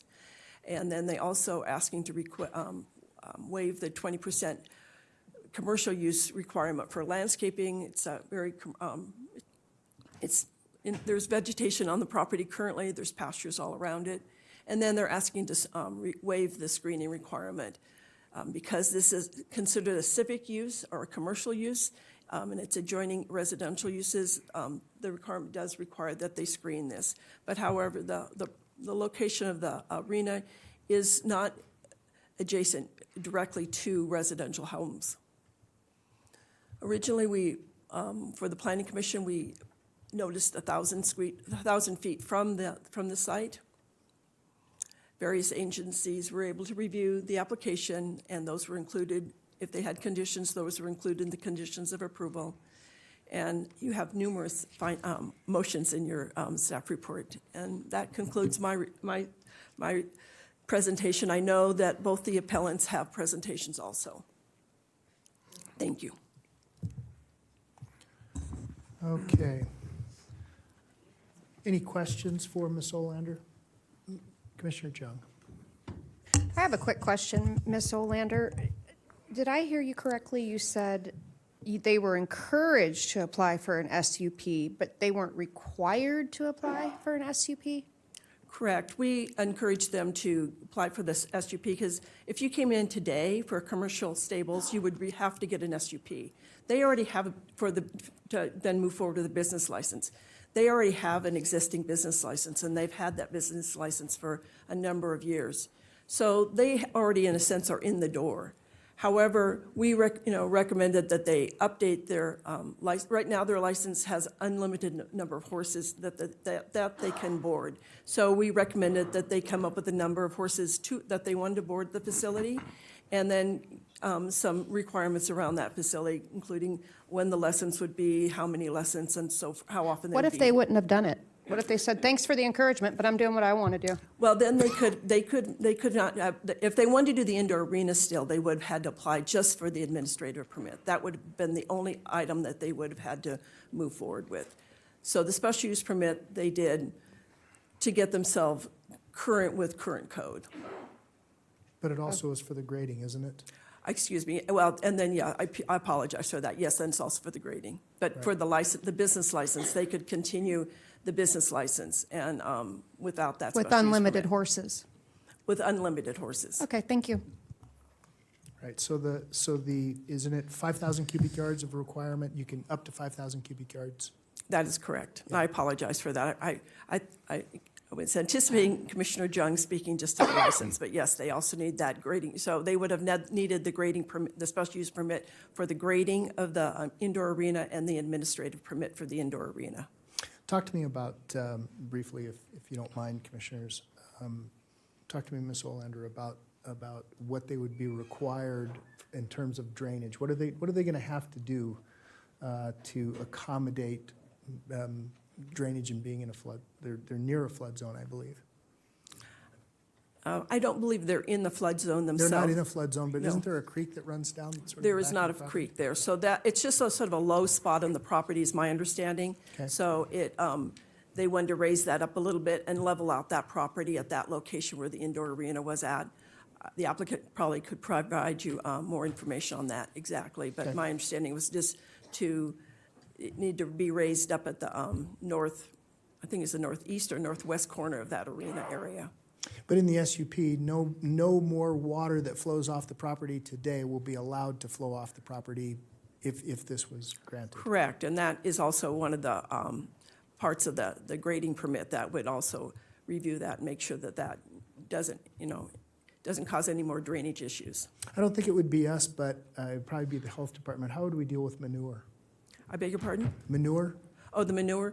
So the manure is, yeah, it's really animal control is my understanding, and it is managed, I don't even know exactly what the animal control folks exactly require, and maybe health also, to get that manure off, what their requirements are. I believe that the applicant indicates that the manure is removed at least weekly, Okay. so it's not stored on site. Okay. When you put the trips up, the 2,550 for 2020, those are daily trips, average annual daily Average trips? annually, yeah, they do it, not ADT, they do AADTs. And you mentioned that they're going to add 50 to 70 per week, so let's just assume 70, so that's 10 additional trips per day. Right, they said 10 to 12 a day. Okay. Okay.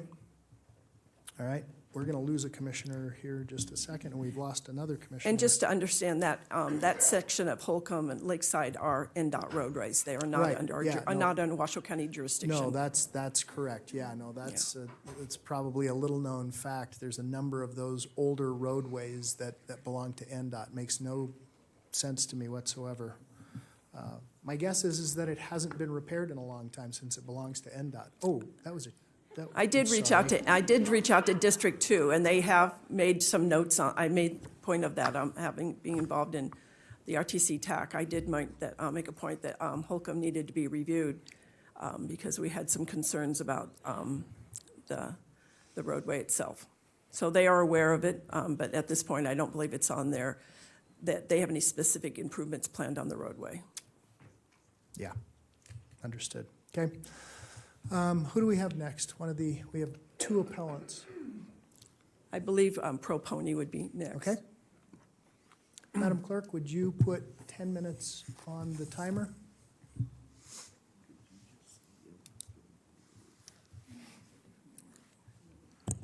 Good afternoon. Give us a second here.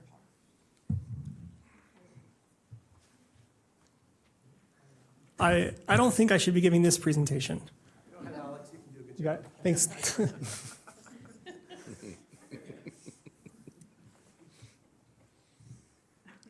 Great, thank you. My name is Alex Velto. I'm here on... Hold on just a second, Alex. Sure. 10 minutes. I see 10:30.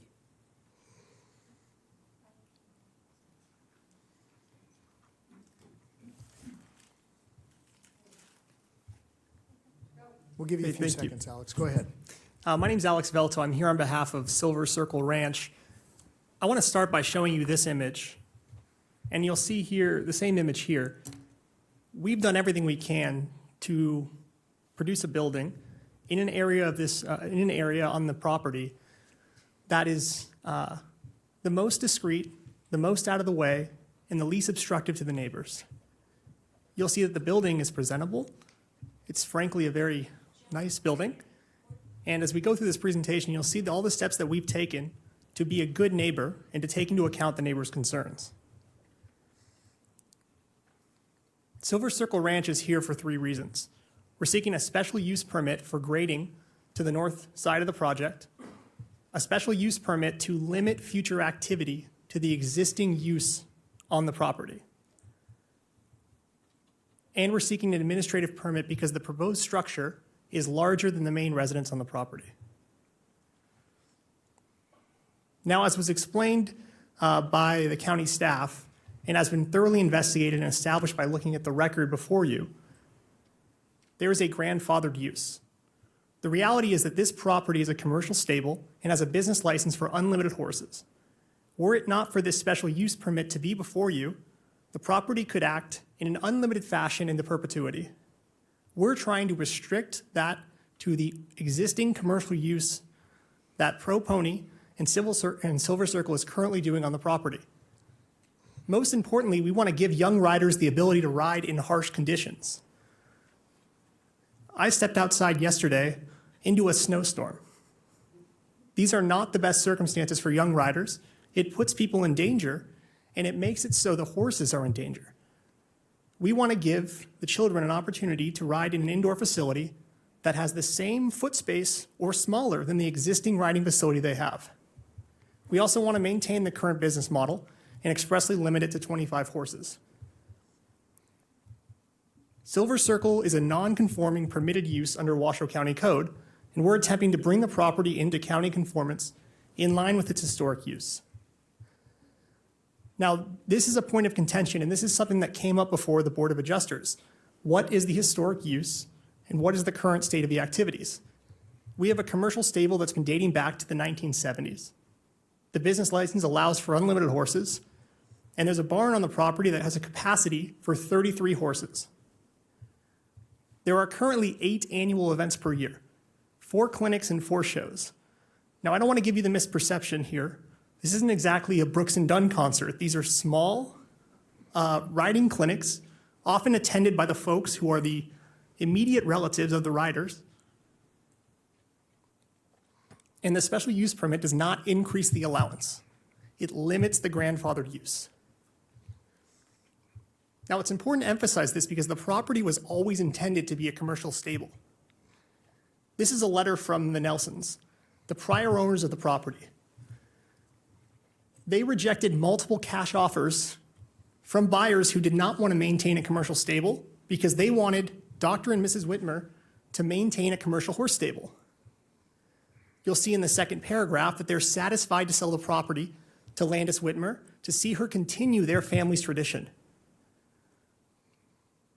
The facility at the time was at its maximum in terms of horses, and this alleviates some of the concerns of the neighbors.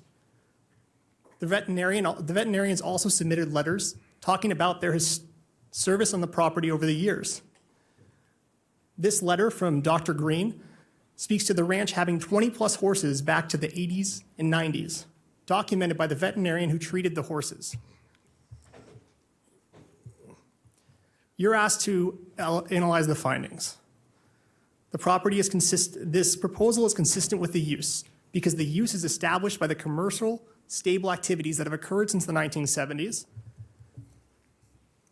But most importantly, looking at the Southwest Area Master Plan, the goal is to respect the heritage of the area by encouraging design standards that are responsive to this heritage and promote the educational opportunities inherent in the area's natural history and rural character. If you drive down the roads in this neighborhood, you see cattle, you see goats, you see horses, you see barns, you see a lot of buildings that look very similar to this, and a lot of buildings that are much, much larger. It's also consistent with the second goal of the Southwest Truckee Meadows Area Plan, which is to maintain the community character. We are a community-focused commercial activity serving the immediate needs of our community.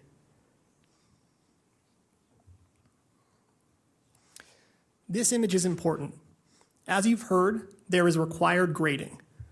The grading makes it so the building sits below the road. The grading also alleviates some of the flood concerns. The reason why water will pool is because there's a big dip. And if we were to fill and raise that floor, you're going to have less flooding, which addresses some of the concerns of the neighbors. The view from the road shows you those windows, the base of them is about 14 feet. the height of this building from the road is not going to be much higher than the sign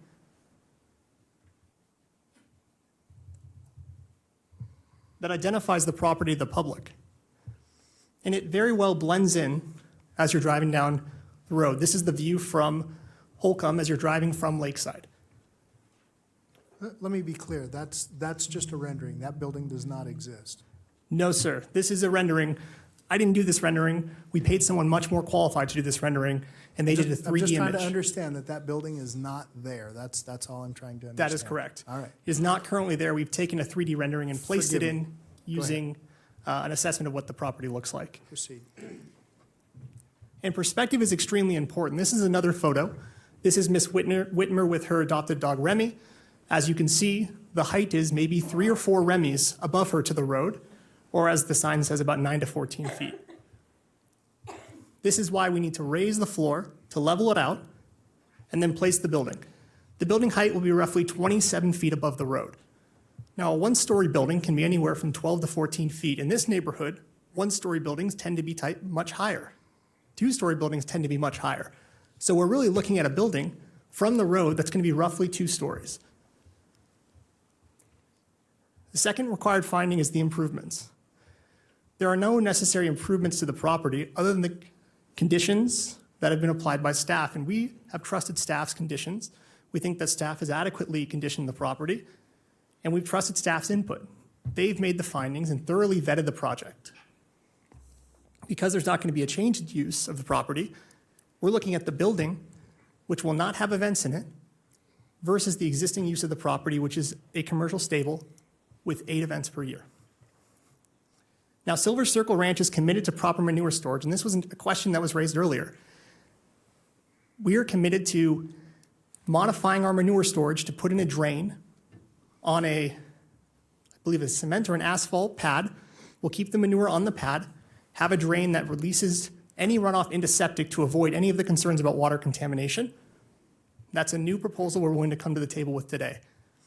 We're willing to condition the property and accept some of the conditions that were proposed by Mr. Gordon, but certainly not all of them. Now, I have immense respect for Mr. Gordon. He's a great attorney and a great advocate.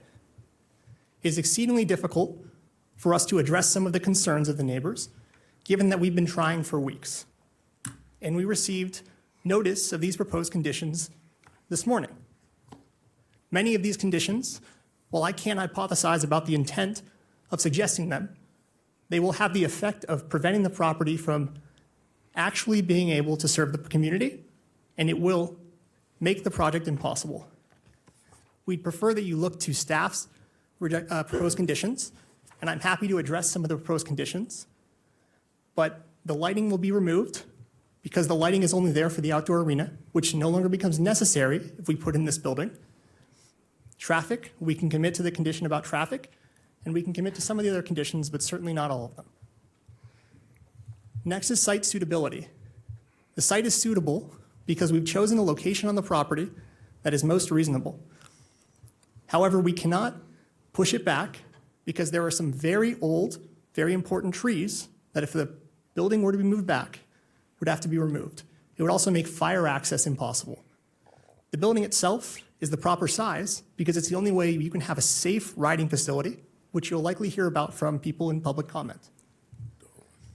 The site, in essence, is suitable because we already do all of the activities that will occur with the special use permit.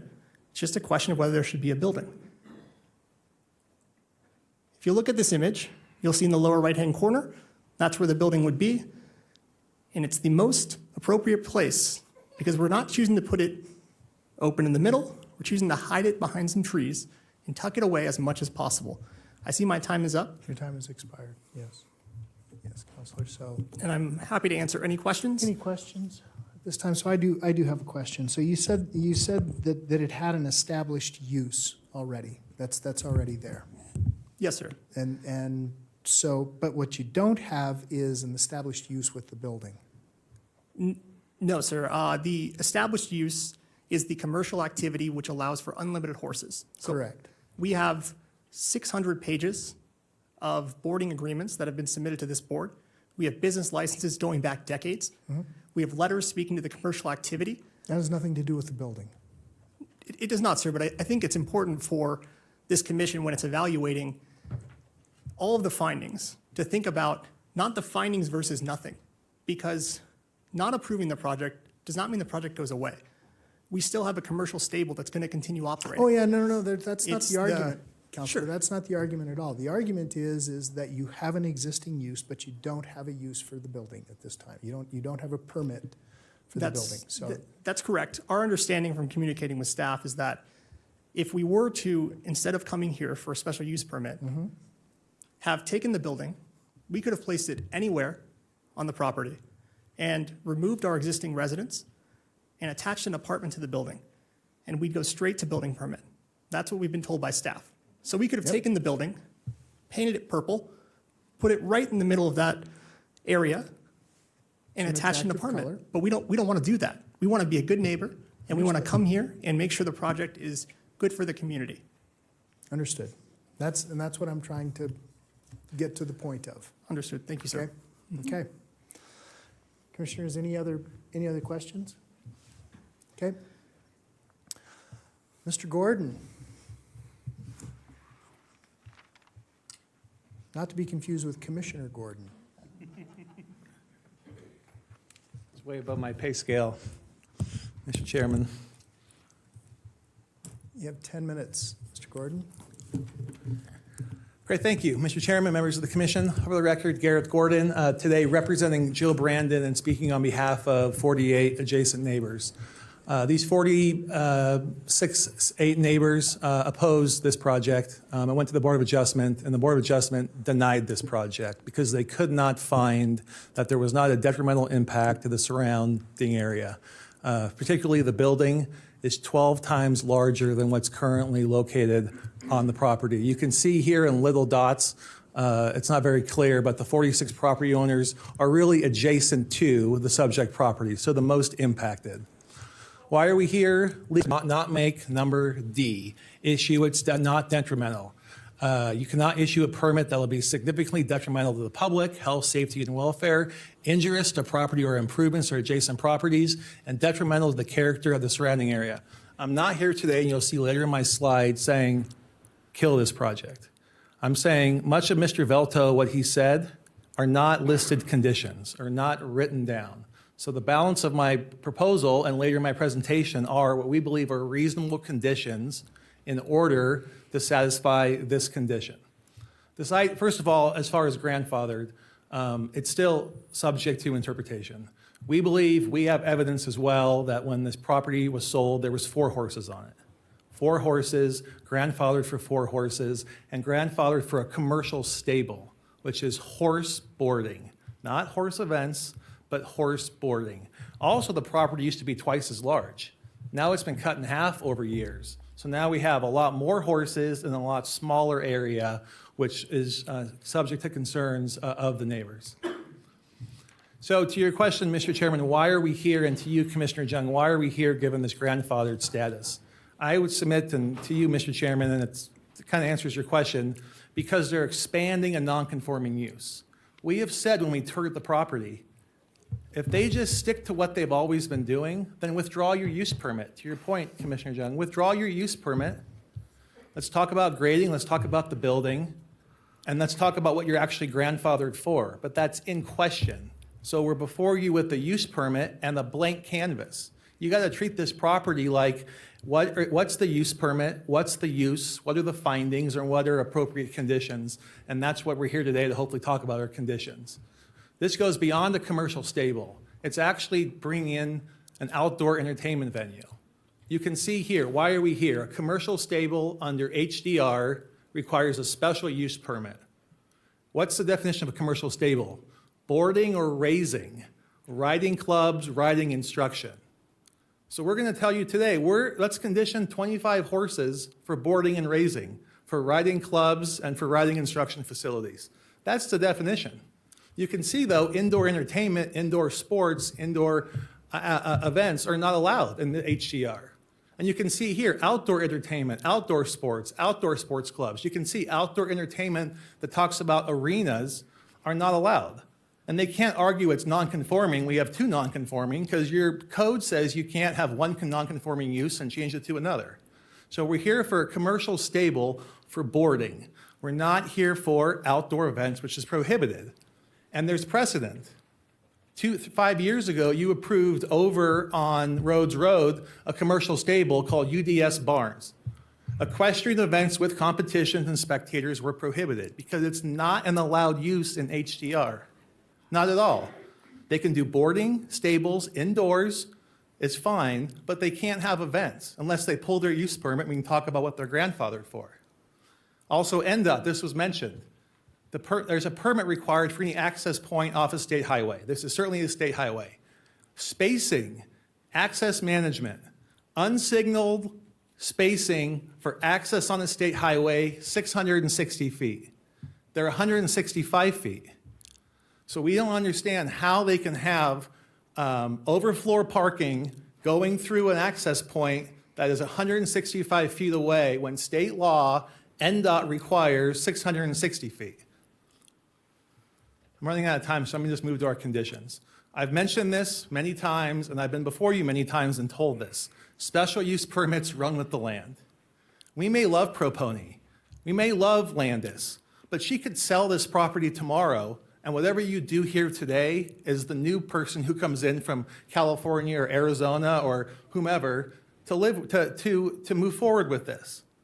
So that's why it's critical. Your code allows us to require conditions or approve that approval are necessary to eliminate or minimize the impacts. So what are our conditions? And then we go back to that approval that was at Rhodes Road.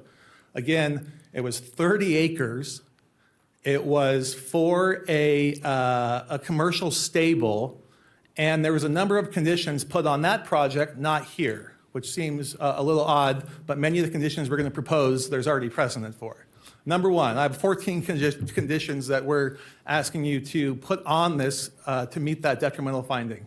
Number one, 25 horses. You heard the applicant say it. It's not currently in the staff report. It's not currently listed. 25 horses at all times. You can see your prior approval for the 30 acres also said that. Double the size, more than twice the size. Shall not exceed 25 horses at any time.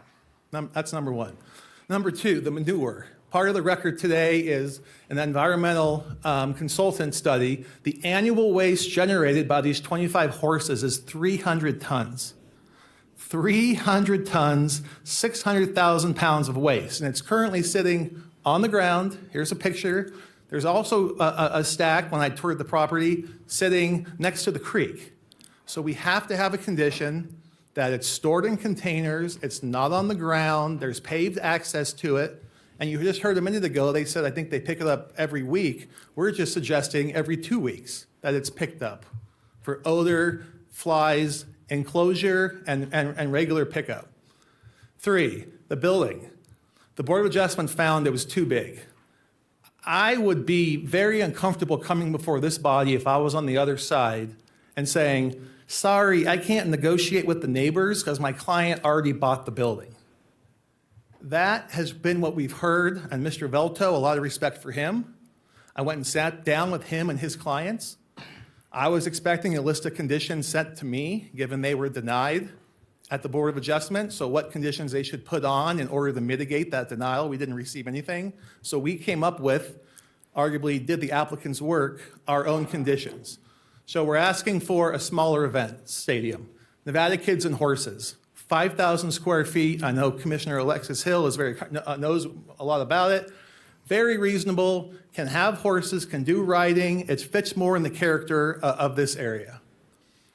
And also the applicant's letter themselves say, when we talk about the height, 26 feet, they show pictures, but there's no conditions requiring how tall it could be. So if this is what they're proposing, then the building should be no taller than 26 feet at the peak of the roof. That would make the building 26 feet plus 10 feet of fill is 36 feet.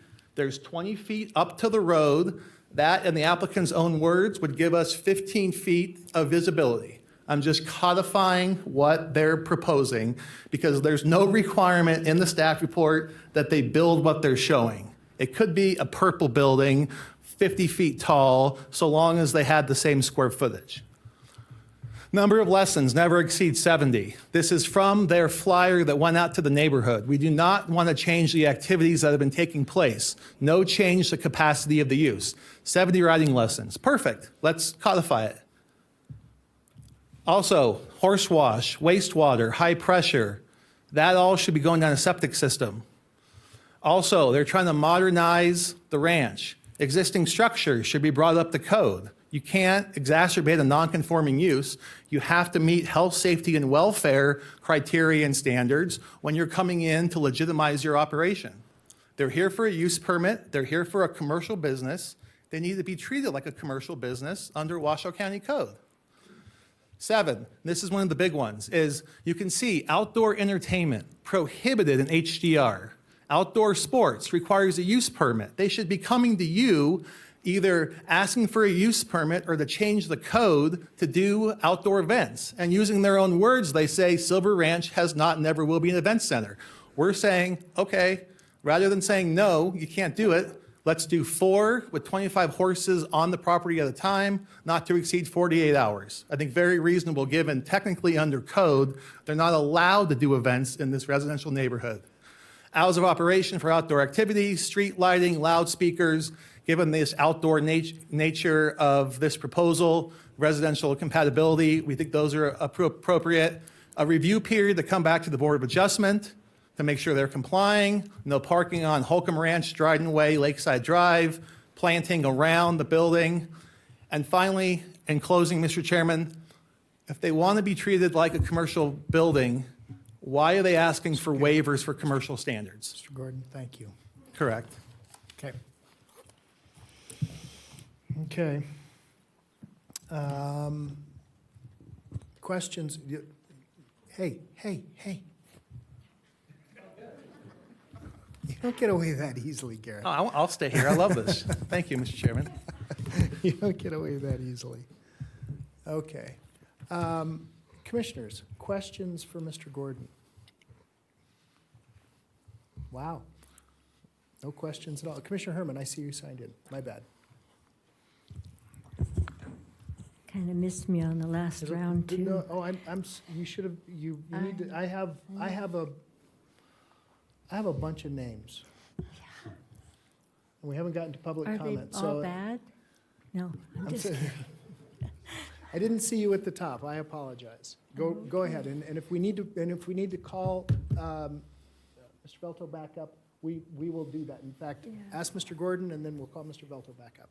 Well, I just wanted to make some comments, and then hopefully we would go to public comment. Yeah, so in your argument, you're saying that they should have just simply got the building permit and built it and lived in under their grandfather rights, correct? I'm saying with the argument that they can keep doing what they're doing with this proposal, then they should withdraw. If it was the staff indicated they just encourage this, they should withdraw it. But I think there's a deeper reason why, is because from a legal perspective, you can't enlarge a non-conforming use. So they have to come with this use permit, be treated like any other commercial stable in this valley in Washoe County, and irrespective of what they may be grandfathered, not grandfathered for, because that's questionable. In that area, this isn't a unique facility. I mean, they're all over the place, and a lot of them are a lot bigger than this. And probably some of them didn't have grandfather rights, but they're still able to use their arenas. And another thing, they could have just placed this building up on the hill and been more of an eyesore and bother to the neighborhood. And the other thing, I know this is going to seem kind of silly, but you make such a issue of the manure. The state, I don't know if you're aware, and BLM goes by this all the time. Horse manure is classified as dirt. So that's just my 2 bits for right now. If I may respond, Mr. Chairman? Please. On the manure side, we feel pretty strongly about the fact that it's put in an enclosure and lifted off the ground, given all these property owners are on wells, they all survive through groundwater, there's a creek running through the property. The prior approval you did at Rhodes Road had manure requirements. This one doesn't. So we're saying, let's put some reasonable requirements on, given the impact it could have to wells, infiltration, and downhill users. To your point about putting the building up top, I think we would love to have a conversation about that, because it gets it away from the creek, gets it away from, I understand, between 10 and 14 big luscious trees are going to be destroyed because of this location. If you put it up higher, we could keep the trees, we wouldn't be potentially contaminating the creek, and we could have a conversation about that site plan. So I agree. The last point is this location. We've done our research. I know you're going to hear today from many of these users and the children of, we need this. And we're trying to find some reasonable conditions to impose. But there's 11 other venues in this county that has indoor riding, ranging from 5,000 square feet to double this size out in Spanish Springs. I think it's called Ironwood. Down in Pleasant Valley, another big one. So it really depends on the size because of the location of where it is. But there's plenty of indoor riding locations in this county. We just got to figure out what's the right one for this location.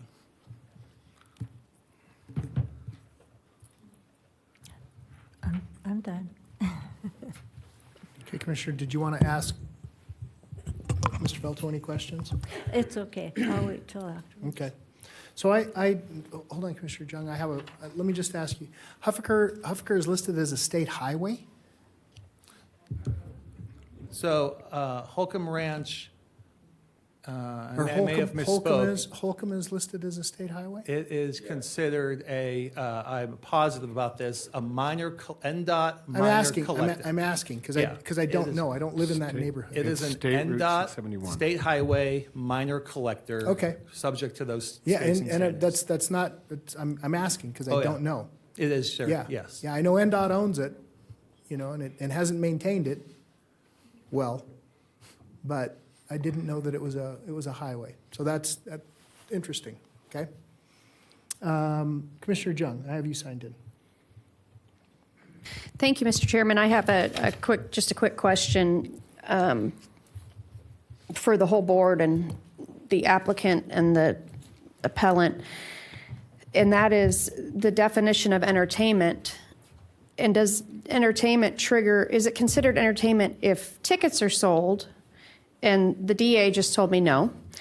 But I think the crux of the question is, are these 4 events a year really events, or are these, like was mentioned by the applicant, these are families showing off all the money your parents put down the horse and to you, so that your grandparents can come and say, great job, little Vaughn Jr. Or is this, like, I want to know what the... I actually rode a lot when I was a kid. I'm proficient, believe it or not. I'm not surprised at Rode in all. rodeos and Zero gymkhananas. surprise here. And if we're getting that a little mixed up, because it doesn't sound like this is going to be a ticketed, this sounds more like, I just said, a family and friends event to celebrate the reason why horse poop is green, because you put a lot of money in them. I did equestrian riding myself, trained at the one down in another one in Lucy's district, the one over by where you used to live. I can't remember even the name of it. Toll Road. And I'm just wondering if we're not mixing those two up. 4 events a year, I don't see it like a Major League Baseball event, even an Aces baseball event.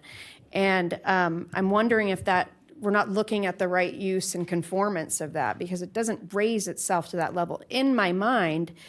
So I'm just wondering, who can answer that? Is it give it a Nate? stab. Is it? Well, you're not staff.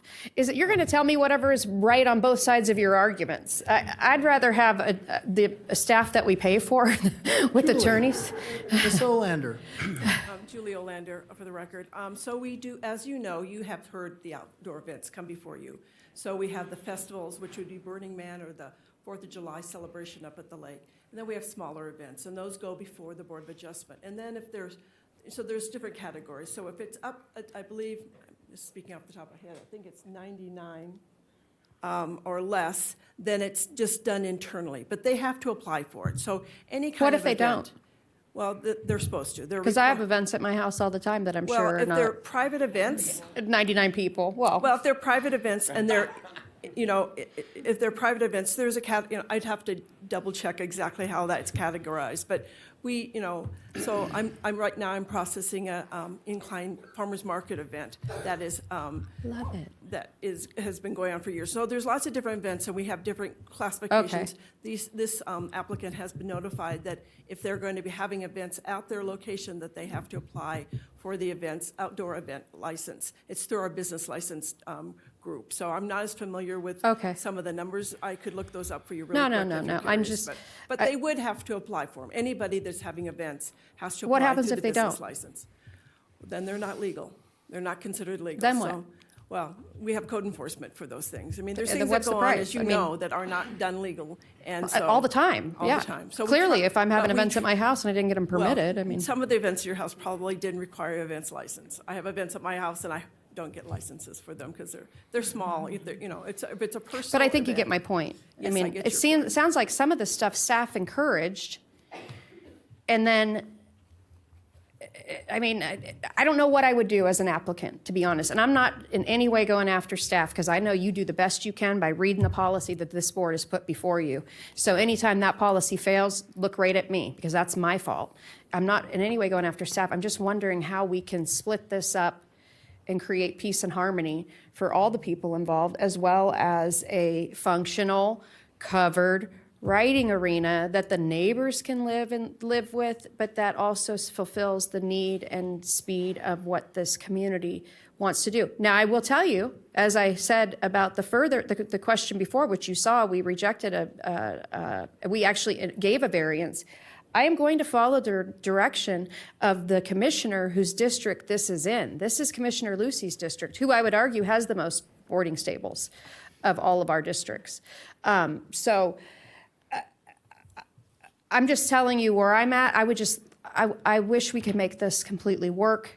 And in some ways where the government kind of gets out of the way, which I know is impossible. I'm from government, I'm here to help you, right? I mean, we never get out of the way. But I think that there might be a path here, but I'd rather look to the commissioner he's gonna have to be the one that bird dogs this for the rest of his career in politics, because of what if we approve this, of what the staff even recommended, a look back to make sure that everybody's in conformance. So that's all I have for questions right now. I don't need any further clarification. I'm just telling you where my brain is going right now. And again, I'm gonna do what I think is best for the community, but I also, we run parochially. We only run in our district. So there's a lot of deference to commissioners up here and what they'd like in their district, but not always. Will tell you I'm a hypocrite about that too, because sometimes I do get involved. But I try to really tiptoe as lightly as I can around other people's issues and their people. So it's great to see everybody here, I can tell you that. And I think you have two great lawyers working on this. So I'm surprised we haven't come to a neighborly agreement about all this, but I get it. It's the theater of the art of the deal. I get it. There is some stuff. I mean, this is why these people have jobs, right? If we could dispute all of our conflict right at the kitchen table, there'd be no lawyers, there'd be no lobbyists, right? It would be done. So I see both sides of this as always, and that puts me in a bad position. So I'm going to defer. Thank you. Okay. So, and by the way, Commissioner, even though I don't own a horse, I am a horse guy. You guys didn't get my pun, main event. So, hold on just a second. Mr. Velto, Mr. Gordon, stay there. So, I know that there's been some jockeying back and forth. I want 3 or 4 more. I want to see, just keep firing them. I can saddle you with these things all night long. I am not going to rein it in. Well done. Okay? You'll be here all night. All right. Sorry. You both have been going back and forth with things that your client can live with and things that your clients can live with, and I know that there's people on both sides. But my question is, and I'm going to ask you this, Mr. Lucy, I'm going to ask you this.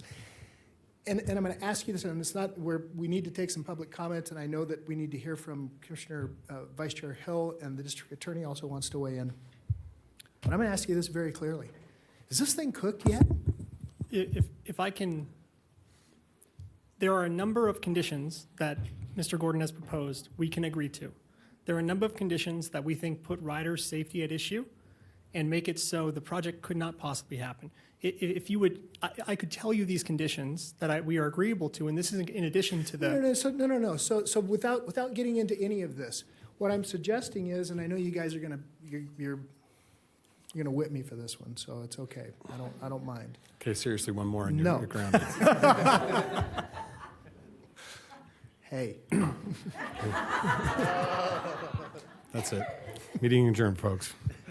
The chairman's about to get beat up. I'm here all week. Don't forget to tip the servers. Do we need to give you guys 30 days to hash this thing out? Is that what we need to do? And so that you can kind of come up, and again, don't beat me on this one. Do some horse trading here. Do Okay. you want to stop and let me try this? Okay. So I'm gonna put that out there. I want you to give it some thought. Vice Chair Hill, the floor is yours. I'm happy for Commissioner Lucy to go first. I am interested to hear the conditions today that the applicant is interested in, but Commissioner Lucy was saying that he would like to speak, so I'm happy to hear what he has to say. But I do want to hear which conditions the applicant is agreeable to. That's of interest to me. Perfect. Okay, thank you. Hold on just a second, Mr. Lucy. No, go ahead. No, go ahead. DA. Mr. Edwards. Yes, back on the question from a moment ago about the indoor entertainment and outdoor entertainment item that Commissioner Jung asked about. If I understood Mr. Gordon's point correctly, and I think I do, it's not whether or not the applicant, if this were approved, would possibly have to get additional outdoor assembly permits or anything like that. The question is whether or not it's allowed in this regulatory zone, which is an HDR regulatory zone. And under the table of uses that he cited to in his materials, it's not. But I think the first question that you all need to consider as the board is whether or not it would constitute indoor entertainment or outdoor entertainment. And those definitions indicate that, for example, indoor sports and recreation. Indoor sports and recreation refers to predominantly participant sports conducted within an enclosed building. Indoor entertainment refers to predominantly spectator uses. There was a slide put up earlier about the number of spectator events that this would host in a year, and I think they can correct me on this, but I think it was 4 of those showcase type events per year on weekends. And so the question for the board is, given the number of spectator events that are at issue, does that equal predominantly the use that would be happening on this property? That's how you answer the question of indoor entertainment and outdoor entertainment. Could I? Good. Are you done, Mr. Edwards? Yes, for now. Okay, Mr. Lucy, the floor is yours. Do you want to give them the opportunity to respond or no? Okay, no, the floor is yours. Okay. You can give them the opportunity to respond. All right. Thank you, Chairman. I You can appreciate do the what you like. opportunity to speak, and I want to thank everybody who's come today, either in favor and in support or in opposition of the appeal today. I think the chairman brings a very good point. I don't feel that this thing is 100% cooked. I feel that there was a lot of miscommunication that went on either between the parties, whether they felt that they were invited or not invited, whether they participated or didn't participate in the initial discussions. And I feel like a lot of individuals were harmed in the sense of emotionally harmed, that they didn't have a say in what was going on. or feel that they were able to contribute to the discussion.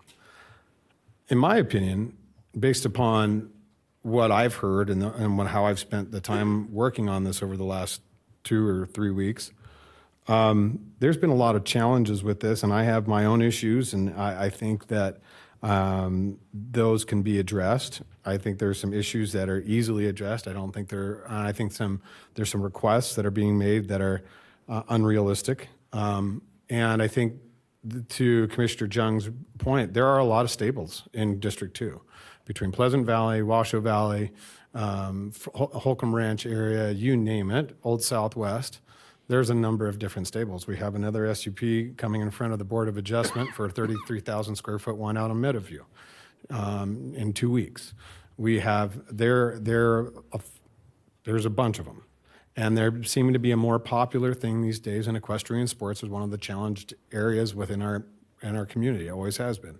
However, that does not change the discussion that this is a residential area that is seeking a commercial use. So, with that being said, and having some conversations, and I apologize about I had to sneak out for a separate meeting in my office, but my opinion is that I think a lot of these things could be addressed and reached, because I was in contact with Mr. Gordon last night when I was sent a letter giving me his conditions, what they would like to see, and I had not had a chance to speak with Mr. Veltro or have a discussion. But I think there's what I see here is a reasonable path forward. And so if it's amenable to both parties, instead of us deciding here today, because sometimes when you let the 5 of us decide, it doesn't work out for you. It doesn't work out for anybody, because we'll split the baby and everybody will go home angry. It's not a cinch. But I'm serious, dude. You're pushing it. But I really do feel that the nature of this community, because I see passionate people in the audience, I see the nature of the community being willing to have the discussion and really sit down and hash this out. And if you can't come to an agreement, I'm happy to do this all again in 30 days. But the point is that I don't know if that's necessarily going to be beneficial for everybody. As long as you guys can reach to some sort of an agreement that appeases all the masses, because individuals need riding. I mean, we're working on projects at the county so that we can provide more equestrian space. So it's not a thing about providing equestrian space, and we've heard from all the pro pony advocates and Ace of Spades Riding Academy, and I've heard from the community and their challenges with it, whether they be ranchers or farmers or whatever, or just residents that have moved into the area that don't feel like they've been adequately heard. I think there's an opportunity for both sides to sit down and really hash this out. And if the chairman's willing to allow for 30 days for you guys to delay this and not have us really sit here and make decisions not on both the just grading pit permit, but also, the special use permit, but also the administrative permit, I think that better suits you, honestly, because realistically, we'll listen to public comment and we'll hear everybody's concerns, and then we'll sit here and break this down one item by item and just figure out what works and what doesn't. And so that, but I don't think that's in the best interest of everybody. So I'm going to turn it back over to the chair. Those are my comments, sir. No, thank you, Commissioner. And look, and I'm going to remind you guys, in all seriousness, I'm going to remind everybody of this. Compromise. What does compromise mean? It means that everybody gets something, but nobody gets everything that they want.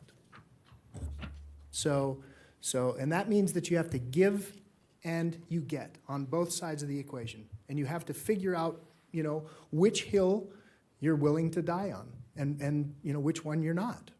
And I think these two sides can come to a compromise on most of the items. There may be some things that we may have to ultimately end up being a tiebreak on, and that's okay.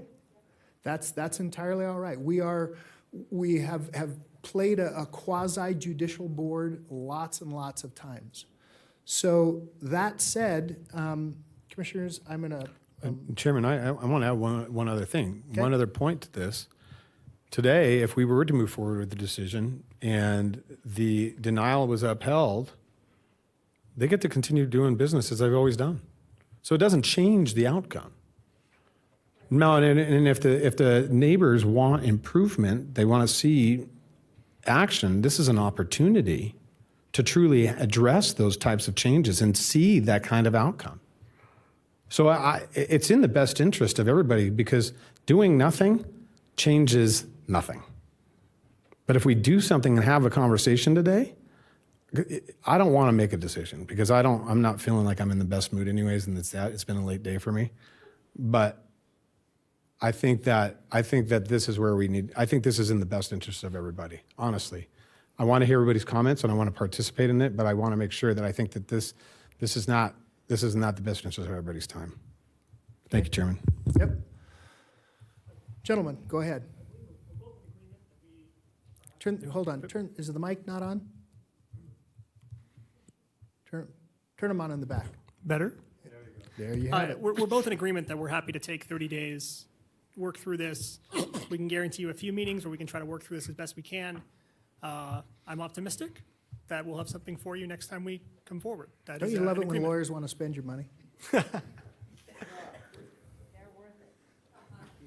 I concur on behalf of my group. 30 days would be great. And I say that in jest, but I say that because you guys need to sit down and come up with a series of objections for each side, and then a series of compromises for each side, and figure out what's going to work for everybody, and how can this move forward, because as Commissioner Lucy appropriately pointed out, to quote a Rush song, I believe it was Geddy Lee, if you choose not to decide, you still have made a choice. Very true. We're not going to pony around on this one. Okay. I'm just trying to curry favor. Don't hit me. All right. Okay? Thank All you. right. So you know what I'm gonna do? We're gonna take about a 6 or 7 minute break, a bio break, because it's important for me, and then I want to hear public comment. So we're gonna go into recess until 10 after. No, you would have done a great job.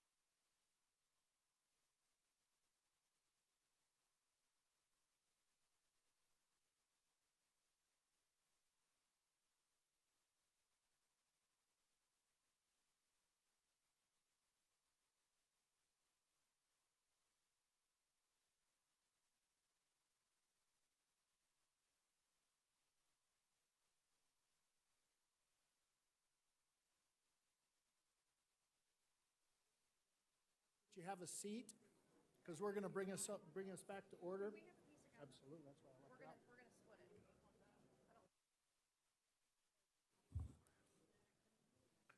I'm going to ask that you have a seat, please.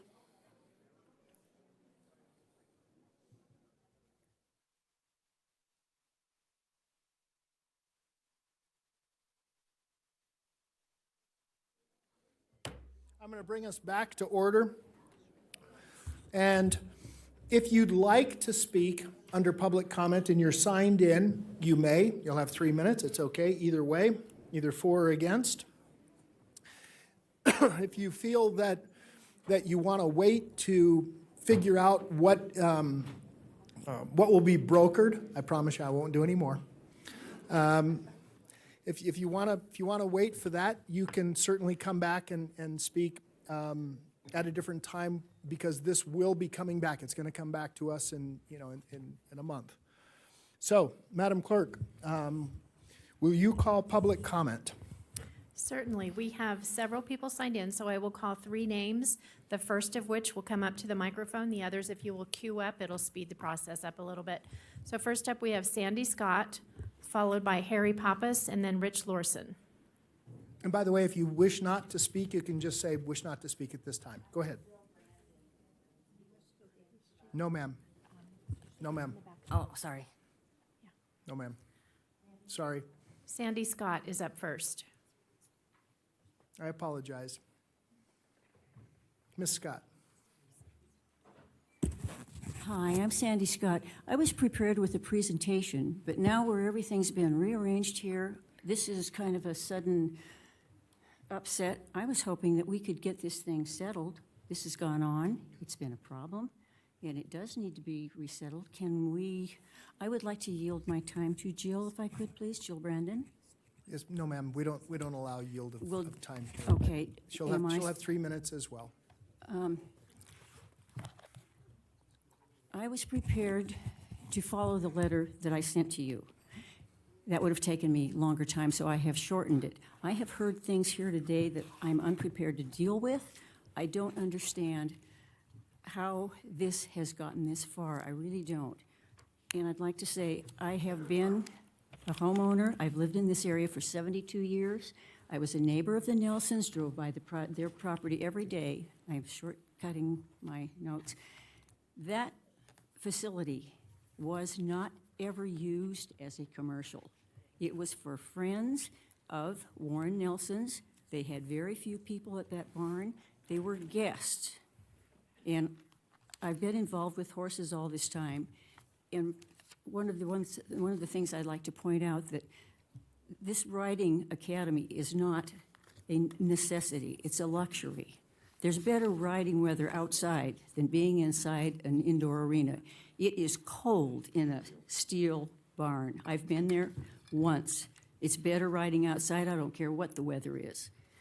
I've trained our children, and we've done everything. We've been very successful without all these privileges. Some of the information that we got, I found disturbing. This has been somewhat taken care of, but I'm really upset that we have to have this great, big, unnecessary, unattractive, industrial steel building in the middle of what's left of our beautiful, shrinking grain belt. I hope you'll agree with me and the Board of Adjustment denying these permits. Thank you. Thank you, ma'am. Next up, we have Harry Pappas, followed by Rich Lorson, and then Lyle Winchester. Harry Pappas? They declined to speak. Okay. Rich Lorson? Good afternoon. My name is Rich Larson. I've lived in Washoe County for 35 years. I've lived on Diamond J Ranch, just less than 3/4 of a mile away from this proposed increased activity. I had a number of things I was going to talk about, but I think the fact that the two attorneys are going to get together and talk some more is important. A huge thing for most of the people that I've spoken with is this building. The size, the material, how obtrusive it's going to be in a residential neighborhood. There are other barns there. They're all made of wood. They're old. There's nothing like this in the area. It's completely different. The other thing I want to make a quick comment on is the quality of Holcomb Ranch Lane. If you haven't driven on, walked or ridden a bicycle on Holcomb Ranch Lane, I would encourage you to do so. It's unbelievable that it's actually a state highway or road. For cyclists, and I've been cycling on that road for 35 years, to go from McCarran on the west side of Reno, the only way to get to South Reno is on Lakeside Drive, Holcomb Ranch Lane, to Thomas Creek, and then Foothill and out. Otherwise, you have to drive on or ride on South Virginia. That's death on a bike. And Holcomb Ranch Lane is getting worse every year. The pavement's terrible. It drops off. There's holes in it. You go off into dirt, gravel, rocks, people's trash. And if a car is going to actually give you the 3 feet of mandated space that the state law says they need to do when they pass you, they're over the yellow line, the double yellow line on Holcomb Ranch. And any vehicle with a trailer, they can't pass you anywhere without going over that double yellow line. So it's a big traffic issue out there, and on weekends when they're going to do a lot of this stuff, that's when there's much increased in pedestrian traffic, runners, and cyclists. Thank you. Thank you, sir. Lisa Winchester, followed by Art O'Connor, and then Ron Palmer.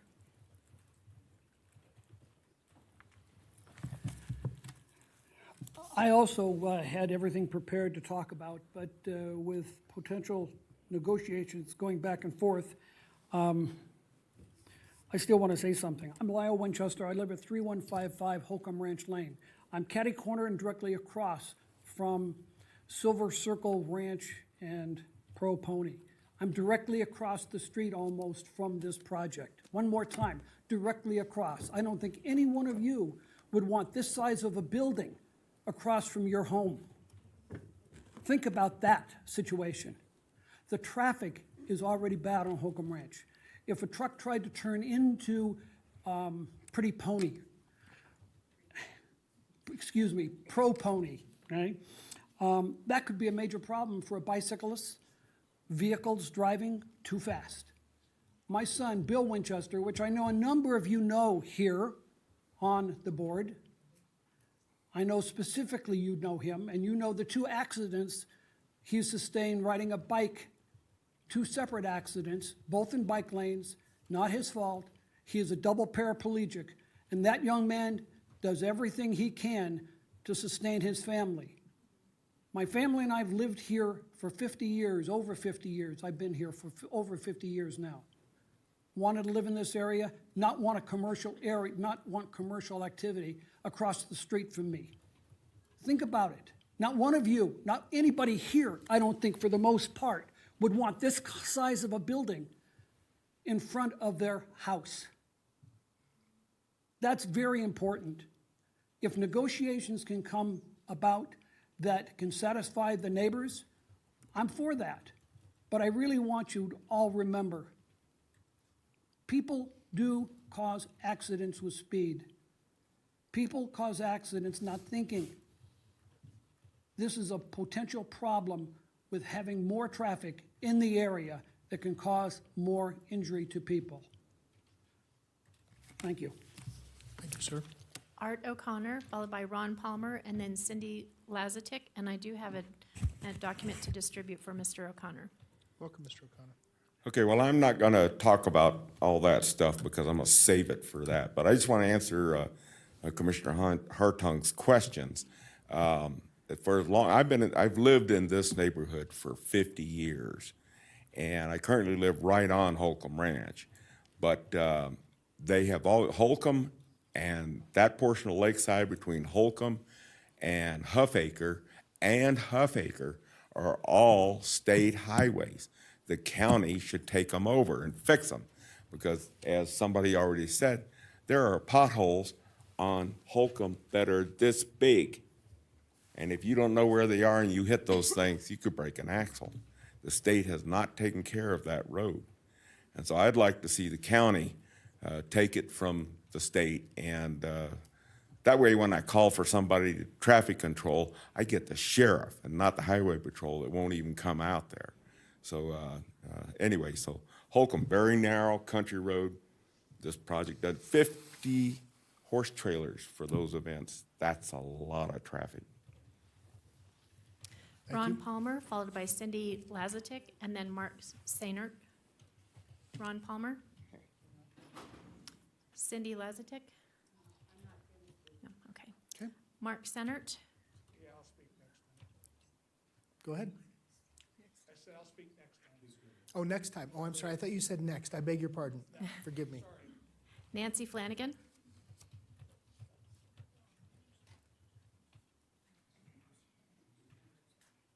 Nancy Flanagan. Ms. Flanagan? No.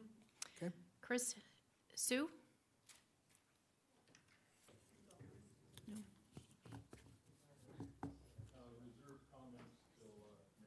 Okay, thank you, sir. Joanne Zupin.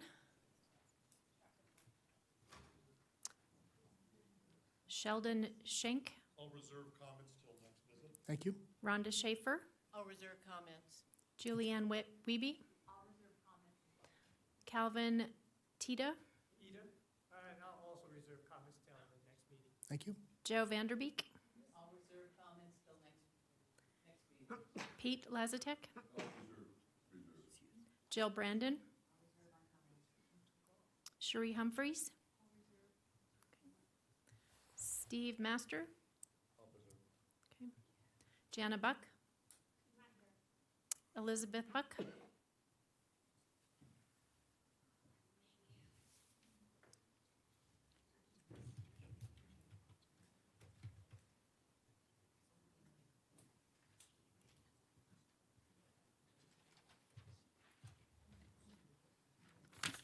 Welcome. Hello, my name is Ellie Buck. I have been riding at Paravasis Stables for 4 years. I also work there too. Indoors will be great for when it's hot, cold, windy, snowy, icy outside. When it's cold outside, my hands get numb because it's hard to hold the reins. When my toes, feet, and ears get cold, they hurt. An indoor arena will make riding and working so much better. Please support this project. Thank you for your time. Thank you so much. Well done. Matthew Caradonis.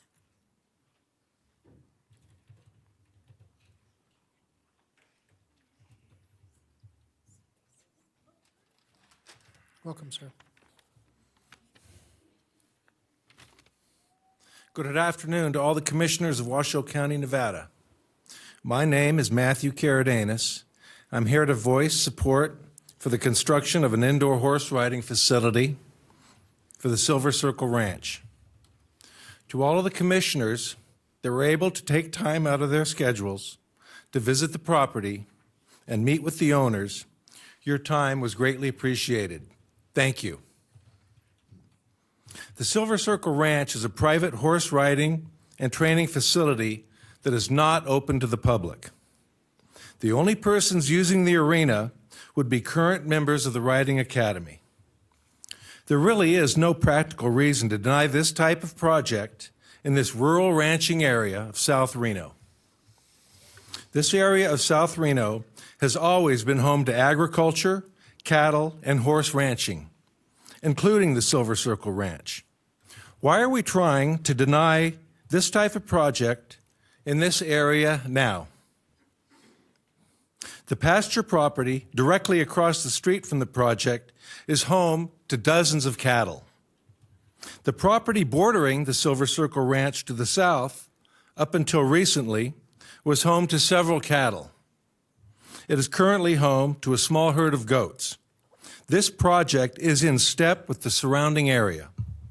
For the people that live in a ranching area of our community, this kind of ranch improvement should be expected. Please vote yes to approve this project. Thank you for allowing me to speak this afternoon. Thank you, sir. Julia Dyer.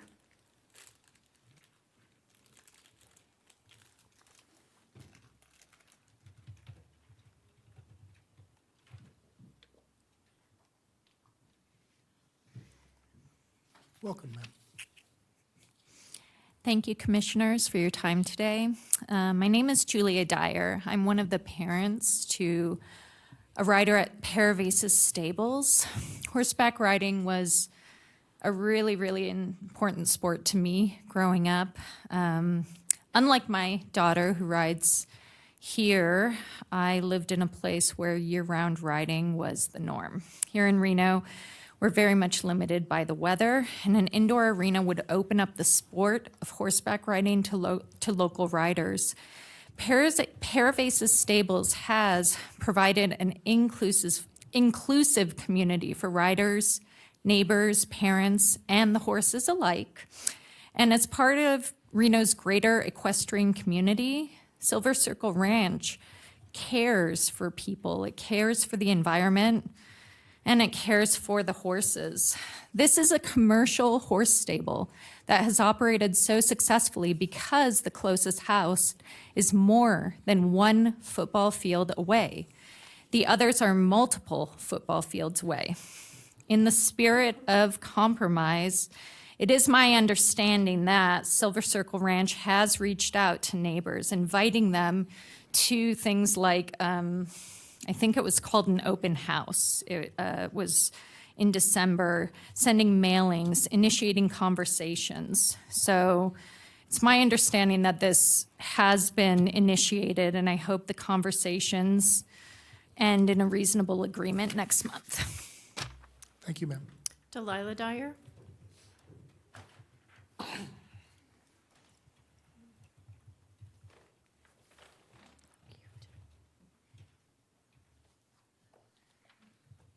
Yeah, just pull the microphone down. Welcome, Miss Dyer. Hi, I'm Delilah Dyer. I'm 9 years old. The reason I want to have an indoor arena is when it snows or even rains just a little, we have to ride inside. I mean, learning about horses is fun, but I'd rather ride. It's like cars. Would you rather look at a car and learn about cars, or would you rather like to ride in a car? Horseback riding is my favorite sport, so I want to ride all year round with no troubles. Thank you, ma'am. Maddie Hodge.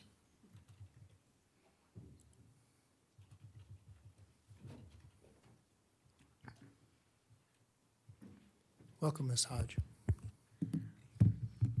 Hi, my name is Maddie Hodge, and I'm 11 years old. I've been riding at Paravasis since I was 4 years old. Horseback riding has become an important sport to me.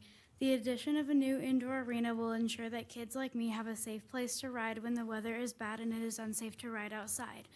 That is why I'm in support of this indoor arena. Thank you for your leadership in ensuring our community has safe places for kids to ride and learn. Thank you, ma'am. Jennifer Preeman.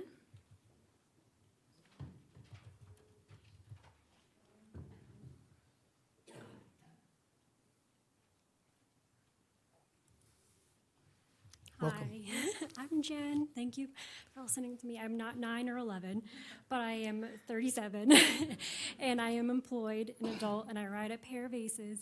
I do 10-hour days, and by the time I can get to the barn, it's dark and cold from November to March. The last few times that I rode in the dark, there were coyotes howling all around me.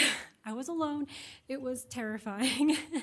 And also the ground freezes really quickly in the nighttime, and you can't ride too late at night because it's bad on the horses for them to ride on the frozen ground. So that's all I have to say. Thank you. Please build it so I don't get eaten by coyotes. Thank you, ma'am. Jean Menelay.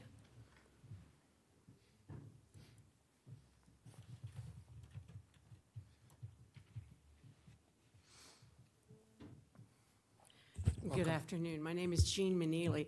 I've been a farrier, blacksmith, horseshoer for 41 years, and in that capacity, I have probably visited over 1,000 different equestrian facilities. I'm a lifetime member of the American Farriers Association. Twice I've been a term as the president of the Nevada Professional Farriers Association.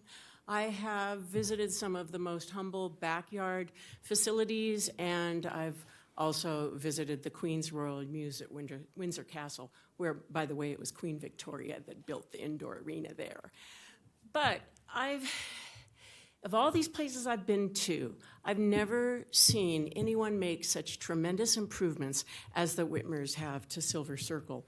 I first went out there about 18 years ago when a boarder asked me to come shoe her horses.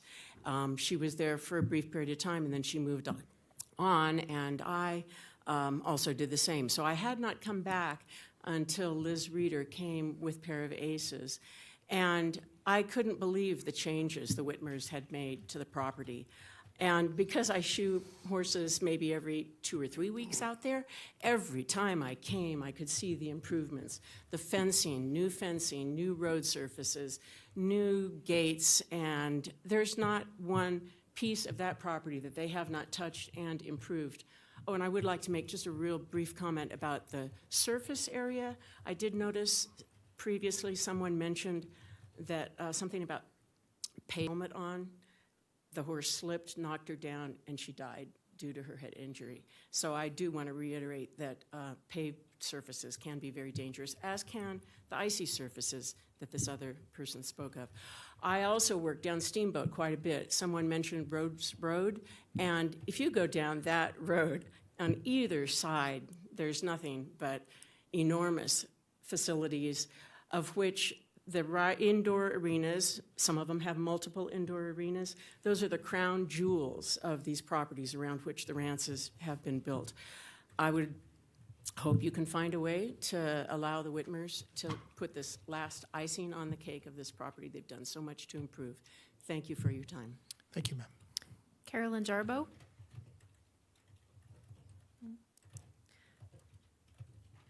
Daylin Moore.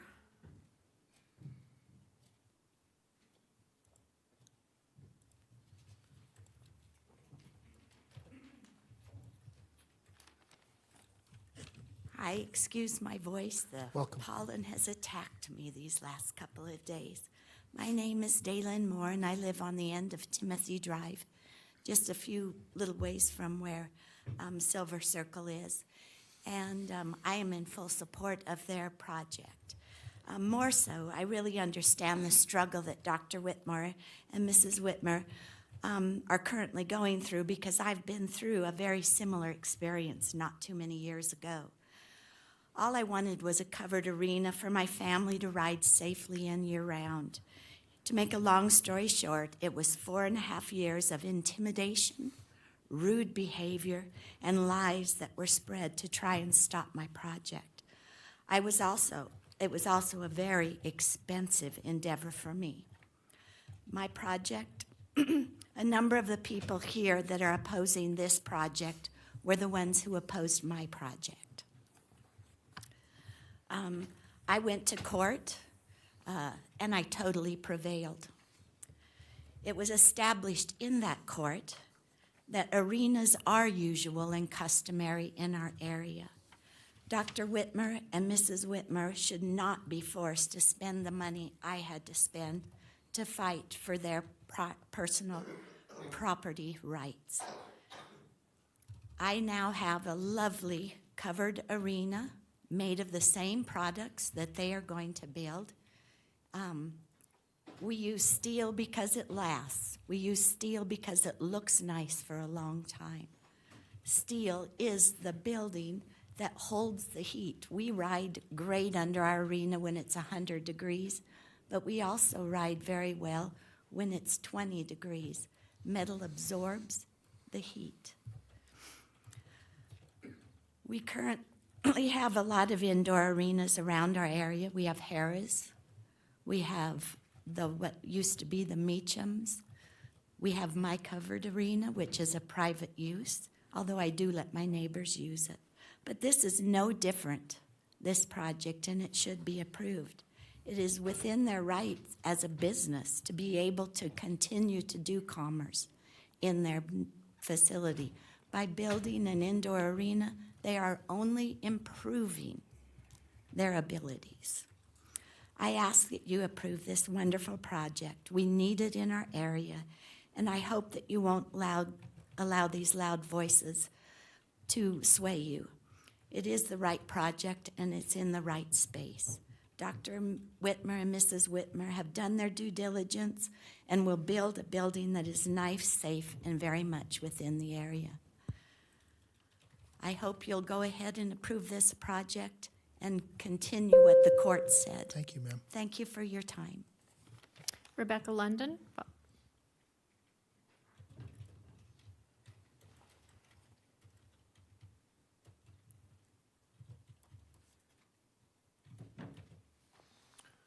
Good afternoon. Welcome. I'm Rebecca London. I live in the neighborhood at Huffacre. I drove by this proposed property, looking at the surrounding area, and I approve of what they're suggesting. I looked at the renderings. I think it's just fine. I'm not discouraged by anything. I hope that they come to a compromise within this 30 days. That would be best for everyone, I think. If it comes to you, I hope that you keep in mind the population, because that was a concern. It's growing here, so what might have been useful 20 years ago, what they're proposing and using for what they already have going, and the population increase would be accommodating. It's also a positive outlet for children. I have a cousin who does it. I'd appreciate it if it could move forward. Thank you for your time. Thank you, ma'am. Bruce Whitmer.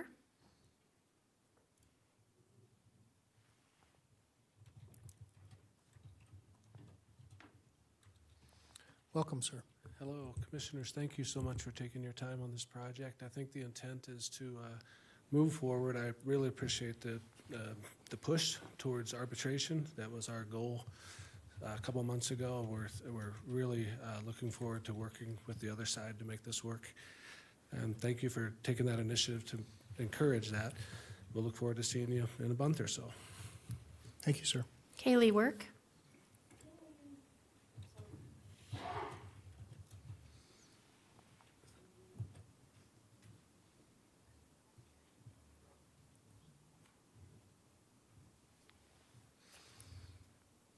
Would you identify yourself for the record, ma'am? Kaylee Work for the record.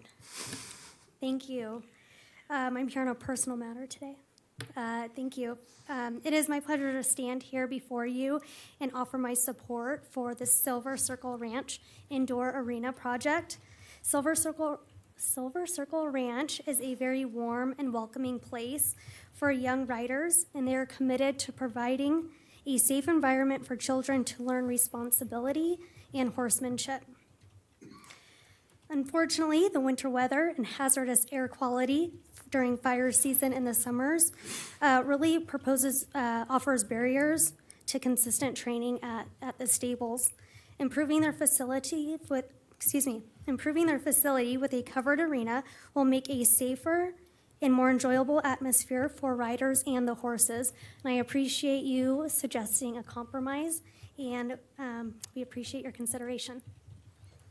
Thank you. And by the way, Ms. Work is our recorder. Bryn Klitsky. Welcome, ma'am.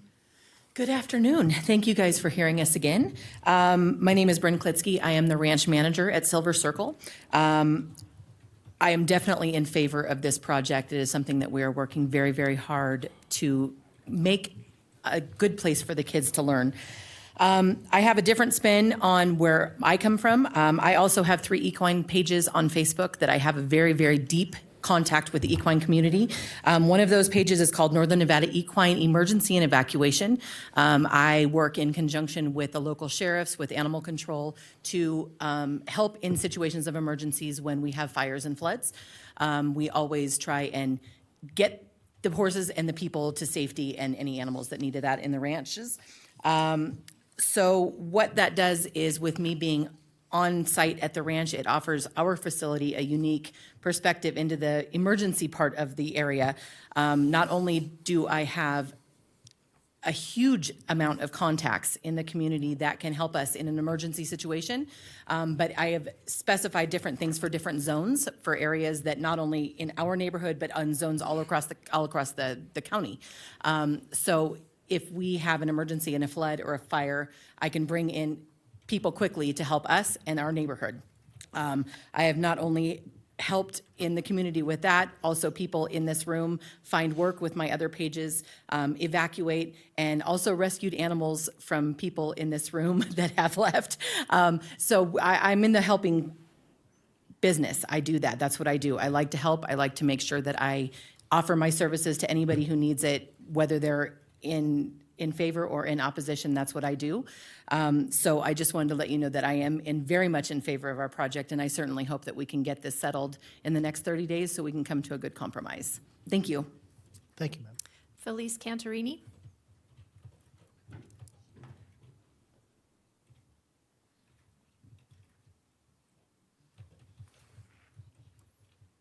Welcome.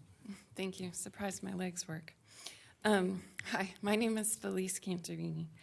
I'd like to thank the commission for allowing me to speak this afternoon, rather this evening.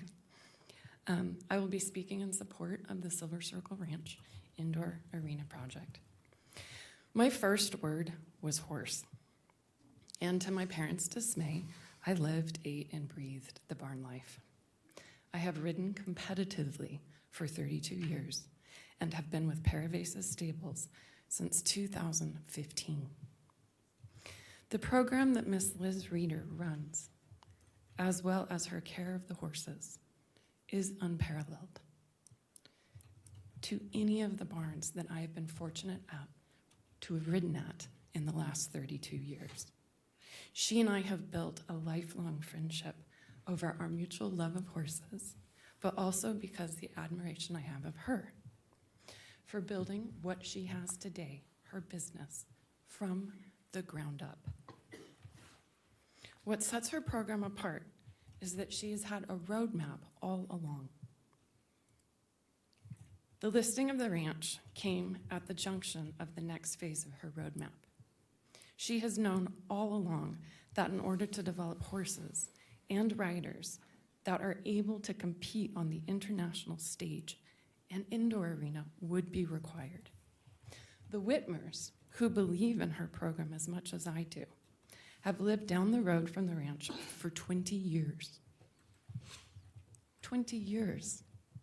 They vetted the possibility of constructing a new indoor prior to writing the offer letter to the Nelson estate, knowing full well that Liz's roadmap would only add life to the historical property. And even more importantly, that her program is a boutique operation, that in no way would it clutter or take away from the beauty of this beloved corner of Holcomb Ranch Lane. The indoor arena simply ensures that Reno, Nevada will be able to host and will also be home to a program that is not only a benefit to the community, but ensures its success on an international level. So please, from the girl whose first word was horse, and from the lady before you who's ridden for 32 years, I urge you to vote in favor of this project. Thank you. Thank you, ma'am. Liz Reeder.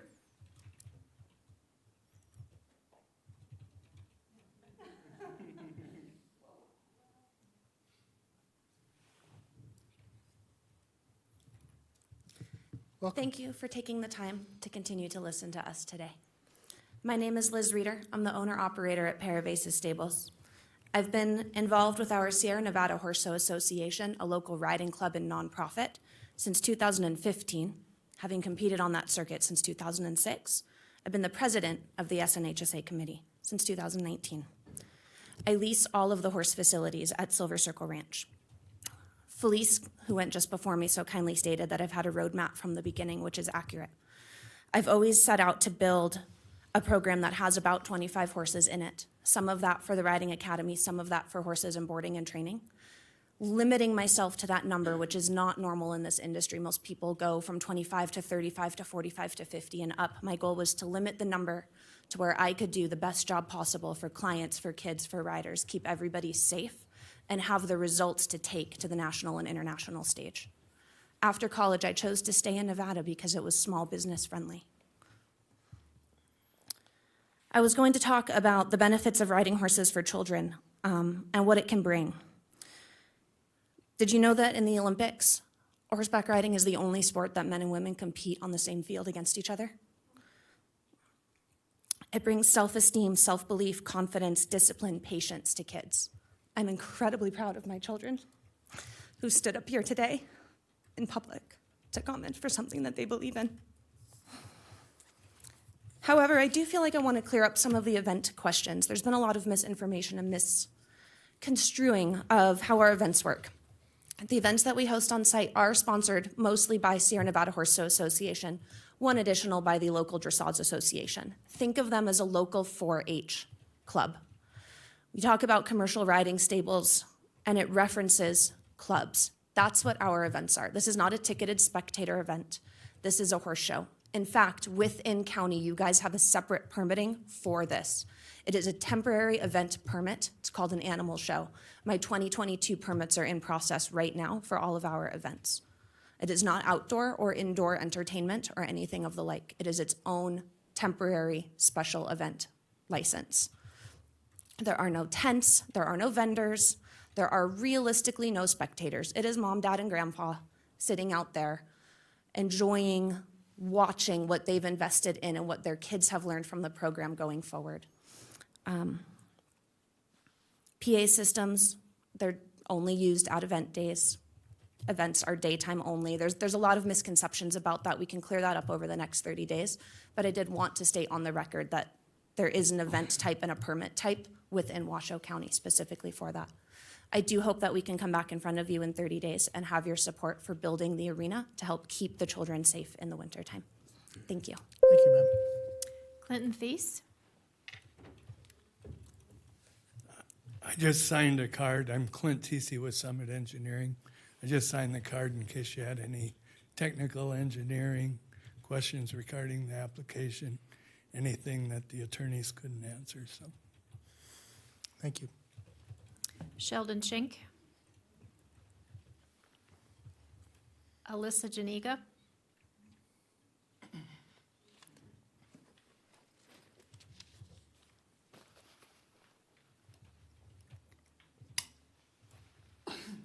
Ms. Janiga. It's not meant for Welcome. short people.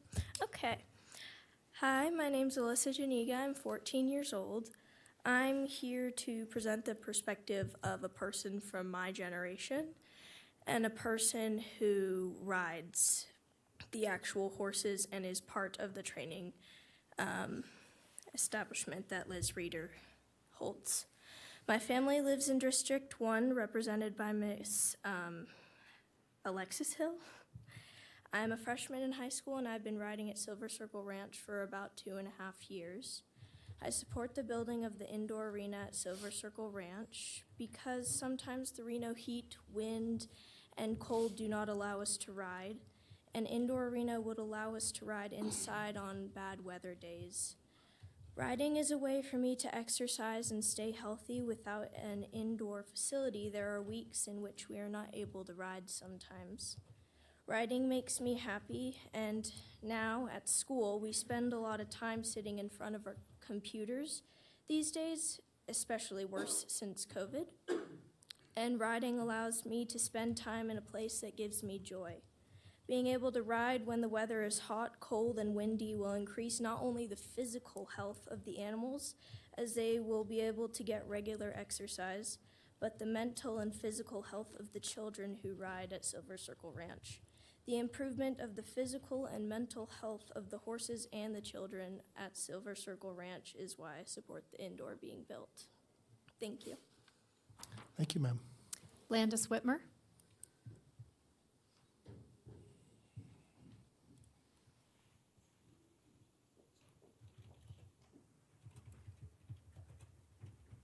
Welcome. Hello, Commissioners. I'm Landis Whitmer. My husband and I, Bruce Whitmer, Dr. Bruce Whitmer, own Silver Circle Ranch. We live about 2 or 3 miles away. I've jogged it. And we've lived there 20 years. We are very much a part of this community and this neighborhood. I want to thank you very much for all the time that you've put into our little teeny project. Your staff is amazing. They're highly effective and very professional, and we really, really thank them for their due diligence with our project. This means the world to my family. I've had more than 50 meetings with all of the opposition. I have toured several times in one day with separate people. I have gone over every fact 1,000 times. 1,000 times, I'm sure. I have over 216 people who have reached out to me in this neighborhood to support this project. 216 people. We have this amount of people here that I thank so much from the bottom of my heart that they're here because of this project, because they want safety for their children, their community, in a historic Silver Circle Ranch that's been there for almost 50 years, 2.5 years doing exactly what I am doing with it now. We have already come up with 22 self-imposed restrictions. 22. I've thought of everything I could give. I have narrowed down how many horses. I have narrowed down how many could be at a show. I have offered trees. I have put windows in my building. I've placed my building on the smallest, lowest part of our property, and I don't know what more to do. I will gladly meet with them. They used to never return my calls at all, ever. I couldn't get a meeting with the opposition. So I'm glad that you're mandating that they meet with me, that they look at the 22 things that we've already come up with to help the community, so that all we can have is a small indoor, the smallest that 5 horses could go in one lesson and not hit each other, so our children can ride safely. I thank you. I want you to approve this, and I want this to be a really good month of communication from their side. That's all I want. Thank you very, very much, and thank your staff. Thank you, ma'am. Karen Lockard.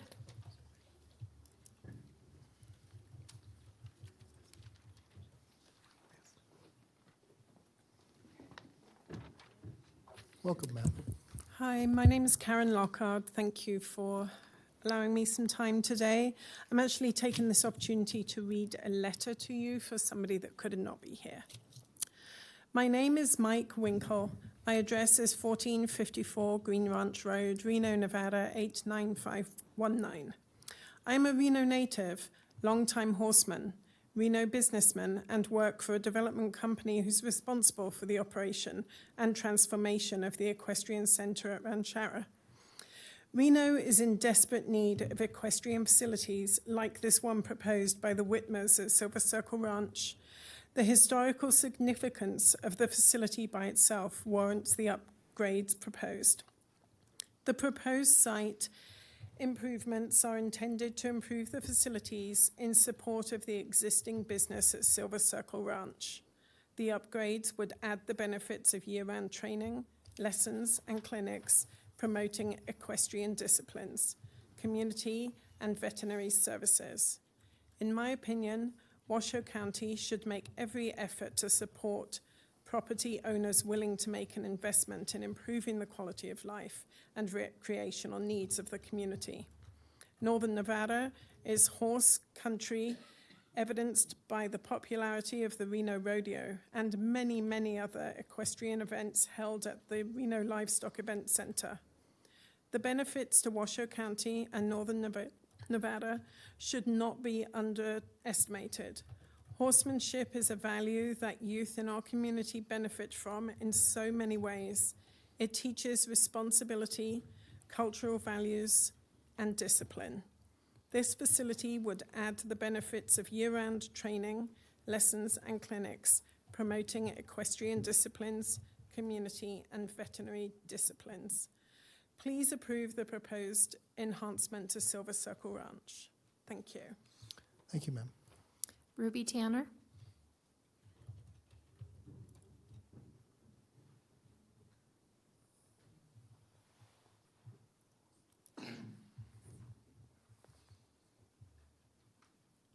Welcome, Ms. Tanner. Thank you. My name is Ruby Tanner, and I have been riding at Paravasis Stables since 2020. I remember a day when it started hailing while I was in my lesson, and we could not continue. Having an indoor barn would prevent this from ever happening to anyone again. The bad weather in Nevada, it could either be very cold and very hot, sometimes in the same day. Living in Nevada, it's harsh that way, but riding is one of my passions, and I would like to continue it. And having an indoor arena would only help me do that. Thank you. Please vote yes.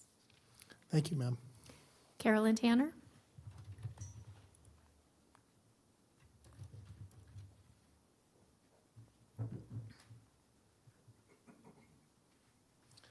Welcome. She's shorter than me, at least for a little while. I'm Carolina Tanner. We live in the Sierra Manor neighborhood, which is about 2 miles from Silver Circle Ranch.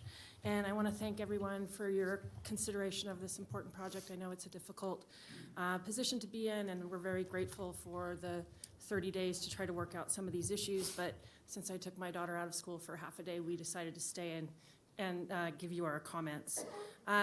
I grew up riding horses here. I've lived here my whole life. I rode with my best friend as a 5th grader, like my daughter is, at her little farm on the bend of Holcomb there when the Clarks owned it.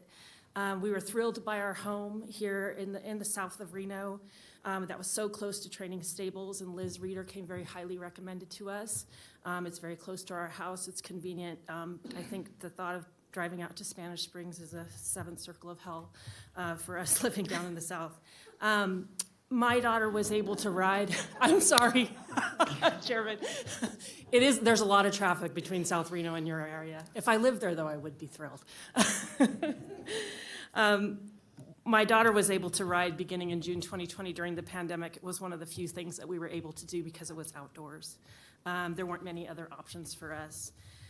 And my daughter's pretty tough. As you can see, it's kind of scary for all of us to come here and speak before you, let alone an 11-year-old. But she's been there. She's fallen off a horse. She's gotten sunburned. She's gotten sore. And I've only seen her cry twice at Paravasis. And once was when she was on Happy the pony, who we affectionately refer to as Grumpy, because he was so grumpy he wouldn't canter for an entire hour, and she got off crying. The second time was when I went to pick her up in the dead of winter, and she had a look on her face, and she was very stoic, and then she got into my truck, and she immediately started shaking and crying because she was so cold. So I ask that you allow this project to go forward when it comes back before you. Hopefully it will come back before you in a stipulated format. But as you've heard, we don't believe this is an event center. It is not out of conformity. If you drive from Silver Circle down Holcomb and look to the left, you'll see several other buildings that are large, like what this is presenting, but I think what we're presenting is certainly in a less obtrusive fashion. It's not an eyesore. We don't believe it will increase traffic significantly, but it will allow for robust, safe riding for these students and the beautiful animals that they love and care for. Again, thank you so much for your time and your service, and we hope that we will have a project in front of you that you can vote yes on. Thank you. Thank you, ma'am. Laurel Kerr?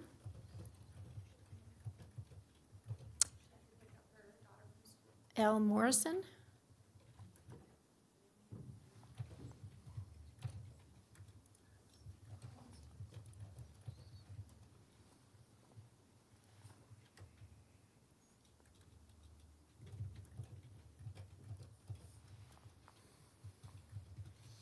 Welcome. Oh, thank you. My daughter rides at their school. I live about 1.5 miles away. She'd be here today, but they're down in Catalina on a science trip. So our 2 girls were down there. But this has been the most life-altering experience for my daughter to ride under the tutelage of Liz. It's been so wonderful to see her grow as a girl. She's 13 right now. And as a parent, though, it's very scary to put your child on top of a horse, and then with the conditions.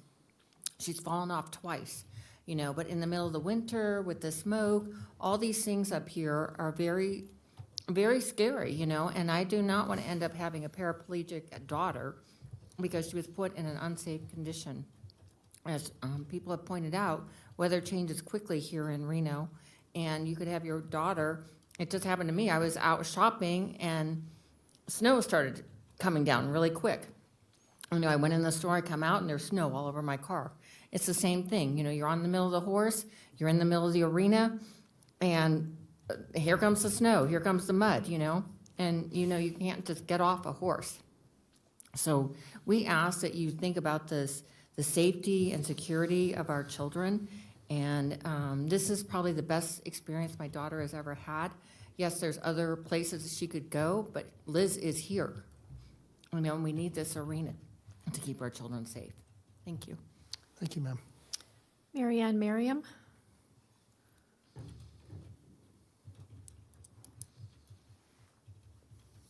Welcome. Thank you. Good evening, Chair Hartung, Vice Chair Hill, and County Commissioners Lucy, Young, and Herman. I am writing to urge you to approve the construction of this indoor arena and successive other things they are applying for in order to accomplish this. I live right around the corner from this project on Lakeside Drive. Someone mentioned there are no metal buildings in the area. I have a metal barn that's been there for probably at least 15 years, and it's very nice, looks nice, and it's quite functional. So I don't think that should be held against anyone for building in the neighborhood. I will be driving past this project sometimes several times a day, and I honestly think there's no better place on the site for the arena. It's going to be, finished floor is going to be way below the street grade, which means the building itself is going to be equivalent to about a one-story building or house. So I don't perceive it as being an eyesore at all, and the fact that they have offered to screen it with additional landscaping, and also there are tons of trees there right now. So I don't think visually it will be an impairment to the neighborhood at all. I must say that I am thrilled to keep equine activities in the neighborhood. We have so many projects coming before all of you and our neighborhood that if they build there, they rip out the barns, they divide it into smaller lots, et cetera, and I'm just thrilled to keep this heritage of our community going. Also, I was at the open house that they had back in December, and I must tell you that they have, as someone earlier mentioned, made tremendous improvements into the neighborhood, the property, and the facilities there. And I have every expectation and confidence that they will build with the same high level of professionalism and care that they have done with the rest of their project, rest of their property. I think that we need to provide safe environments for a horse riding community and promote the equine heritage of this property.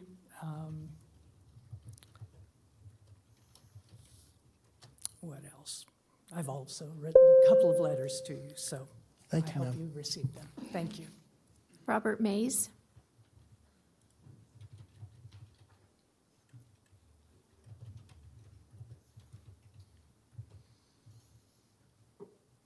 Welcome, sir. I'll say good evening now. We're getting really close to that. My name is Robert Mays. I'm here in support of the riding arena. I began using Lakeside Drive, Holcomb Ranch Lane, about 1975. 47 years ago. I operated a lawn service, and one of my customers at that time wanted the grass clippings to keep the weeds down along his roadway out in that area. I was in the area at least twice a week for 6 to 7 months of the year for approximately 6 years. During this time, I would often think how great it would be to live in this area. Open space, horses, cattle, a few sheep and goats were always visible, always using the roadway all the way from Windy Hill.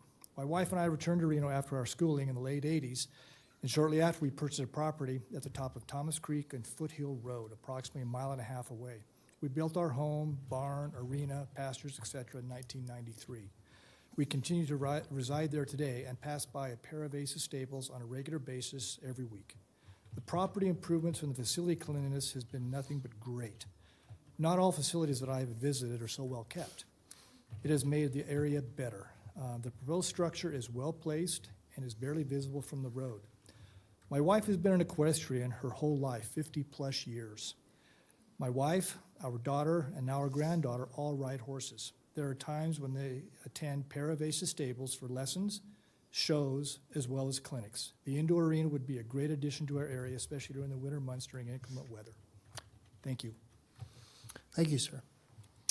Linda Bissett.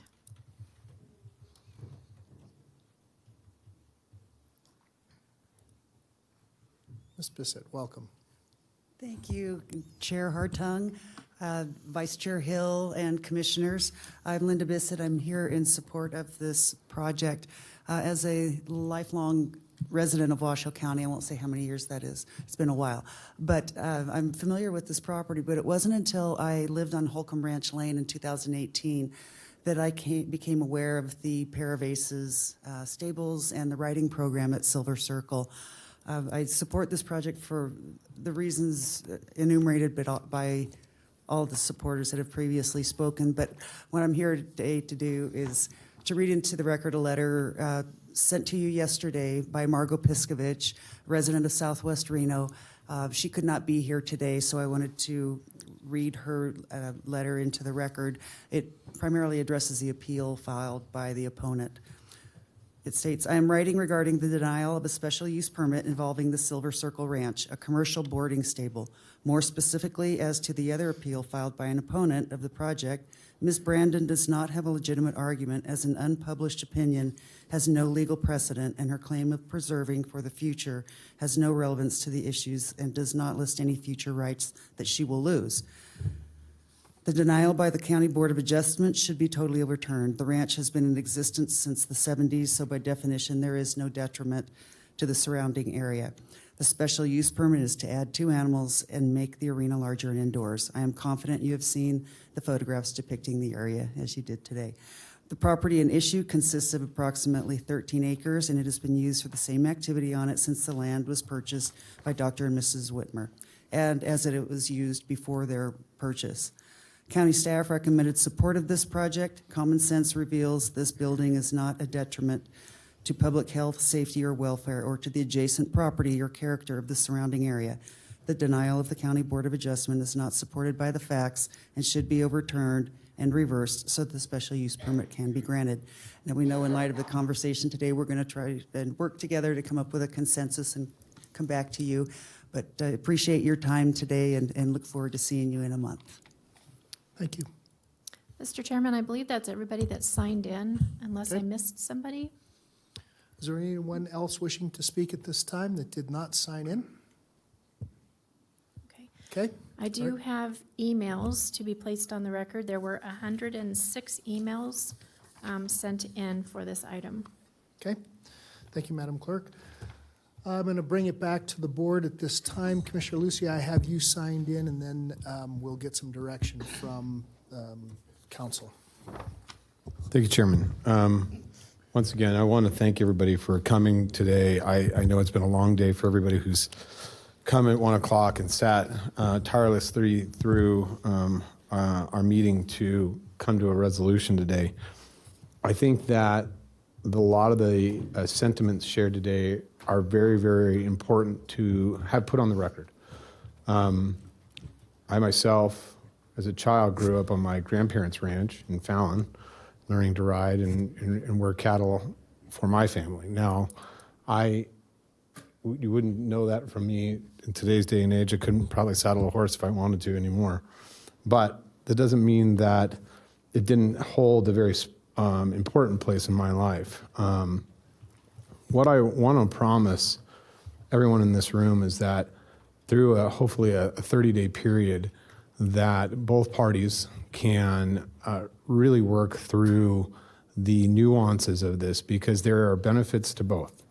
Realizing the sides, both sides, as Commissioner Jung pointed out earlier, there are concerns from both sides. And here at this commission, our focus is always the safety and security of our community. But that does not short side the quality of life for individuals in our community as well.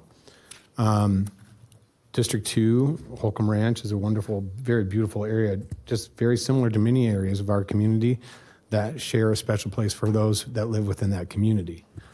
So I have spent my life watching children grow up, from Sean Leckie to Isabella Pitts, that have both ridden horses. When they had nothing else to turn to, they became better individuals when they found something, a passion that helped guide them. I've seen equestrian sports change children with disabilities' lives. I've seen a number of things be impacted by equestrian sports. I think there's a lot of heritage. You heard the term heritage here, and one of the things that I've always strove for as a county commissioner is to preserve the heritage of our community. As a fifth generation Nevadan, I think that that's important that we retain that. And no better place than Holcomb Ranch or the entire Washoe County to maintain that heritage. So what I promise you today is that I will continue to work with both parties and hopefully come back in 30 days with a resolution to this issue and make sure that the stakeholders and everybody has a chance to truly vet this, and that we can dispel a lot of the misinformation that is out there. Misinformation is usually what is the biggest opponent for all 5 of us at this dais, most often.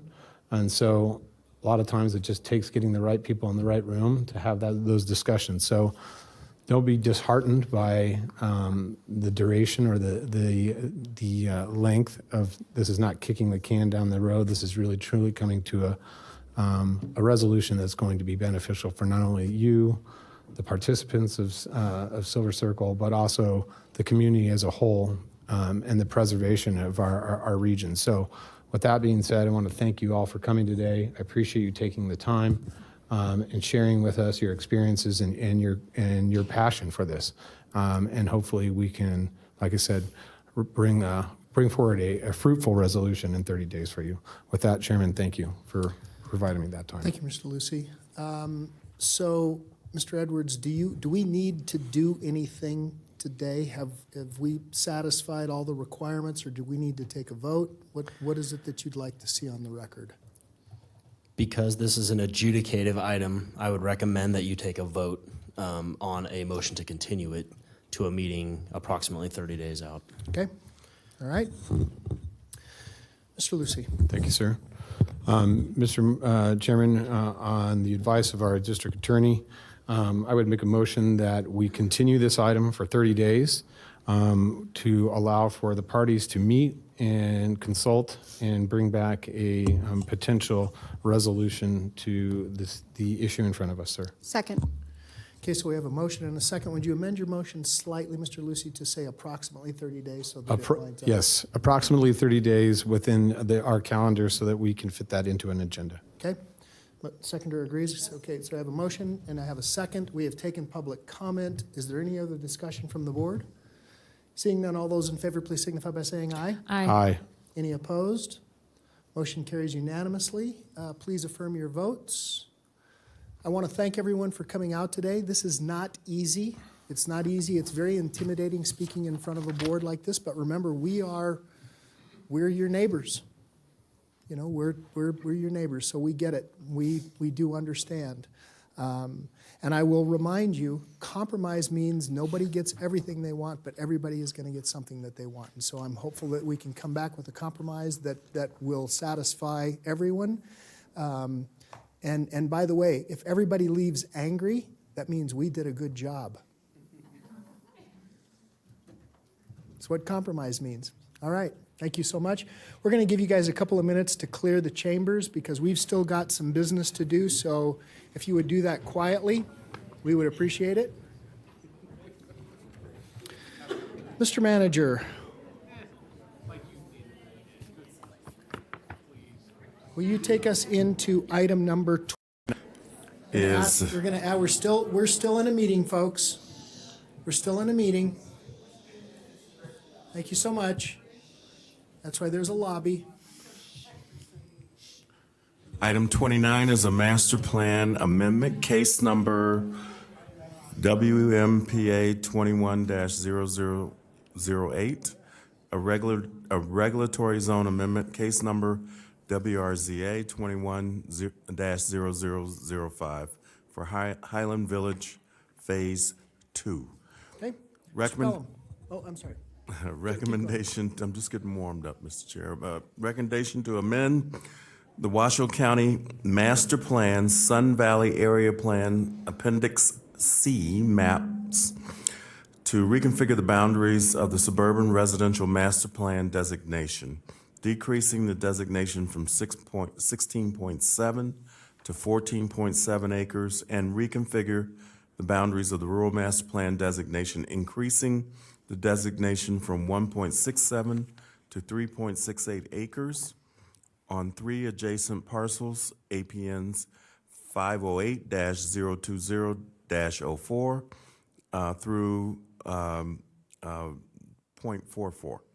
If adopted, the master plan amendment will take effect after a determination of conformance with the Truckee Meadows Regional Plan by the Truckee Meadows Regional Planning Commission, and approved subject to final approval of the associated master plan amendment and a favorable conformance review by the Truckee Meadows Regional Planning Commission, a regulatory zone amendment to the Sun Valley Regulatory Zone map to change the regulatory zone on 3 parcels from 16.706 acres to low-density suburban and 1.676 acres of general rural to 14.702 acres of high-density suburban and 3.6 acres of GR on 18.382 acres, and reconfigure the boundaries of the proposed HGS and GR zones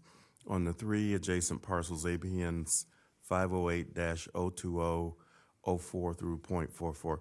The Board of County Commissioners may adopt the proposed amendments, may further modify the proposed master plan amendment, and refer the matter back to the Planning Commission for its report in accordance with NRS 278.220, Section 4, or the proposed regulatory zone amendment for any or may deny the proposed amendments after the public hearing. If approved, the board may authorize the chair to sign the resolution to this effect. There you have it, Mr. Chair. Thank you, Mr. Manager. Mr. Pelham, welcome. Good evening, pardon me. Good evening, Mr. Chairman and members of the board. For the record, I am not Courtney Wyke. I am stepping in for my colleague this afternoon, and she's a bit under the weather. And I would like a little direction from you. I have her entire presentation. It's about 15 slides or so, or we can do a little more abbreviated one. What's your pleasure? Abbreviated is Very okay. good. Mm-hmm. Then what I am going to do is just fast forward straight to this map, which shows the existing land use. We see to the north there, you have some orange. That's high-density suburban. Our site that we're looking at here is the pink with the green there, the sort of the triangular parcel of land. And in a nutshell, what's happening is we're taking those areas that have some topographic constraint, which is really the north corner of that triangle, and changing both the master plan and the zoning such that that is general rural, that essentially allows very little development potential, and then turning sort of the most of the southern portion of that triangle into high-density suburban from low-density suburban. Again, both the master plan and the zoning. What you see here is the topography, or at least the slope. You see those yellow and red areas. Again, those are called out as those areas that are probably less suitable for development. The green area is the area most suitable for development. And what we end up with is something looking like this. Both the master plan and zoning reflect each other, the master plan being the rural and then the suburban, the zoning corresponding to that being general rural and high-density suburban. The result is the possibility of 102 dwelling units. It is and right now we're really looking at more like 16. So the high-density suburban allows up to 7 dwelling units per acre. And there we go. And really, there's our zoning, and that's sort of the end effect is there on the right-hand side. This was recommended for approval by staff. My colleague felt that the required findings could be made. The Planning Commission has recommended approval of this. I am bringing that forward to you this afternoon. With that, I'm available for any questions you might have. Mr. Pelham, I have a question.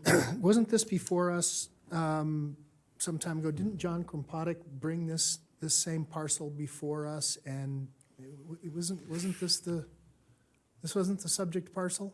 If so, I am not familiar with that case. It was not long ago, however, that the area there to the right, to the north, that was phase 1, when that was changed to high-density suburban from primarily low-density suburban and general rural. All right. Hold on. So yeah, I seem to remember something about this, but I can't. I'm losing track. Okay. Why don't we let commissioners? Do you have any questions for staff? Okay. Thank you. Any comments, Commissioner Herman? Okay. All right, Madam Clerk, would you open public comment for me? Mark Newman is up first.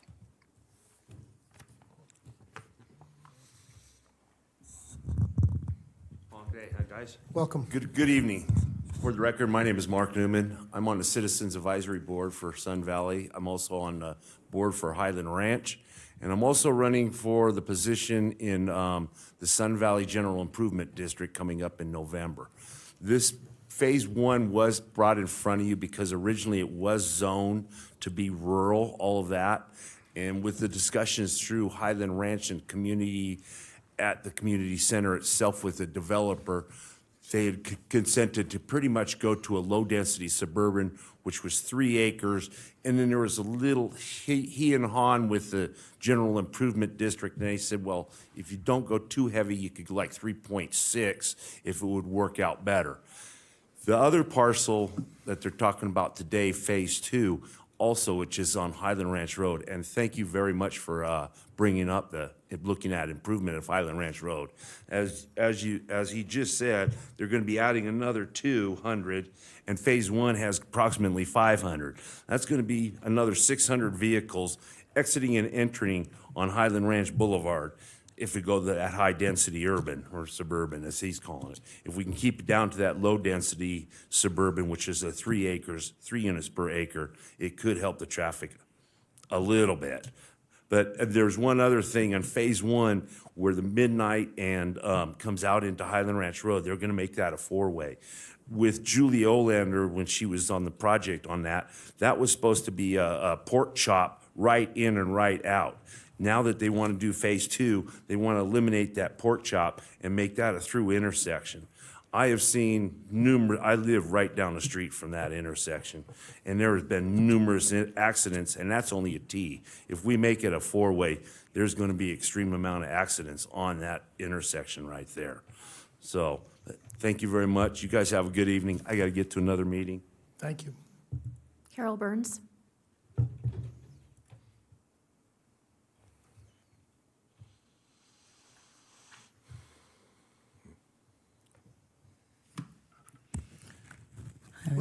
My name is Carol Burns. I'm a member of the Sun Valley Citizens Advisory Board.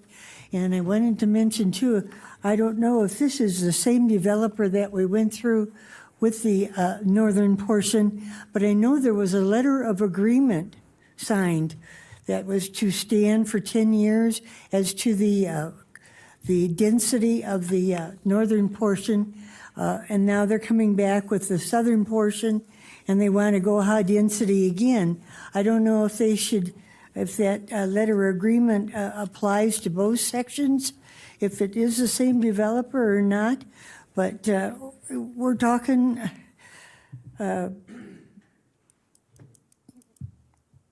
traffic patterns again. I'd like to quote from the Master Plan for Sun Valley, Volume 2. The community expresses a strong desire to manage growth levels and traffic patterns so the traffic congestion and related air quality do not reach undesirable levels.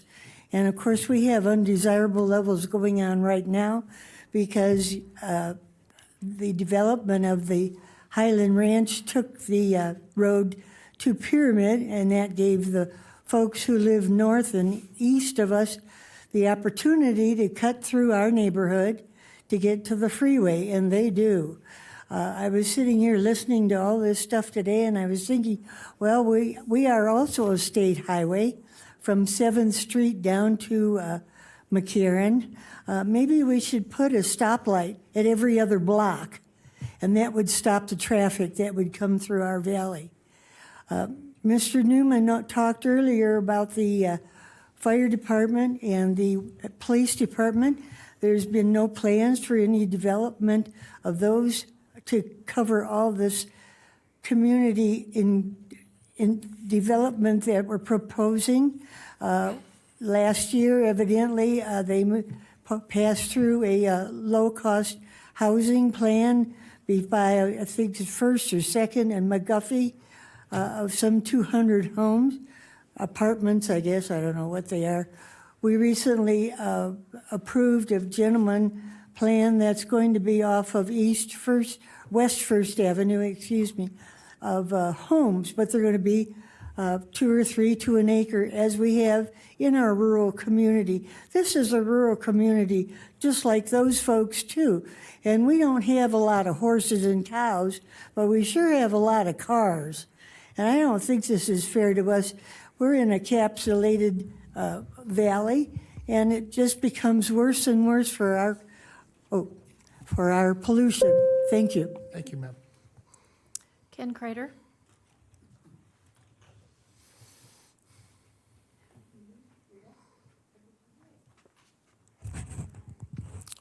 Good evening. Thank you, Commissioners. My name is Ken Crater. I'm the applicant for this project. And Commissioner Hartung, you are correct. John Krimpatic did come before you maybe 18 months ago for the project on the other side of the street, which was approved for a similar master plan amendment and zone change. And the final map's just about ready to record on that property for 215 residential units that will be constructed by D.R. Horton. This project across the street, the 18 acres, we've approached it in a similar fashion and really looking at the topography of the land. We're actually increasing the amount of general rural land use from 1.68 to 3.68 acres, so a significant increase. So essentially, the entire Rocky Knob will now become general rural and protected forever, and will essentially be developing on the flat portion of the site. We've done a considerable amount of community outreach on this project. We spent 2 hours in the first meeting. We've had conversations since, and we're going to continue that outreach through the tentative map process. But we think this is a good project. It's been well scrutinized by staff. We did a traffic study, and even with 20 years of growth in this area, including the Five Ridges project, Highland Ranch Parkway remains at a level of service C, which is a policy level of service for Washoe County. This will provide much needed housing in the county. And again, we're very much committed to working with the neighborhood on this project and making sure that we address their concerns with traffic, with drainage. We're going to incorporate a trail system into this project, which was well received by Parks Department. So we are in full agreement. I think staff did a really good job on the staff report, and this project was recommended for approval unanimously by the Planning Commission, and we hope we have your support too. With that, I'm available to answer any questions that you may have. Thank you very much. Thank you. Mr. Chair, I have nobody else signed in, but I do have an email from Judy Jensen that will be placed on the record. Okay, thank you. So Commissioners, here's what I remember about this. They asked for high-density suburban, and Mr. Pelham, it was high-density suburban is 9 dwelling units per acre or 7? 7 dwelling units per acre for 7 high-density dwelling suburban. units per Yes. acre, correct. And remember, we gave them 5. That's what we gave them. We gave them 5 dwelling units per acre. We wanted to do MDS, but MDS, which is 3 dwelling units per acre, which, by the way, is all the surrounding properties are all MDS. I'm going to look for some direction from Commissioner Herman. I have an issue with this. We didn't give the people across the street high-density suburban. It was, if memory serves me correctly, what we did was we did a hybrid, and what that came out to was, it was a DA, if memory serves me correctly, a developmental agreement. And so, and that's how we got it down to 5 dwelling units per acre, was through a developmental agreement, if you guys will remember that. So that's what we did. I know these guys have done traffic studies, but I will tell you, Highland Ranch, when 5 Ridges goes in, Highland Ranch is going to be a nightmare. Highland Ranch is a nightmare now. It gets backed up. I don't think that. I'm terribly concerned about just the way that it's developing through this area. If you go home Highland Ranch tonight, if I go home Highland Ranch tonight, I guarantee you I will be backed up to the Listeners subdivision, which is the Highland Ranch subdivision at the top of the hill. I'll be backed up all the way to there trying to get down to Pyramid Highway. Now, that will get somewhat fixed in the future when they do the improvements, but what I've asked for at the corner of Highland Ranch Parkway and Sparks Boulevard and Pyramid is a grade-separated intersection. An interchange is what I've asked them to do there, and in fact, that's really what it needs, because currently, as we speak right now, coming out of Spanish Springs, and Commissioner Herman, you can vouch for this, if you come out at 8 o'clock in the morning, you get backed up all the way into right in front of where Dolores is, and you have to creep along at 8 o'clock in the morning. So there's a lot of traffic on Pyramid Highway. This will continue to put additional traffic on Pyramid Highway. I know the Planning Commission did that, but recall that's not what we agreed for the property across the street. So those are my comments. Commissioner Jung.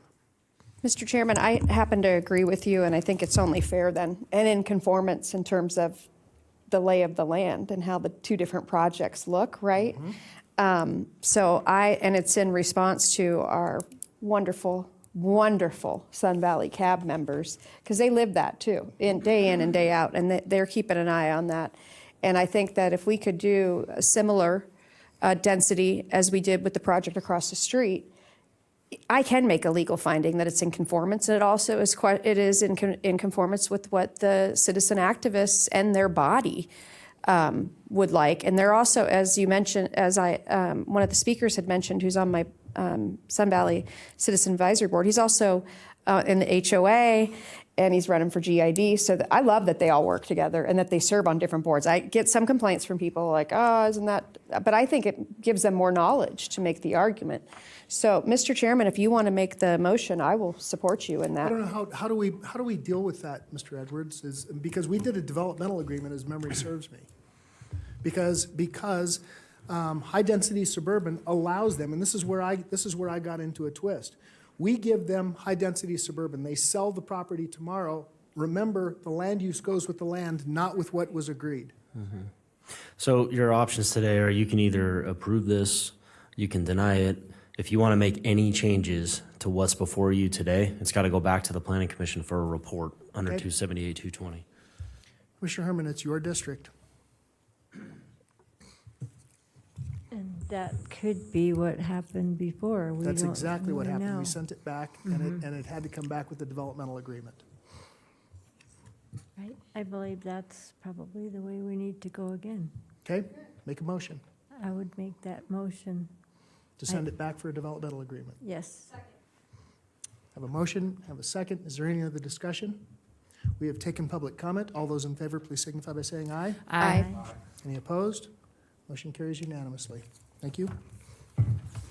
Mr. Manager, that now takes us to item number 30. Item 30 is a public hearing pursuant to NRS 277.050 to consider any objections to Resolution of Intent R22.47 to execute the following right-of-way acquisition deeds and easement deeds between Washoe County and RTC to support the Sky Vista widening project.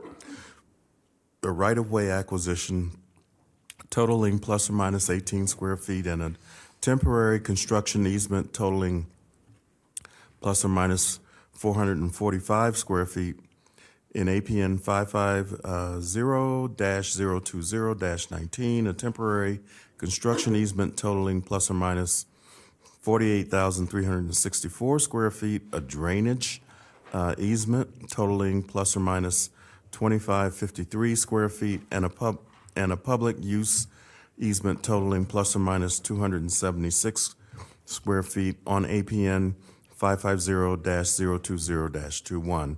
A right-of-way acquisition totaling plus or minus 14,458 square feet, a temporary construction easement totaling plus or minus 22,549 square feet, a drainage easement totaling plus or minus 10,770 square feet, and a public use easement totaling plus or minus 2,737 square feet on APN 550-020-22, part of the North Village Regional Park at the appraised value of $38,980,000, or through a transfer of land valued equal to or greater than the appraised value that meets Land and Water Conservation Fund grant criteria, and is approved by the Community Services Department staff. Possible approval of said easement and acquisition deeds, and if approved, authorize the chair to execute the deeds to that effect. Okay. Commissioners, this is an easement for RTC. This is pretty quotidian. That's what it is. Mr. Lucy. Thank you, sir. I would make a motion to approve the easement and the right-of-way acquisition for RTC. For the appraised value of $38,980. Yeah, that one. Thank you. Good. Do I have a second? Oh, I'm sorry. I apologize. It's okay. Okay, so I have a motion by Mr. Lucy, second by Ms. Herman. Madam Clerk, do we have any public comment on this item? We do not. Okay, bring it back to the board. We have a motion and a second. Is there any other discussion? Seeing none, all those in favor, please signify by saying aye. Aye. Any opposed? Motion carries, I believe, unanimously. Please affirm your votes. Okay, thank you so much. Mr. Manager, item 31. Mr. Chair, item 31 is a second reading, which will be done by Madam Clerk. Madam Clerk. Item 31, it will be ordinance number 1684, an ordinance amending the Washoe County Code at Chapter 5, Office of the Public Guardian, pursuant to NRS 253.215 as amended or renumbered in substantially similar form by the legislature from time to time by adding a new section to approve and empower the public guardian to obtain the assistance of the district attorney's office for the proper administration of guardianships. It was formerly bill number 1873. Okay, thank you. Commissioners, any questions? Okay, I need a motion. Oh, Madam Clerk, do we have any public comment on this item? There's nobody signed in. Okay, I need a motion Motion to approve. to adopt ordinance number 1684 as listed in the staff report. Yes, sir. Okay, I have a motion by Commissioner Lucy, second by Commissioner Herman. We have asked for public comment. Is there any other discussion? Seeing none, all those in favor, please signify by saying aye. Aye. Any Aye. opposed? Motion carries unanimously. Yes, it does. Okay, thank you so much. Mr. Manager, will you take us into our final public comment? Public comment heard under this item will be limited to 3 minutes per person and may pertain to matters both on and off the commission agenda. The commission will also hear public comment during individual action items with comment limited to 3 minutes per person. Comments are to be made to the commission as a whole. Welcome. Mr. Chairman, we do have Tracy Hilton Thomas, and I do have a document to distribute to the board. Okay.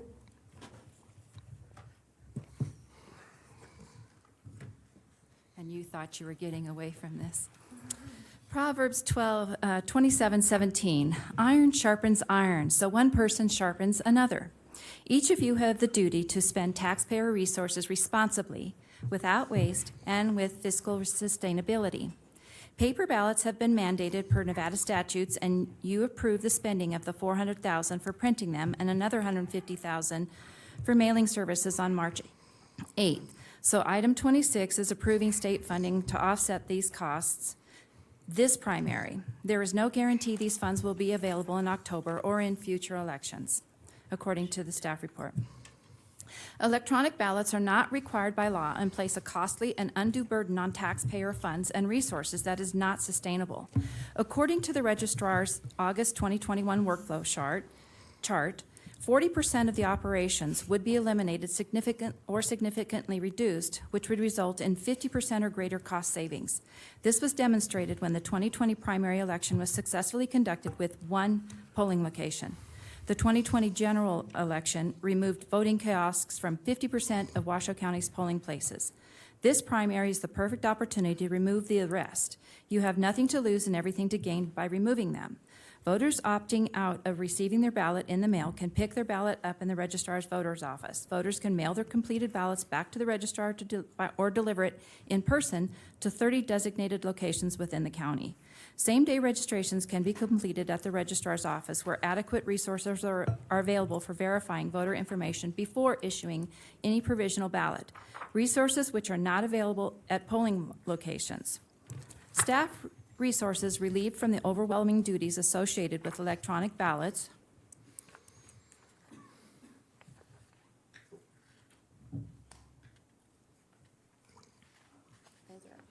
those are all the duties that were listed by the registrar, can be reallocated to other much-needed areas, such as ballot processing, signature verification, etc.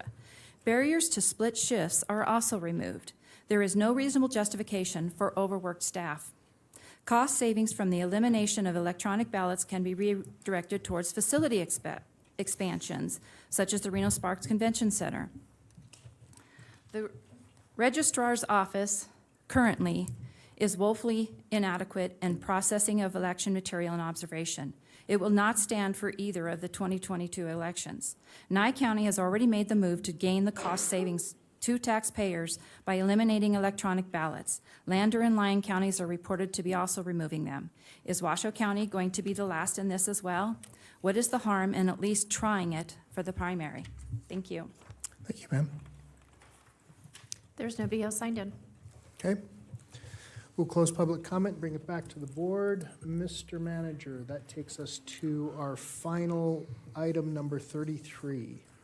Item 33 is commissioners and county managers' announcements, reports, and updates to include boards and commission updates, requests for information, topics for future agendas. Mr. Chair, I have nothing further.